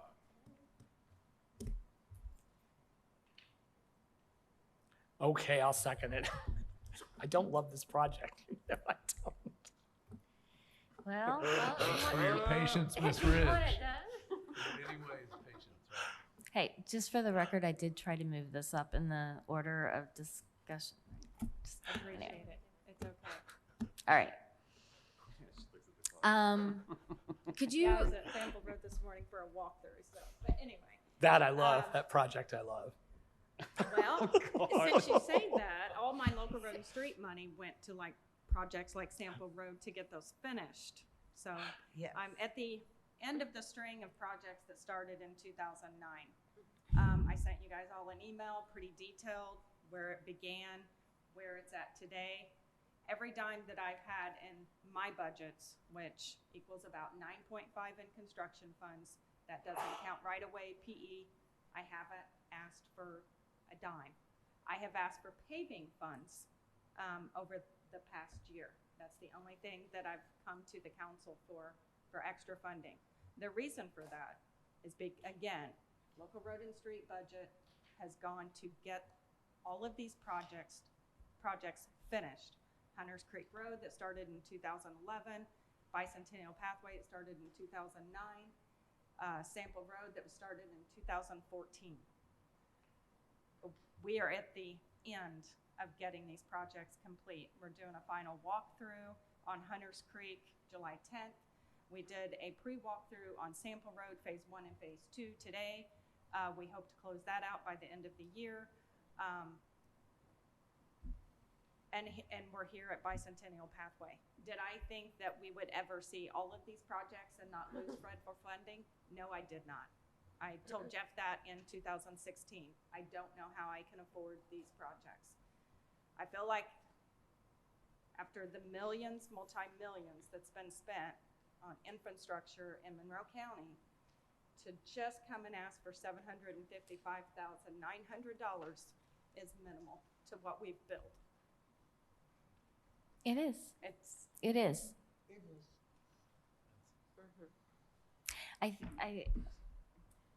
And in an effort to help, and I know that I don't know why Jeff doesn't like this. I'm not entirely sure.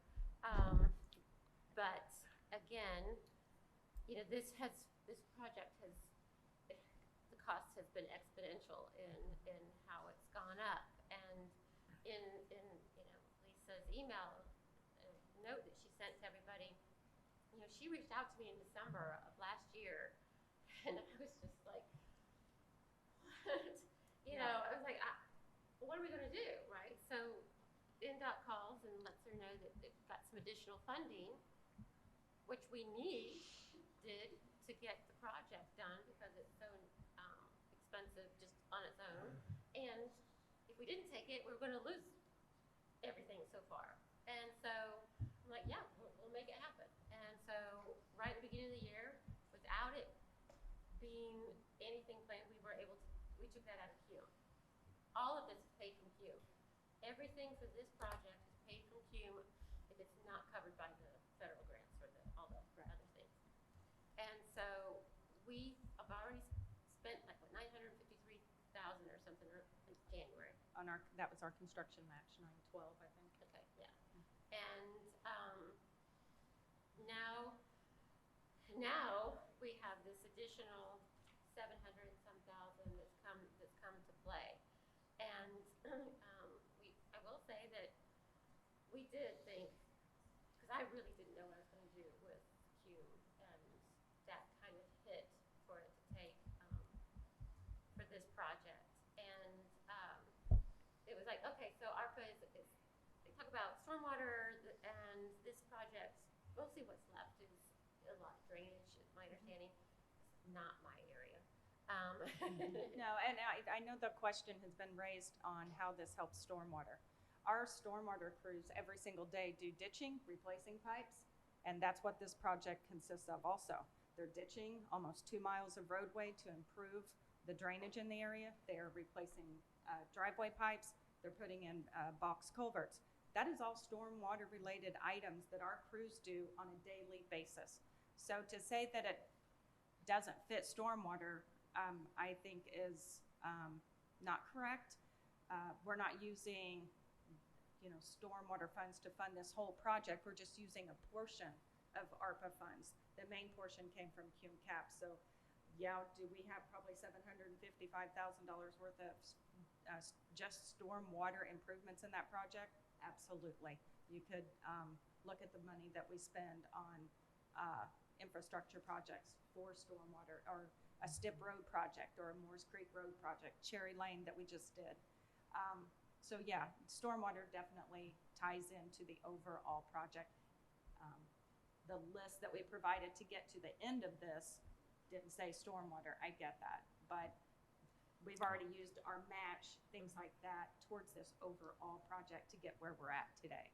Well, and then I just want to piggyback on that in my brief conversation with Baker Tilly, and that is, this is an old project, right? So it goes back to 2009, and so we can't really show that this is something that's, I think there was a 2020 initiation date or something. However, these new additions are new. They were not part of the original project that we're having to fund now. And so, as Baker Tilly said, 755,000 or whatever the number is not a lot when it comes to your lost revenue. If that's where they would recommend that we look at that, that you look at that. How's that? Okay. So their recommendation is lost revenue. Yeah, there was, I gave them my sheets, and so I don't have my numbers now, but 200 and some, 65,000, I think it was, is for the Washington Township laying the pipes, and he said that's completely appropriate, completely under the ARPA, so that portion of it could easily be paid from the regular ARPA funds, if you will. And then the remainder can go. Look at you.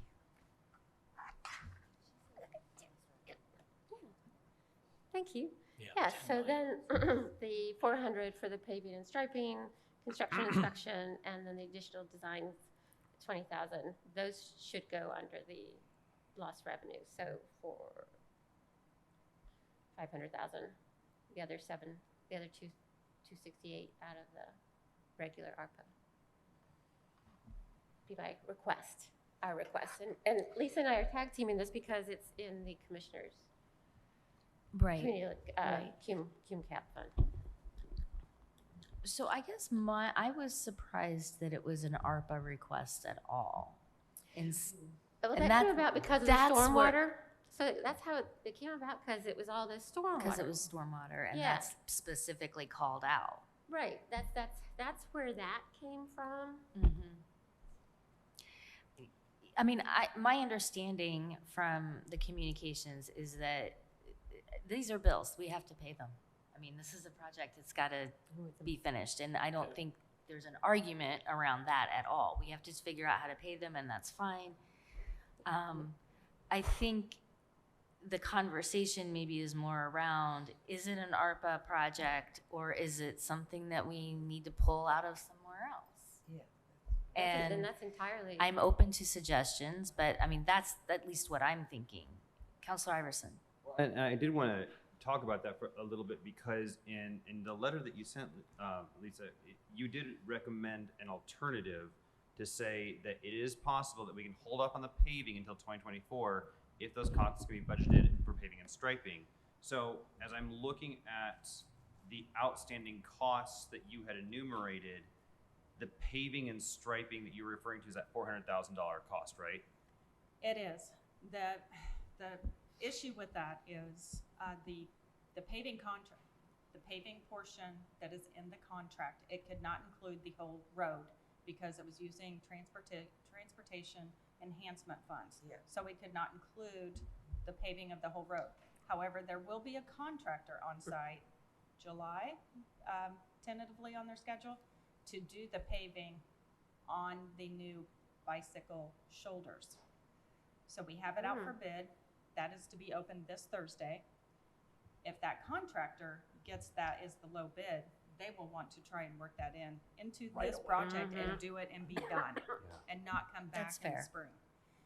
That would be our hopes too. We hope we can get a good price.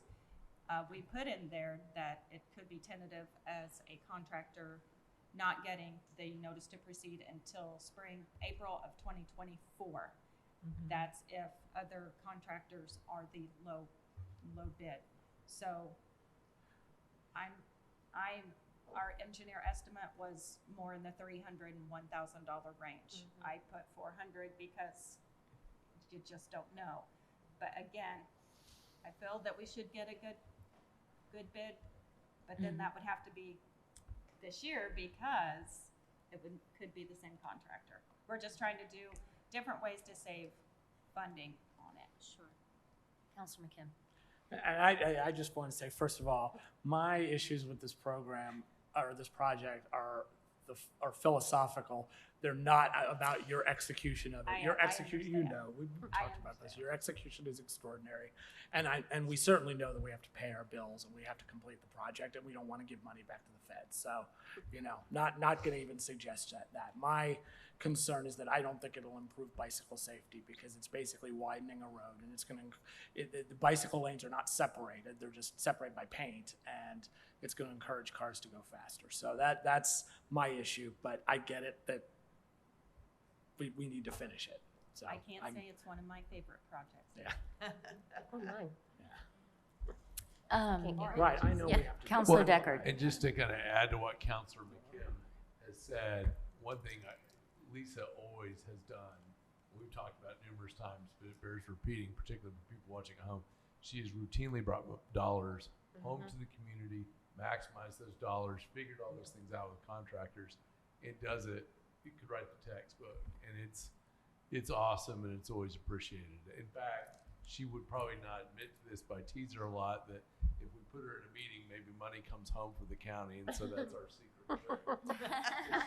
She's the most popular Monroe County official up in Indianapolis. She should hold on to that as long as she can. Yeah.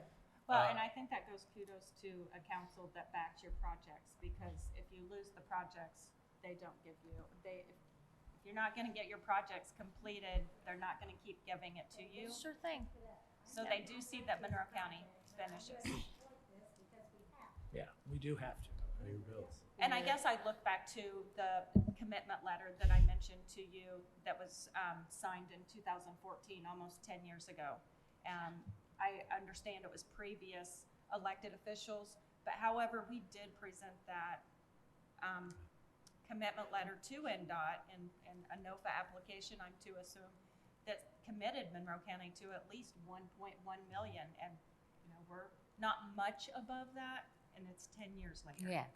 So we're satisfying our commitment that we originally made in 2014, and we just want to, basically get to the finish line with it. And when Angie and I started looking at the numbers, we just knew we needed assistance, and however we could get it. I don't look at anybody else's budgets but my own.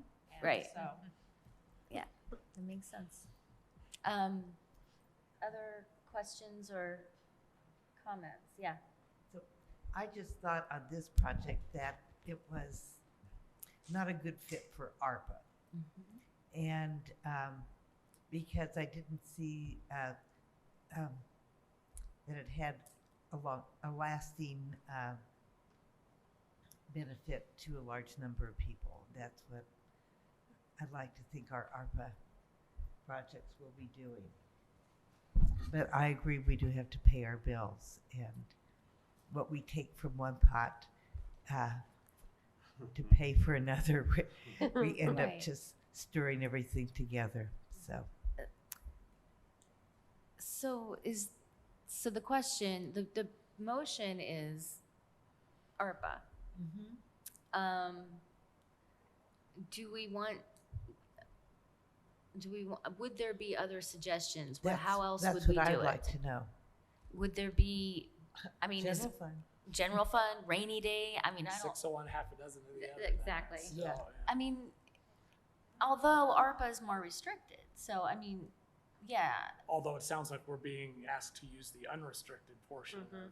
Yeah, of ARPA, yeah. Again, 6 of one. Oh, half I a dozen see. of the other.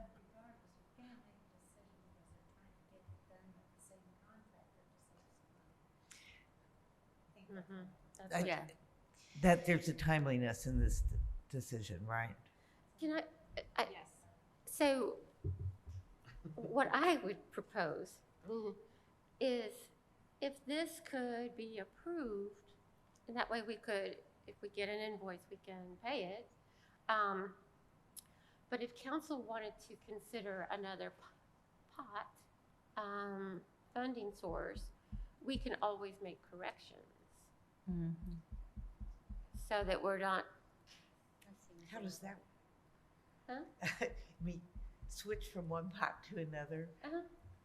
If it hasn't been paid yet, you can always pay it out of a different source. and Right, yeah, revert you the just make the correction. Yeah, you would appropriation. have to make the appropriation Okay. and then we would have to do the correction. I mean, I'm okay. I've got it out of my system. Okay. All right. Well, we should. It's okay. Then we should go ahead and vote.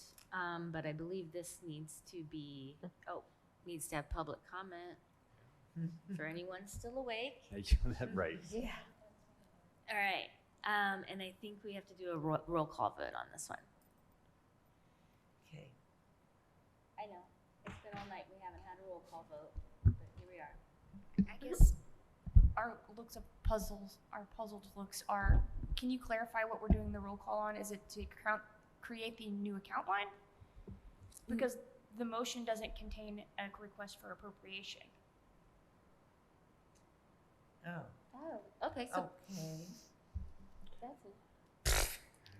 that's a, Can you ad hoc? Go ahead. You was can, it you can advertised do as an those. additional? Let We me have- see if I can fiddle around and then somebody help me out.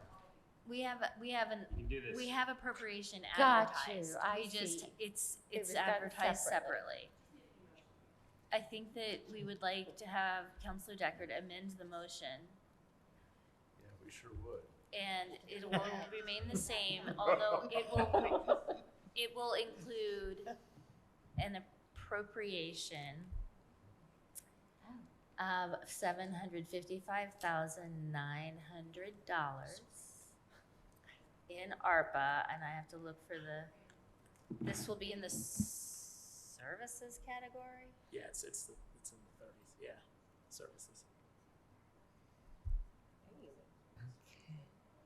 All right, we're gonna try this. We'll see how it goes. We may be here till Monday.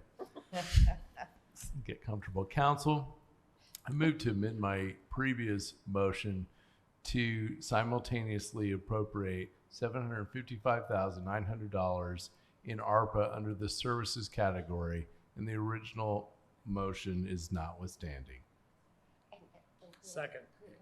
and create an account at the same time. Second. Thank you. All right, we have a motion and a second now, and we've had lots of discussion, but I think we have to vote on it being amended. So, does the amendment need to be a roll call as well, since it's an appropriation? No, you do the amendment as a voice vote. Okay, all in favor of amending the motion, say aye. Aye. All opposed, say nay. Excellent, that passes.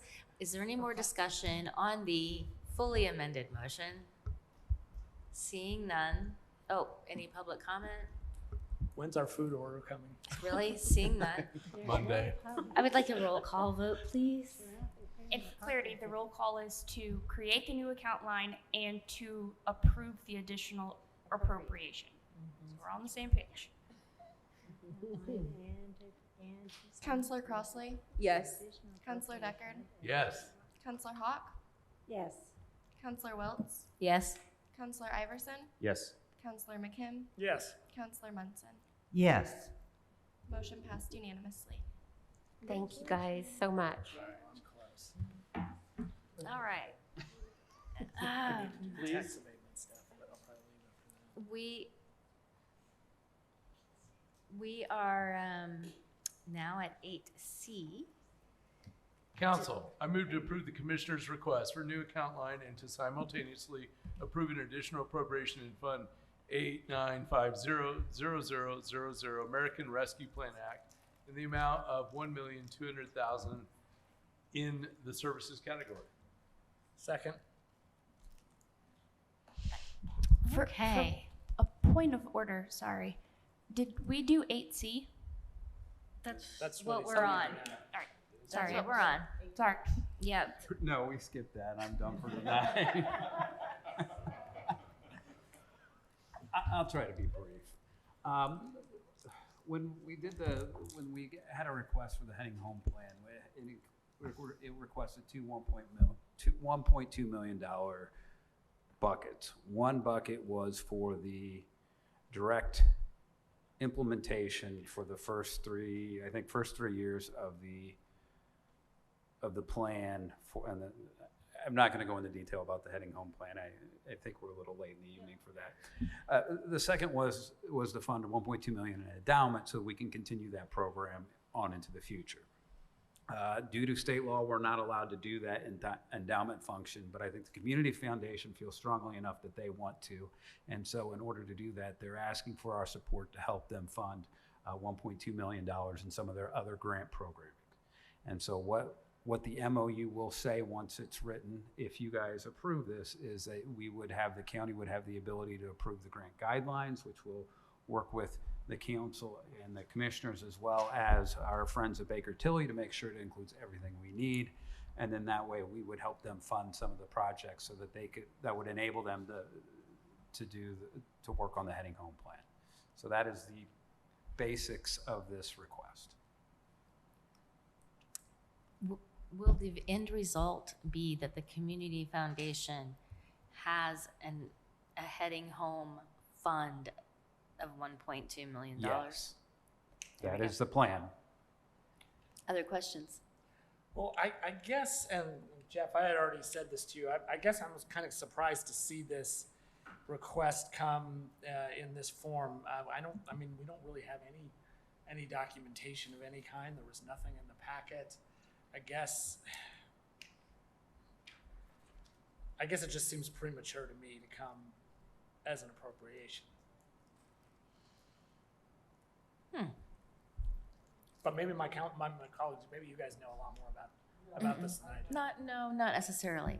Was this the list of projects that was circulated last meeting? Well, circulated is probably not the right word. Right, sure. I think what that was an example of things they've done in the past to kind of give people a feel for, hey, here's potential of what we'd be looking at if we're going again. The proposal today is just moving forward. These grants have not been issued. The grant guidelines, I think we also had an example of last year's grant guidelines that are things to go by. And I will tell you right now, if you guys want to table this to July, great. Let's just. If you guys are comfortable voting, great. If not, let's. So Baker Tilly has not seen this yet, or they have seen this yet?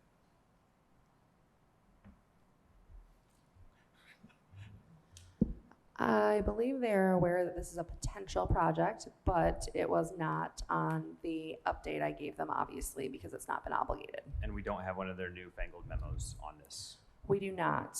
This is something they will be working on in the future, the near future. Will they be seeing this soon in order to kind of vet the process? I anticipate sending them a complete list this week, before the end of the week. Complete list being proposed? Proposed projects. Okay. I would sure feel much more comfortable if we had something in writing and at this point had a memo from Baker Tilly. I agree. Council, I move we continue this item to the July 25th County Council meeting. Second.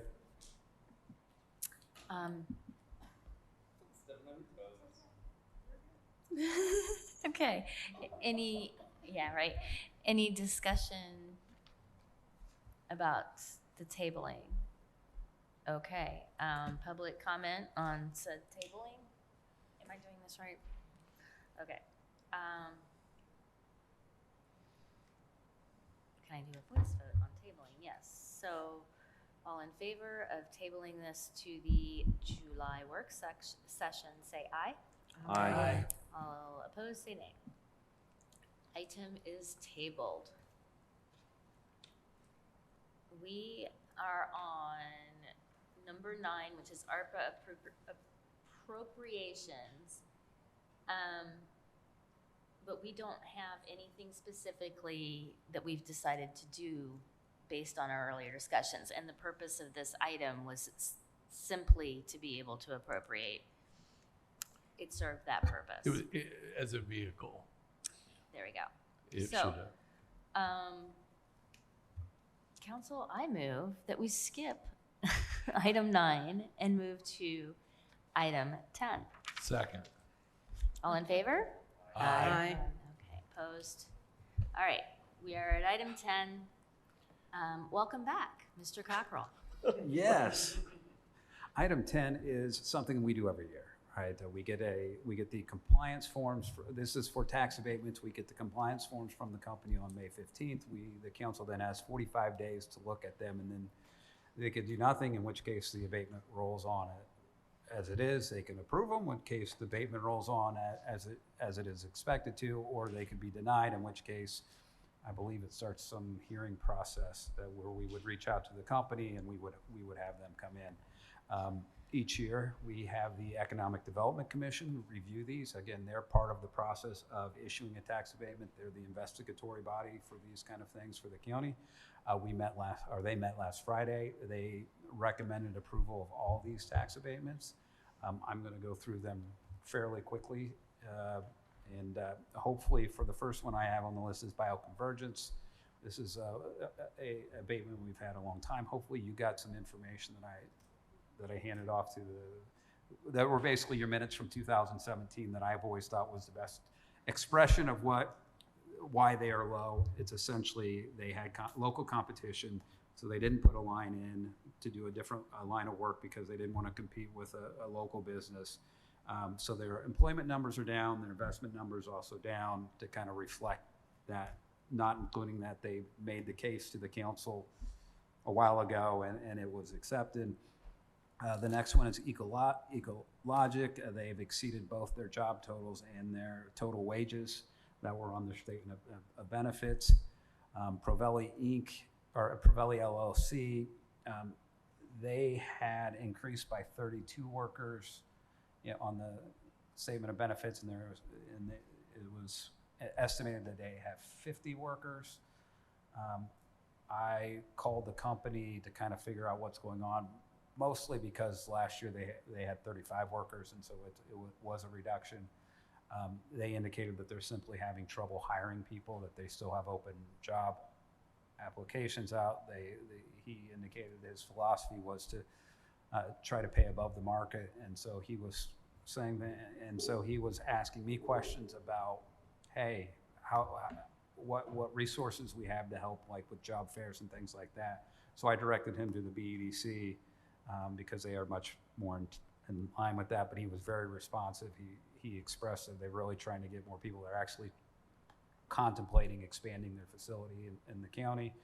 And so, based upon that information, the EDC indicated that they would recommend approval of that. I think the last one is Phoenix Closures and Lazarus LLC. This is really the same company. One is the real estate portion and one is the personal property portion of the abatement. Their abatement document, make sure I get the date right. Their actual completion date was 12/1/2022. That was a new facility that had no employees before they came in. It's on the old Otis site, and so right now they're at 63 employees. They had indicated that they were going to have an estimated 73 employees at the end of the day. Their salaries of those 63 employees are about $106,000 below what they had anticipated when they first applied, of 73 people. employee salary, and they're still hiring. I mean, they're looking for more people as well. So the EDC was comfortable recommending approval of all these tax payments. If you have any questions, I'm more than happy to answer them. Are there questions about the recommendations on these abatements? Yes. I guess I'd just like to see if the EDC had any particular points of discussion, concern, lines of questioning that are of note. I think with the explanation for Provelli Inc. or Provelli LLC, and I also gave them the minutes from the council meeting for bioconvergence. I mean, I think those were really the two that you would really have to think about, which is why I provided the minutes, and I also made sure I touched base with the employer to make sure there wasn't something going on that would have been controversial or cause any reason for concern. Councilor Iverson? I do just want to comment that I really enjoyed reading those minutes because it's Jeff McKim, Cheryl Munson, and Ryan Cobine going back and forth, and it's just like a window into the not-so-distant past. Yep. So thank you for providing those. We should have more historical minutes as reading for the packet. Well, I also appreciate that being distributed just so we don't have to continue to rehash the same story. Exactly. Yeah. Exactly. Do you want to vote on this tonight? Is that I would prefer you voted on it tonight. If you don't vote it on tonight, they're approved automatically because their 45-day window will run. Okay, so we would need a motion, but what? I didn't do my motion. Well, that's true, but I also want to bundle, I want to remove one of the properties to vote on it separately. So if we could remove Ecologic and do that one separately, simply because my daughter works for that company, that would be great. How about this? How about I do a motion with and then I'll do a second with Ecologic, and then we don't have to change anything. Now, let's see if I can do this on the fly. Here we go. Twice in one night. I would like to open for council. I'd like to open for review and consideration the approval of Resolution 2023-18, establishing 2023 tax abatement compliance forms, and specifically, I would like to go ahead and move and approve the following entities in this process: Bioconvergence, Provelli LLC, GLC Bloomington, Phoenix Closures. Second. So just to clarify, we are. Oh, and Lazarus LLC, do we need to include that separately, or does it? Did I mention? Did I miss It's it? I mean, I know that's sort of part of Phoenix. It's all the part. Closures. It's part of Phoenix Closures, but Okay. and Lazarus LLC by implication. Yes. And you seconded it? Yes. You did it? Okay. Is there any more further discussion on these? All right. Any public comment? Seeing none, we can do a voice vote on this, I believe. Oh, nope, we have one person. Oh, but she's gone. So we can do a voice vote, right? All right. All in favor of approving the above named organizations for tax abatement compliance, say aye. Aye. All opposed, say nay. And now we need a second one, please. What's that? I mean, yes, we're ready. Madam President, I would like to make a motion to approve as part of the resolution for 2023-18, establishing 2023 tax abatement compliance forms on its own, Ecologic LLC. Second. Is there any discussion? My only discussion, I already established I have a possible perceived conflict, I guess. So I'm going to pass on this vote. So that means we have to do a roll call vote. Apologies for that, but if we could do that, that'd be great. Counselor Munson, Yes. Counselor McKim, Yes. Counselor Crossley, Yes. Counselor Iverson, Yes. Counselor Deckard. Yes. Pass. Sorry, Thank you. Counselor Welts. I pass. Thank you now. Thank you. Thank you, Jeff Cocker. We have another item, item 11.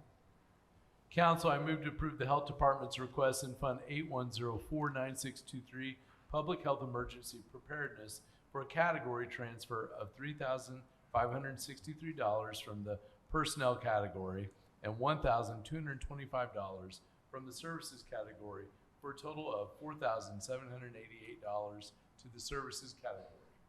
Second. Welcome, Ms. Kelly. Thank you for your patience this evening. Of course. Good evening. So this is just a pretty simple request. The grant cycle is coming to an end, so we are requesting that we can transfer some of those funds into the supply category so we can make purchases to utilize those funds rather than returning them to the state before the end of the cycle. That sounds straightforward. Are there any questions or comments from council? No. Awesome. Any public comment on this item? I see none. So we could do a voice vote. Nope. Before we get to the vote, on the motion, I think Katz has Council Deckard saying services instead of supplies, and that's what both Ms. Gregory and I had heard. So I think it's supposed to be supplies instead of services. Sorry. Thought you were getting perfection tonight. No, I gratefully amend my motion to say the supplies category. Thank you. Somebody want to Second. me? Thank you. All in favor of the amendment, say aye. Aye. Fantastic. Now we will have a voice vote on the amended motion. All in favor of the Health Department's request, say aye. Aye. All opposed? And the motion passes unanimously. Wow. We are still going strong with item 12. I'd like to open for discussion and review the draft resolution in the packet designating Monroe County as a vote center county. Second. Ms. Turner King, could you help us out with this one? So in order for, if Monroe County wanted to transition from a precinct poll county to a vote center, there's a process. And the state election division outlines that process as a 7-step process, although I think it really is 6 because the 7th step is track results. The first step in that process is to basically gauge interest. So the commissioners and the council would pass a resolution that says we're interested in exploring the option of becoming a vote center county. I do believe that the commissioners have a very similar resolution on their agenda for tomorrow, and the election board has on their meeting for, I think it's July 6th, a discussion point of vote centers.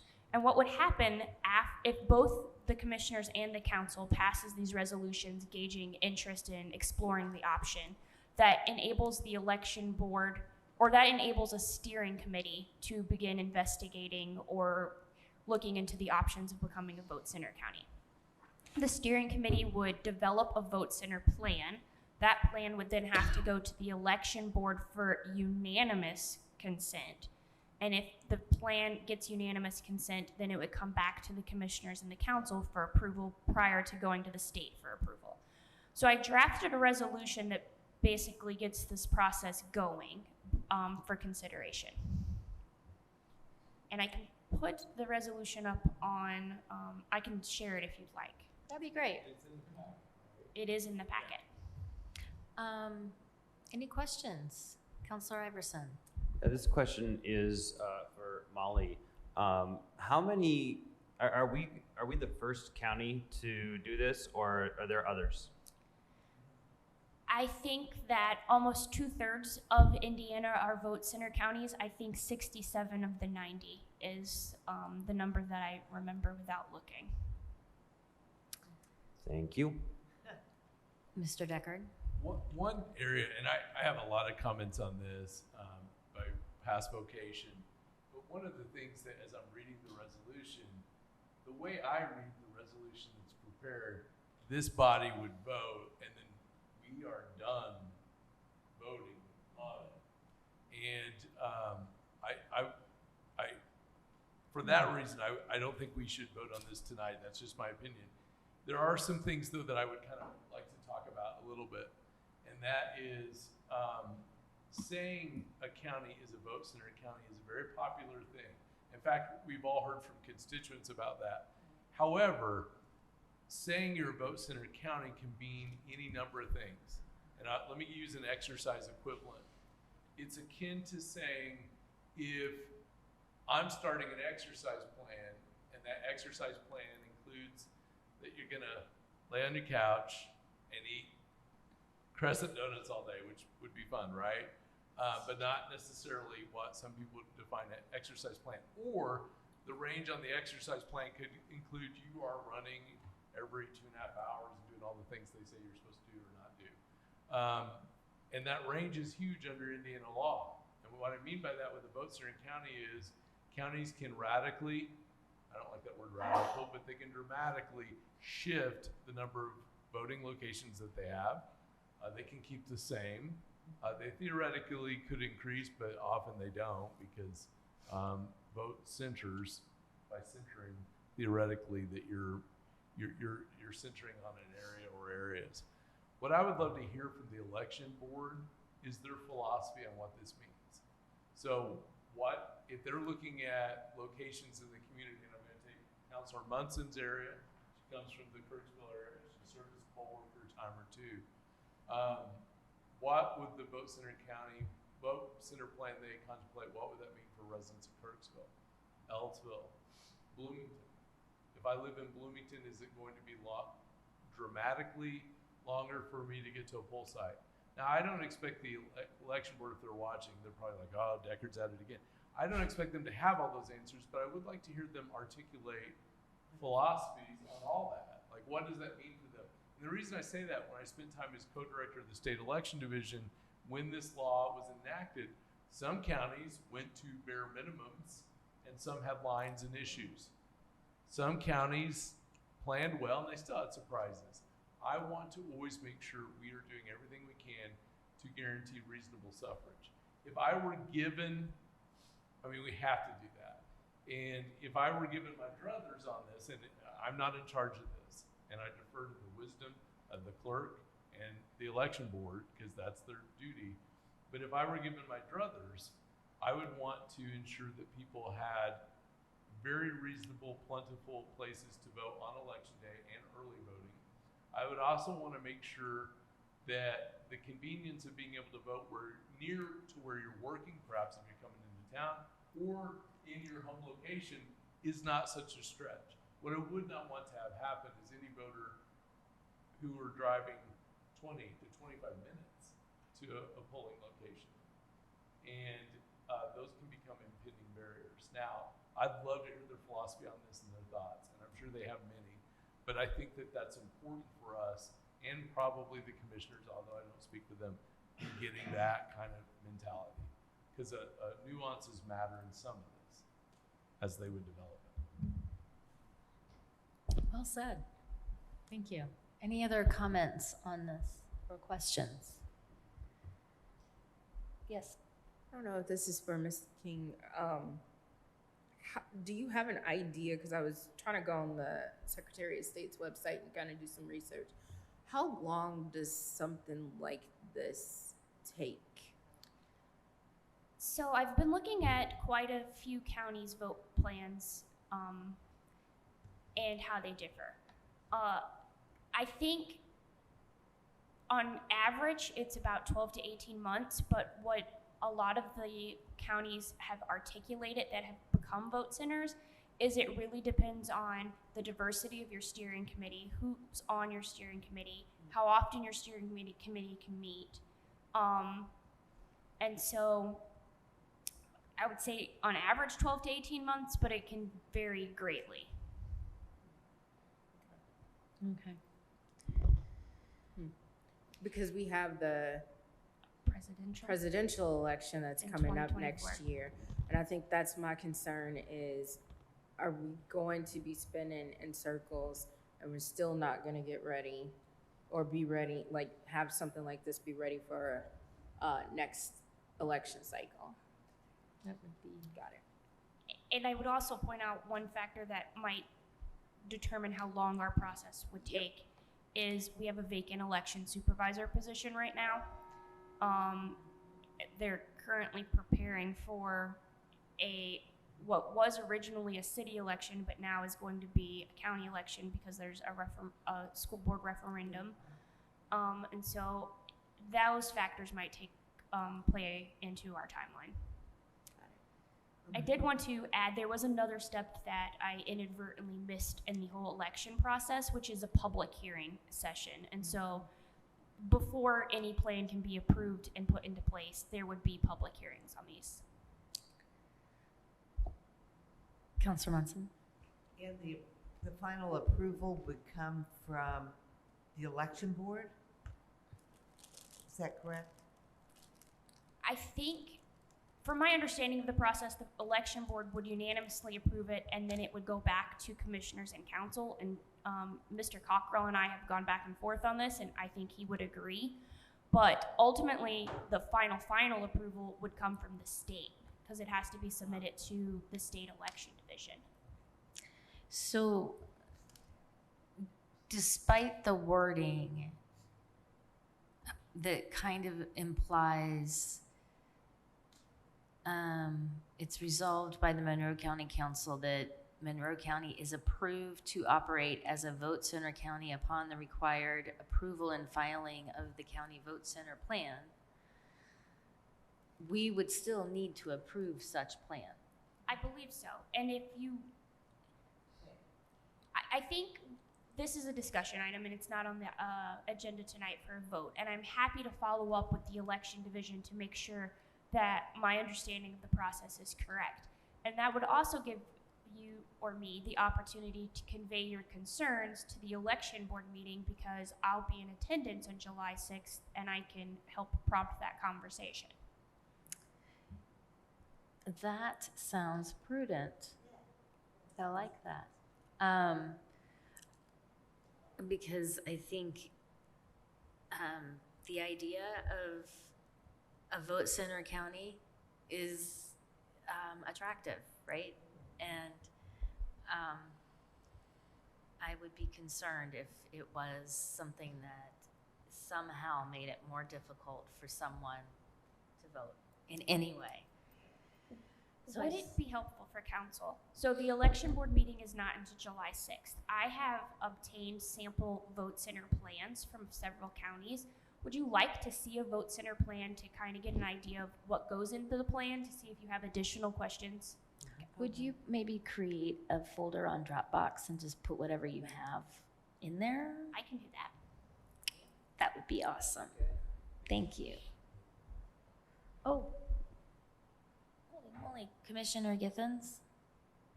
Oh, thank you. It was my understanding coming into this that there has to be some recommendation or request, not quite sure how it should be phrased, from both the county commissioners and the county council indicating that we would like to at least have this pursued. So perhaps some change in the wording of what is before you would accommodate that. But I defer to council on that. Okay. I'm happy to amend the resolution. I will say this is the template sample resolution provided by the election division, the state election division. Ah, got it. So and you said it mirrors what the commissioners are gonna see Correct. tomorrow. Okay. And there's no particular reason why we would need to speed up on voting for this today or anything? I don't think a steering committee can be formed until both the resolution is passed by the commissioners or the council. But I mean, this can be reconsidered at the July 11th meeting, and that gives me time to contact the state division and to hear thoughts from the election board. I think that seems like a good idea. And this is on our agenda just as a discussion. I agree, especially after hearing Councilmember Deckard speak. That was very persuasive. It was. It was. All right. One thing I just want to add, the positives, if we get this right, you can vote anywhere at one of those locations. If we get it wrong, it's like that exercise analogy. So I appreciate council working hard to figure it out. It's tough nut to crack. Well, if I understand it, a potential positive is the votes that currently frequently are thrown out because they can't be fully verified would have a better chance of being counted. Okay. And so that's the intriguing, attractive part of this. Got it. Yep. I think Commissioner Giddens has, never mind, her hand went down. Yeah, well, no, I was just going to say the same thing, that it really addresses the issues related to provisional ballots. And I don't have the number in my head, but I know that there were several last fall that were at issue. I've also painfully, because of my own personal experience, not because of what happened, but I watched Morgan County go from traditional polling places in 2016 to vote centers in 2018, and it was absolutely seamless in terms of what they did. They were so very good about alerting their residents early on about where those vote centers were for both the primary and the general elections. They sent out postcards. They had postcards that were available at the county fair. They did all kinds of things to make that acceptable to the residents. And standing up there in Morgan County in 2018, it really went well. Maybe that's one of the samples we can look at. Thank you. That, I think, concludes that discussion. There's no more comment. Well, hello. You've been quiet. Oh, no, my question is about the next item. All right, let's move to the next I support item. vote centers. So. Go vote center. I would like to open for review and consideration the draft resolution creating a capital improvement board. Second, but I was going to ask if this is really time urgent to have this discussion right now, because we've now had more than a 4-hour meeting. I think both 13 and 14 personally, I would like to see those continued to a future time, and 15 for that matter, continue to a future time. And if I may add to Council Member McKim's point, we are anticipating a response to the drafts draft interlocal that was proposed to City Council, and we just have not received that from City Administration yet. So I think what I included in the packet was the original draft with no edits, but I envision that the city is going to send us something back that says something different. We were going to get it Friday, and then City Administration had some things that came up, and so they said it was forthcoming this week. We just haven't received it before today's meeting. So, and also the way the item on the agenda is worded, it's about, because the resolution was about more of the MOU, the interlocal agreement, not the creation of the CIB. So the creation of the CIB is the commissioner's issue. And my intent on putting this out there was not actually to approve it or anything. It was simply to give you an update that there had been a presentation at a work session for the city council. They had some questions and suggestions, and the administration attended as well and had a desire to make some comments on it. So that's what we're waiting on there. Although the commissioners, I do not think are waiting on that as they're proceeding forward. I think what's on the agenda for the commissioners meeting tomorrow is the ordinance that establishes this the CIB, correct? Not the interlocal. Right. So, right. Yeah. I think if council members have comments or concerns, they can individually send them to me, and then I can compile from there. Yeah, I mean, they're two separate processes, so, yeah, it's really that's all I wanted to say about that. Okay. So there's no need to continue it because it's been. Right, it's been unless we handled. have an Good. update, and Thank yeah, there's no need to continue is my point, sorry. The important point is that we are moving along and we have a deadline. Yes, yes, indeed. And we all need to pay attention to it. Yep. And I believe Commissioner Githens has a comment just for. Commissioner Githens? Yeah, for me, I just like to get the temperature of the council on the CIB. That's what this was about. It wasn't about the interlocal today. We will be discussing the CIB tomorrow during the commissioners' work session.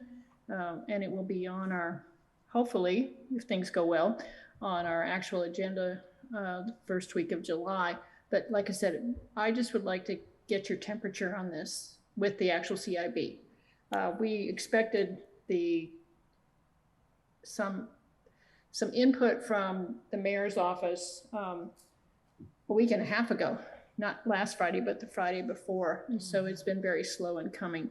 But as I've been out and talking to downtown Bloomington Inc. folks, to the Capitol, the convention center board kind of things, people are really excited that we're ready to move forward. So just like to hear what kind of thoughts you have on just the CIB. Council, I move we express strong support for the commissioners moving forward and creating a CIB. Second. Discussion, comments, questions? No? All right. Kudos to Kate Wiltz and Sue Scambilleri for doing this. Yeah. Well done. Okay. Yes. With Commissioner Githens. With the commissioners, of course. commissioners, Yes. All in favor? I'm sorry, I can't. We have a couple hands raised on Zoom. All right, public comment on this, please. There goes my attention. So much for that. I'm sorry, I can't see who. I am it is, going to but- move to continue the next item, by the way. So. So I think the first, I'm just going to go down the list, and I believe the first hand I see raised is Mr. Eric Spoonmore.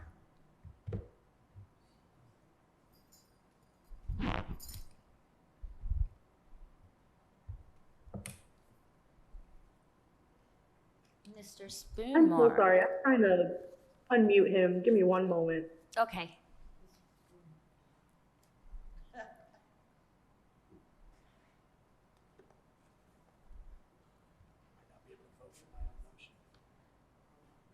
need to go. Then you need to go. Are we able to hear from folks?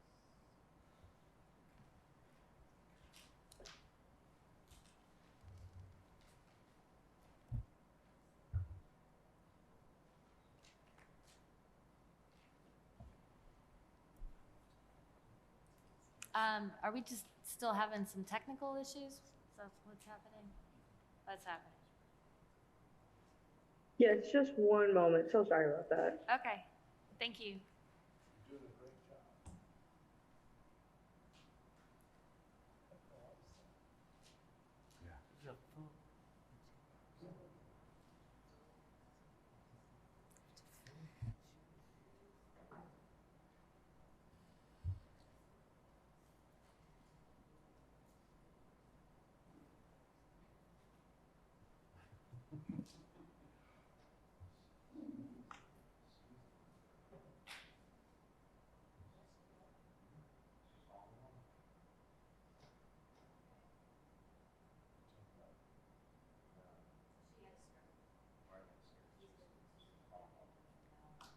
Yes.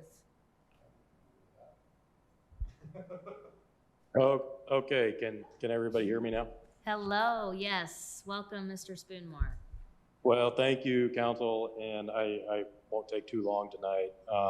First, before I talk about the Capital Improvement Board, I did want to say that the Chamber of Commerce, and this is Eric Spoonmore, President, CEO of Bloomington Chamber of Commerce. Chamber of Commerce stands with our law enforcement officers. Very sad to see the violent behavior and violent acts that were committed against a Monroe County Sheriff's deputy over the weekend. And I just want to get on record and say that the business community stands behind our law enforcement officers, and it was very, very sad to see that happen. That was a very unfortunate incident. Moving on to the CIB,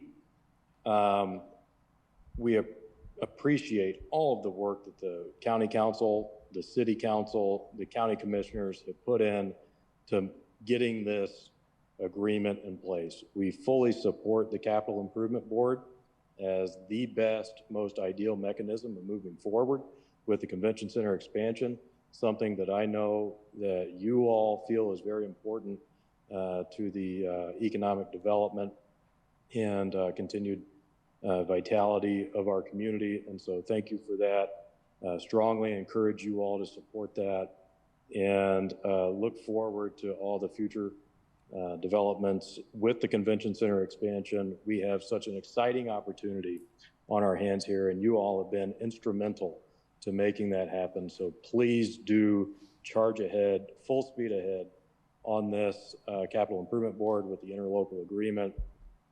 We appreciate all the work that you've done on this and look forward to everything to come. Thank you so much. Thank you. The other public comment was from Mr. Jim Shelton, but his hand has since been lowered, so I'm not sure if Mr. Shelton still would like to comment. All righty then. It's up again. There we go. Mr. Shelton.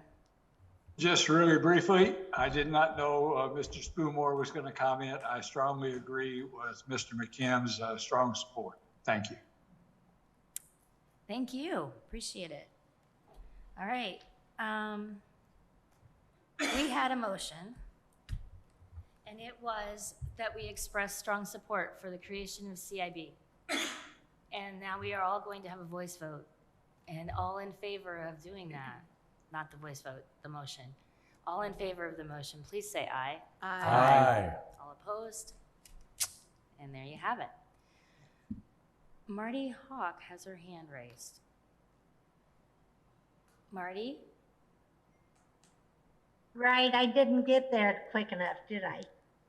Can you hear me? I didn't see it quick enough. Did you? Yeah. I just wanted to support this as well. It took me a while to try and get my laptop opened. Anyway. That's great. I appreciate it. I didn't realize you were even on, so that's good to hear you. Well, Not only that, I didn't have a ticket when I got out there, so. Well, that's. Well, if we missed it, if we missed Do you her want? Would being you? on, do we Would want you to like have to? a roll call? Do we want to do a roll call vote so that you're on record? Well, I have to, let's see, if it's going to count, I have to be seen somehow, right? Can you please promote Marty Hawk to a panelist?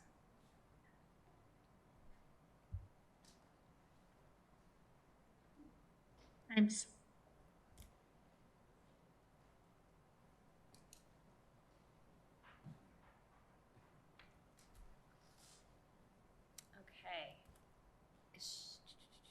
Looking, there she is. Okay. And we can see her. And now we can see you, and that means you can vote with us. So, I would like to ceremoniously ask for a roll call vote on that last motion. Counselor Welts? Yes. Counselor Hawk? Yes. Counselor Iverson? Yes. Counselor Deckard? Yes. Counselor Munson? Yes. Counselor McKim? Yes. Counselor Crossley? Yes. Motion passes unanimously. Yay. Thank you. All right. I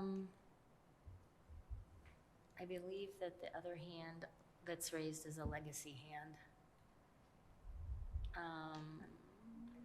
So moving back to our agenda, the next item, which it has been suggested that we table, I would need to defer and ask a question about. So our next item is the review and discussion of council office job descriptions. We have drafts for 2 positions, an existing one that's just being revised to reflect current duties, and a new position in the office. So let's just open for discussion briefly with Molly, if we can, to find out the time sensitivity of this, please. The next PAC meeting, where the amendments to these job descriptions and the creation of the new job description is July 11th with a deadline of July 3rd. And so if we table the discussion on these items tonight, it would not be able to go to the July PAC meeting. They do have a meeting in August, so. Well, I know it was my intention to have these at the July PAC meeting. I don't think they're all that complicated, but they're meant to accompany a reorganization. So, shall we discuss, or is there a motion to not discuss? I think we're already in the midst of it. What's one more for the road here? Can we try that? I'm gonna make I'm gonna try anyway. Council, I move we table or postpone item number 14. Okay, I think that we've had the arguments or facts presented on why and why not table. I will say that we have a position that's being filled temporarily, and which means essentially we have an open position right now in our office, and moving this along I think would help get some stability in our office, and I'd like to do it sooner rather than later. Are there any other comments? All right, well, I didn't get a second, so. Oh, did you need a second to table? It's late in the evening, folks. Do you think you're at your best right now to make this discussion? I know I'm not. That's why I made that motion, but apparently you guys are, so go ahead. I think this week has shown why we should have this conversation right now, because with 2 people gone out of our office, we really have relied on one person, and I think there's so much going on with all these. I think that really underscores this, and I'd like to see this in PAC sooner rather than later. That's my opinion. The alternative compromise solution that I just thought of is we have a July 11th PAC meeting. There's nothing that says PAC, or we have a July 11th PAC meeting. You could still have a discussion of the job descriptions at your July 11th council meeting, and then if PAC wanted to schedule a second July meeting, they could do so, but that is at the discretion of PAC, so.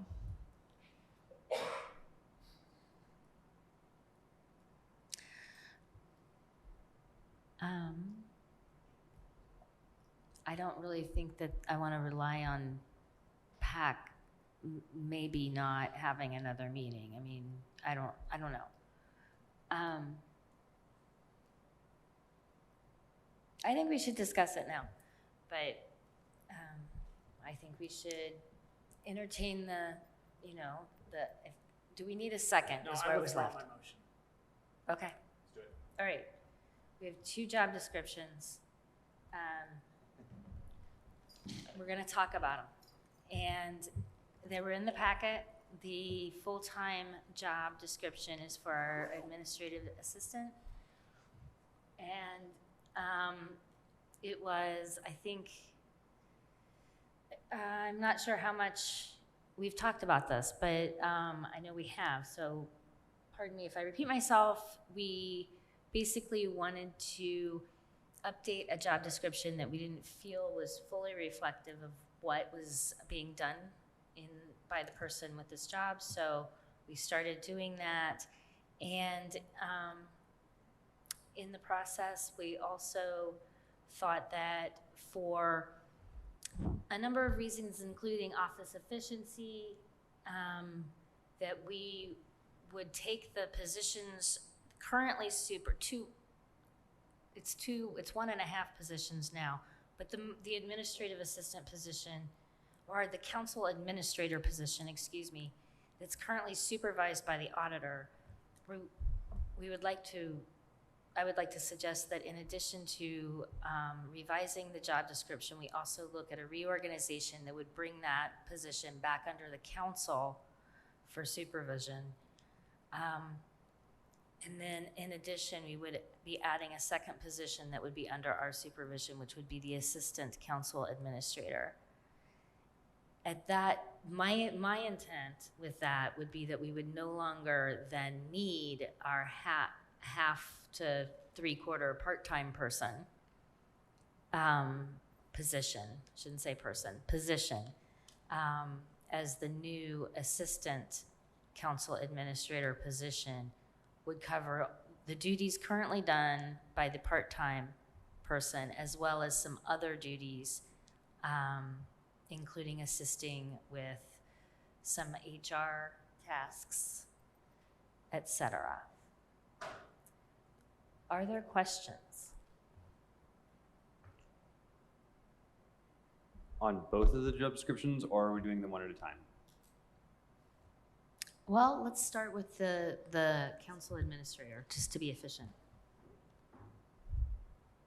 The tricky part of this is moving out of bringing it back to the council. Mm-hmm. I know there was conversation on this at the last PAC meeting, or was it 2 PAC meetings ago, where there was some concern that bringing it into the council office would be, number one, have to merge duties back over to the statutory duties back over to the auditor, and number 2 is that it would be an undue burden on council to oversee the duties of that person. I don't think that moving statutory duties back over to the auditor is that onerous of a task. So I'm not sure that that's a big concern. And I guess the second argument is it is something that I think bears conversation, that what happens when there's a disciplinary issue, what happens when there's a conduct issue, what happens when there's, go down the list of HR issues, whose responsibility is that?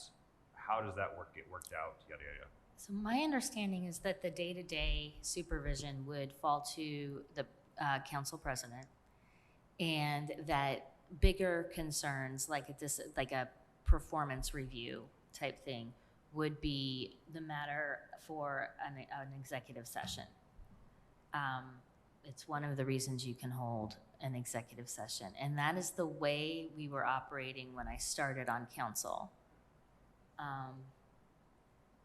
So it's doable. Is it complicated because there's 7 people who have to then contemplate the supervision of one person? It's delegated like operationally day to day. But yeah, on the bigger issues, I think it might be good that there are 7 people contemplating the performance. That's my answer. Sure. Anyway, I mean, others obviously might have other opinions. Other Marty has her hand raised. questions? Marty, yes. Yes. As you know, I'm a big supporter of moving the duties that are really the auditor's duties back under the auditor and leave them there, because if something goes awry, the auditor has a full staff there that can be cross-trained, and we, the council, should not have this huge duty on us, because we're part-time. It needs to be over there under a full-time office where there's somebody there all the time. The only reason we have any council staff at all was simply because we had a council attorney that was in our office and so therefore needed the assistant. Other than that, we would have not needed an assistant. And just about all of the duties that is being performed now that's required, that the council administrator is doing now is really the auditor's duties. Now, here's what's going to happen. If we say that the two people working physically in the council office, if they don't want to be under the county auditor, and the auditor is going to take all those responsibilities back, doing the agenda, doing the salary ordinances, doing, budgeting, and all the things that really the auditor, the elected official, has a responsibility to do, then they're going to actually have to have more people to get these duties done. You can't expect the people to just do all these duties, but they'll all be working overtime. So that really means that what the council's asking for is 2 full-time people that are not budgeted. Because I respectfully disagree. We're the duties that are statutory for the auditor's office we've talked about with the auditor, and she wants them back under her and feels like she has staff to do that. I can defer to Bree, if you've got comments on that, because the auditor is not with us this evening. I have no comment. She has no comment. I can't get in the middle of it. Fair enough.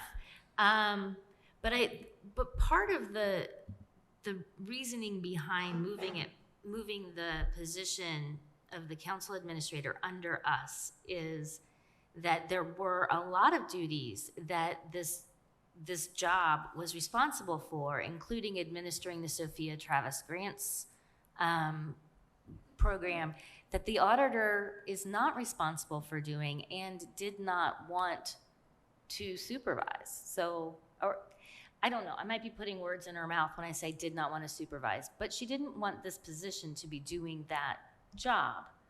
She thought it would be taking away from what the other duties were that are statutory. So I think that the duties have grown over the years, and we have a lot more council business that's not necessarily the purview of the auditor, including the JFAC and those administrative duties, as well as I think we ask a lot more questions.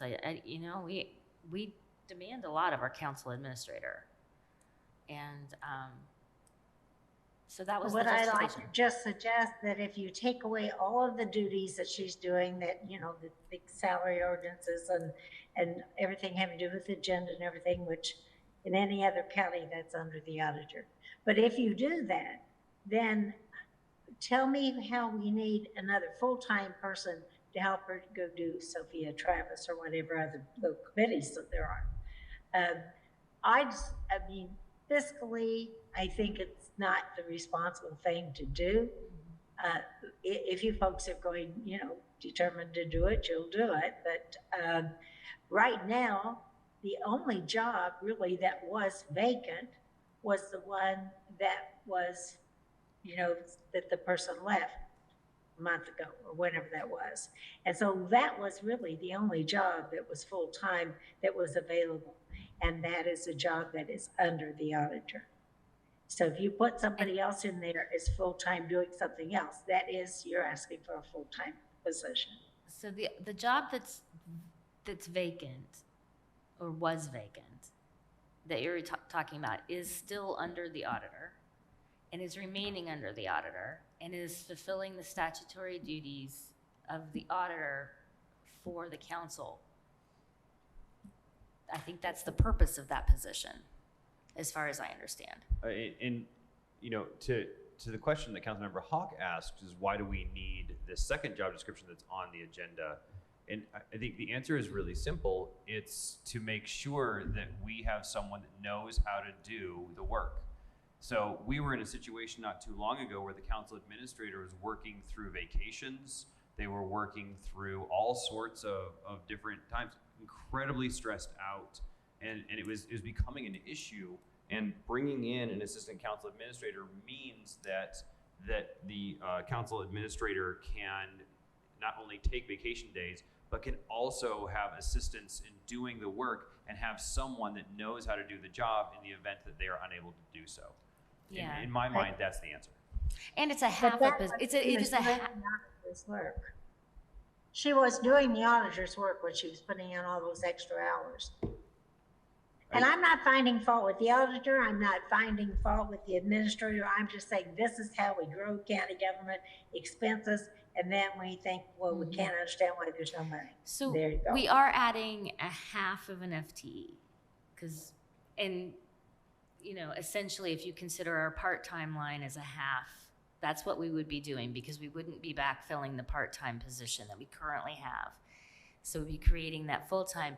And there are job duties that are officially within the Employment Services Department. I believe that's what we call HR in the county. And that is included. There are some things from that department that this person would be trained to do and available to support.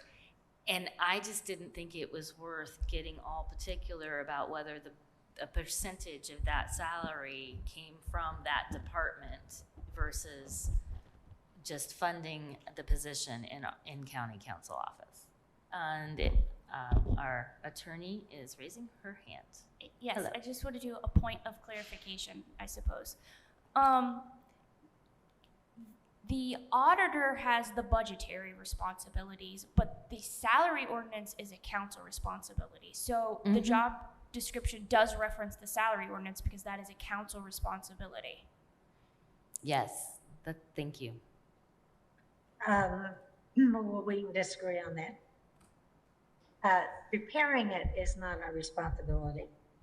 I will say we also just confirmed that with the auditor, and she was in agreement.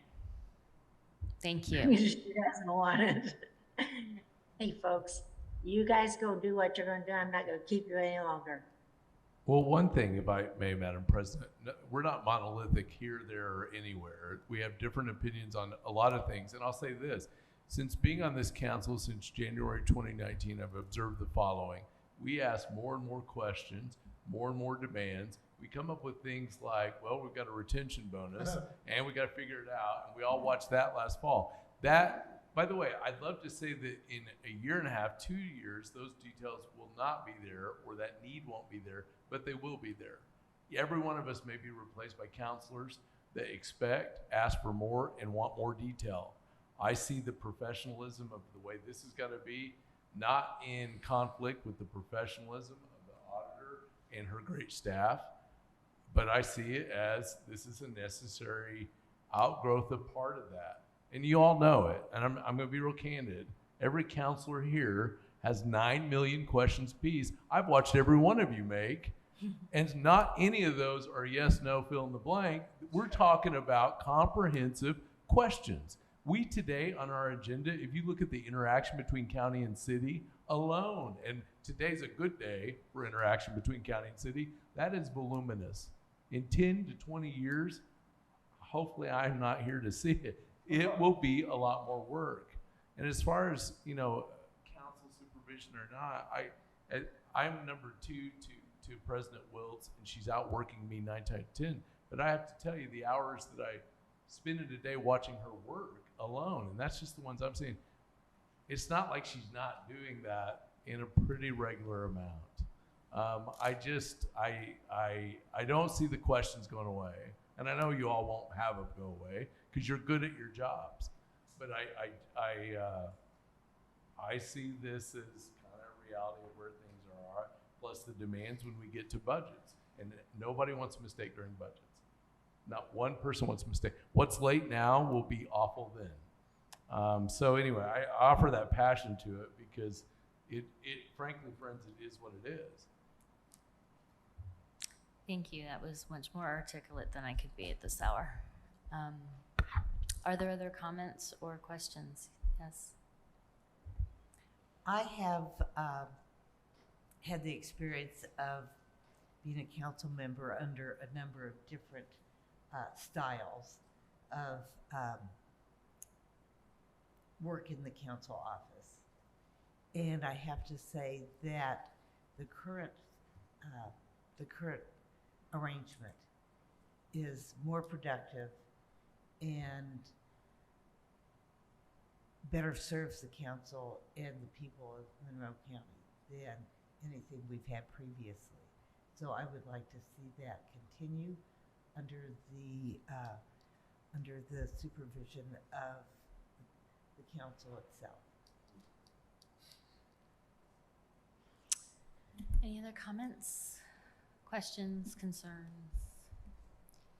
Yes, Ms. Turner King. Sorry, not that I want to draw this discussion out, but if we're moving, are you still talking about the council administrator, or have you moved on to the full-time position, or are we talking about both? That's a very good question because it's very hard to talk about one without the other. We were officially discussing the council administrator. But now because it's all one item. We can certainly, if you have questions or concerns about the other one. And I have a suggestion. So the new, assistant position is all new. I have been talking with Ms. Mosier, who has been fulfilling the duties of JFAC. And in that job description, there isn't anything JFAC related. But I don't know that what Ms. Mosier has been doing for JFAC is reflected in the job description. So I'm going to share my screen, and I would like to add this paragraph to the existing job description in the packet. And to clarify, Ms. Mosier she's doing every job in the office right now. Yeah.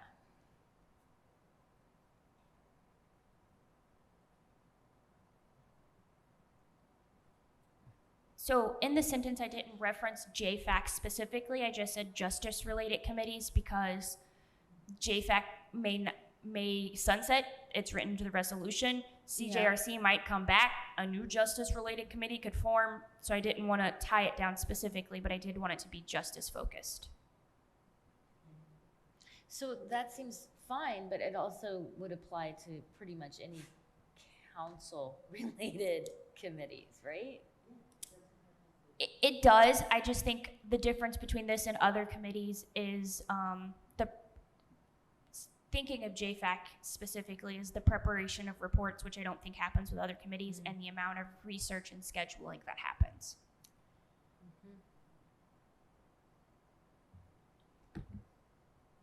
And to me, it's like, yes, you can call that out, but that might come up under another topic at some point in the future as well. So,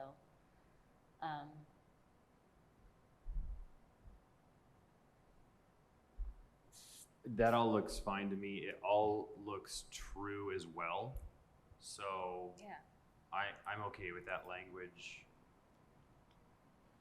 Okay enough to make a motion? So I would suggest that the word justice in the first sentence on that page just be deleted and substitute for council-related committees. And then you've covered everything. Council, I move to include the clause on the screen in the assistant council administrator position description. second. I think you can do a voice vote. All in favor? Say Aye. aye. Aye. Aye. Okay. So I think I would No, unfortunately, we can't do a voice vote because we have a participant who's remote. Oh, I forgot. Sorry. Oh, sorry. Because A roll call. We need to do a roll call. I'll get off of here and you guys go do whatever you're gonna do, because I don't support this. So why drag it on for you? no point, and you haven't paid the price for it. I think if you had to leave.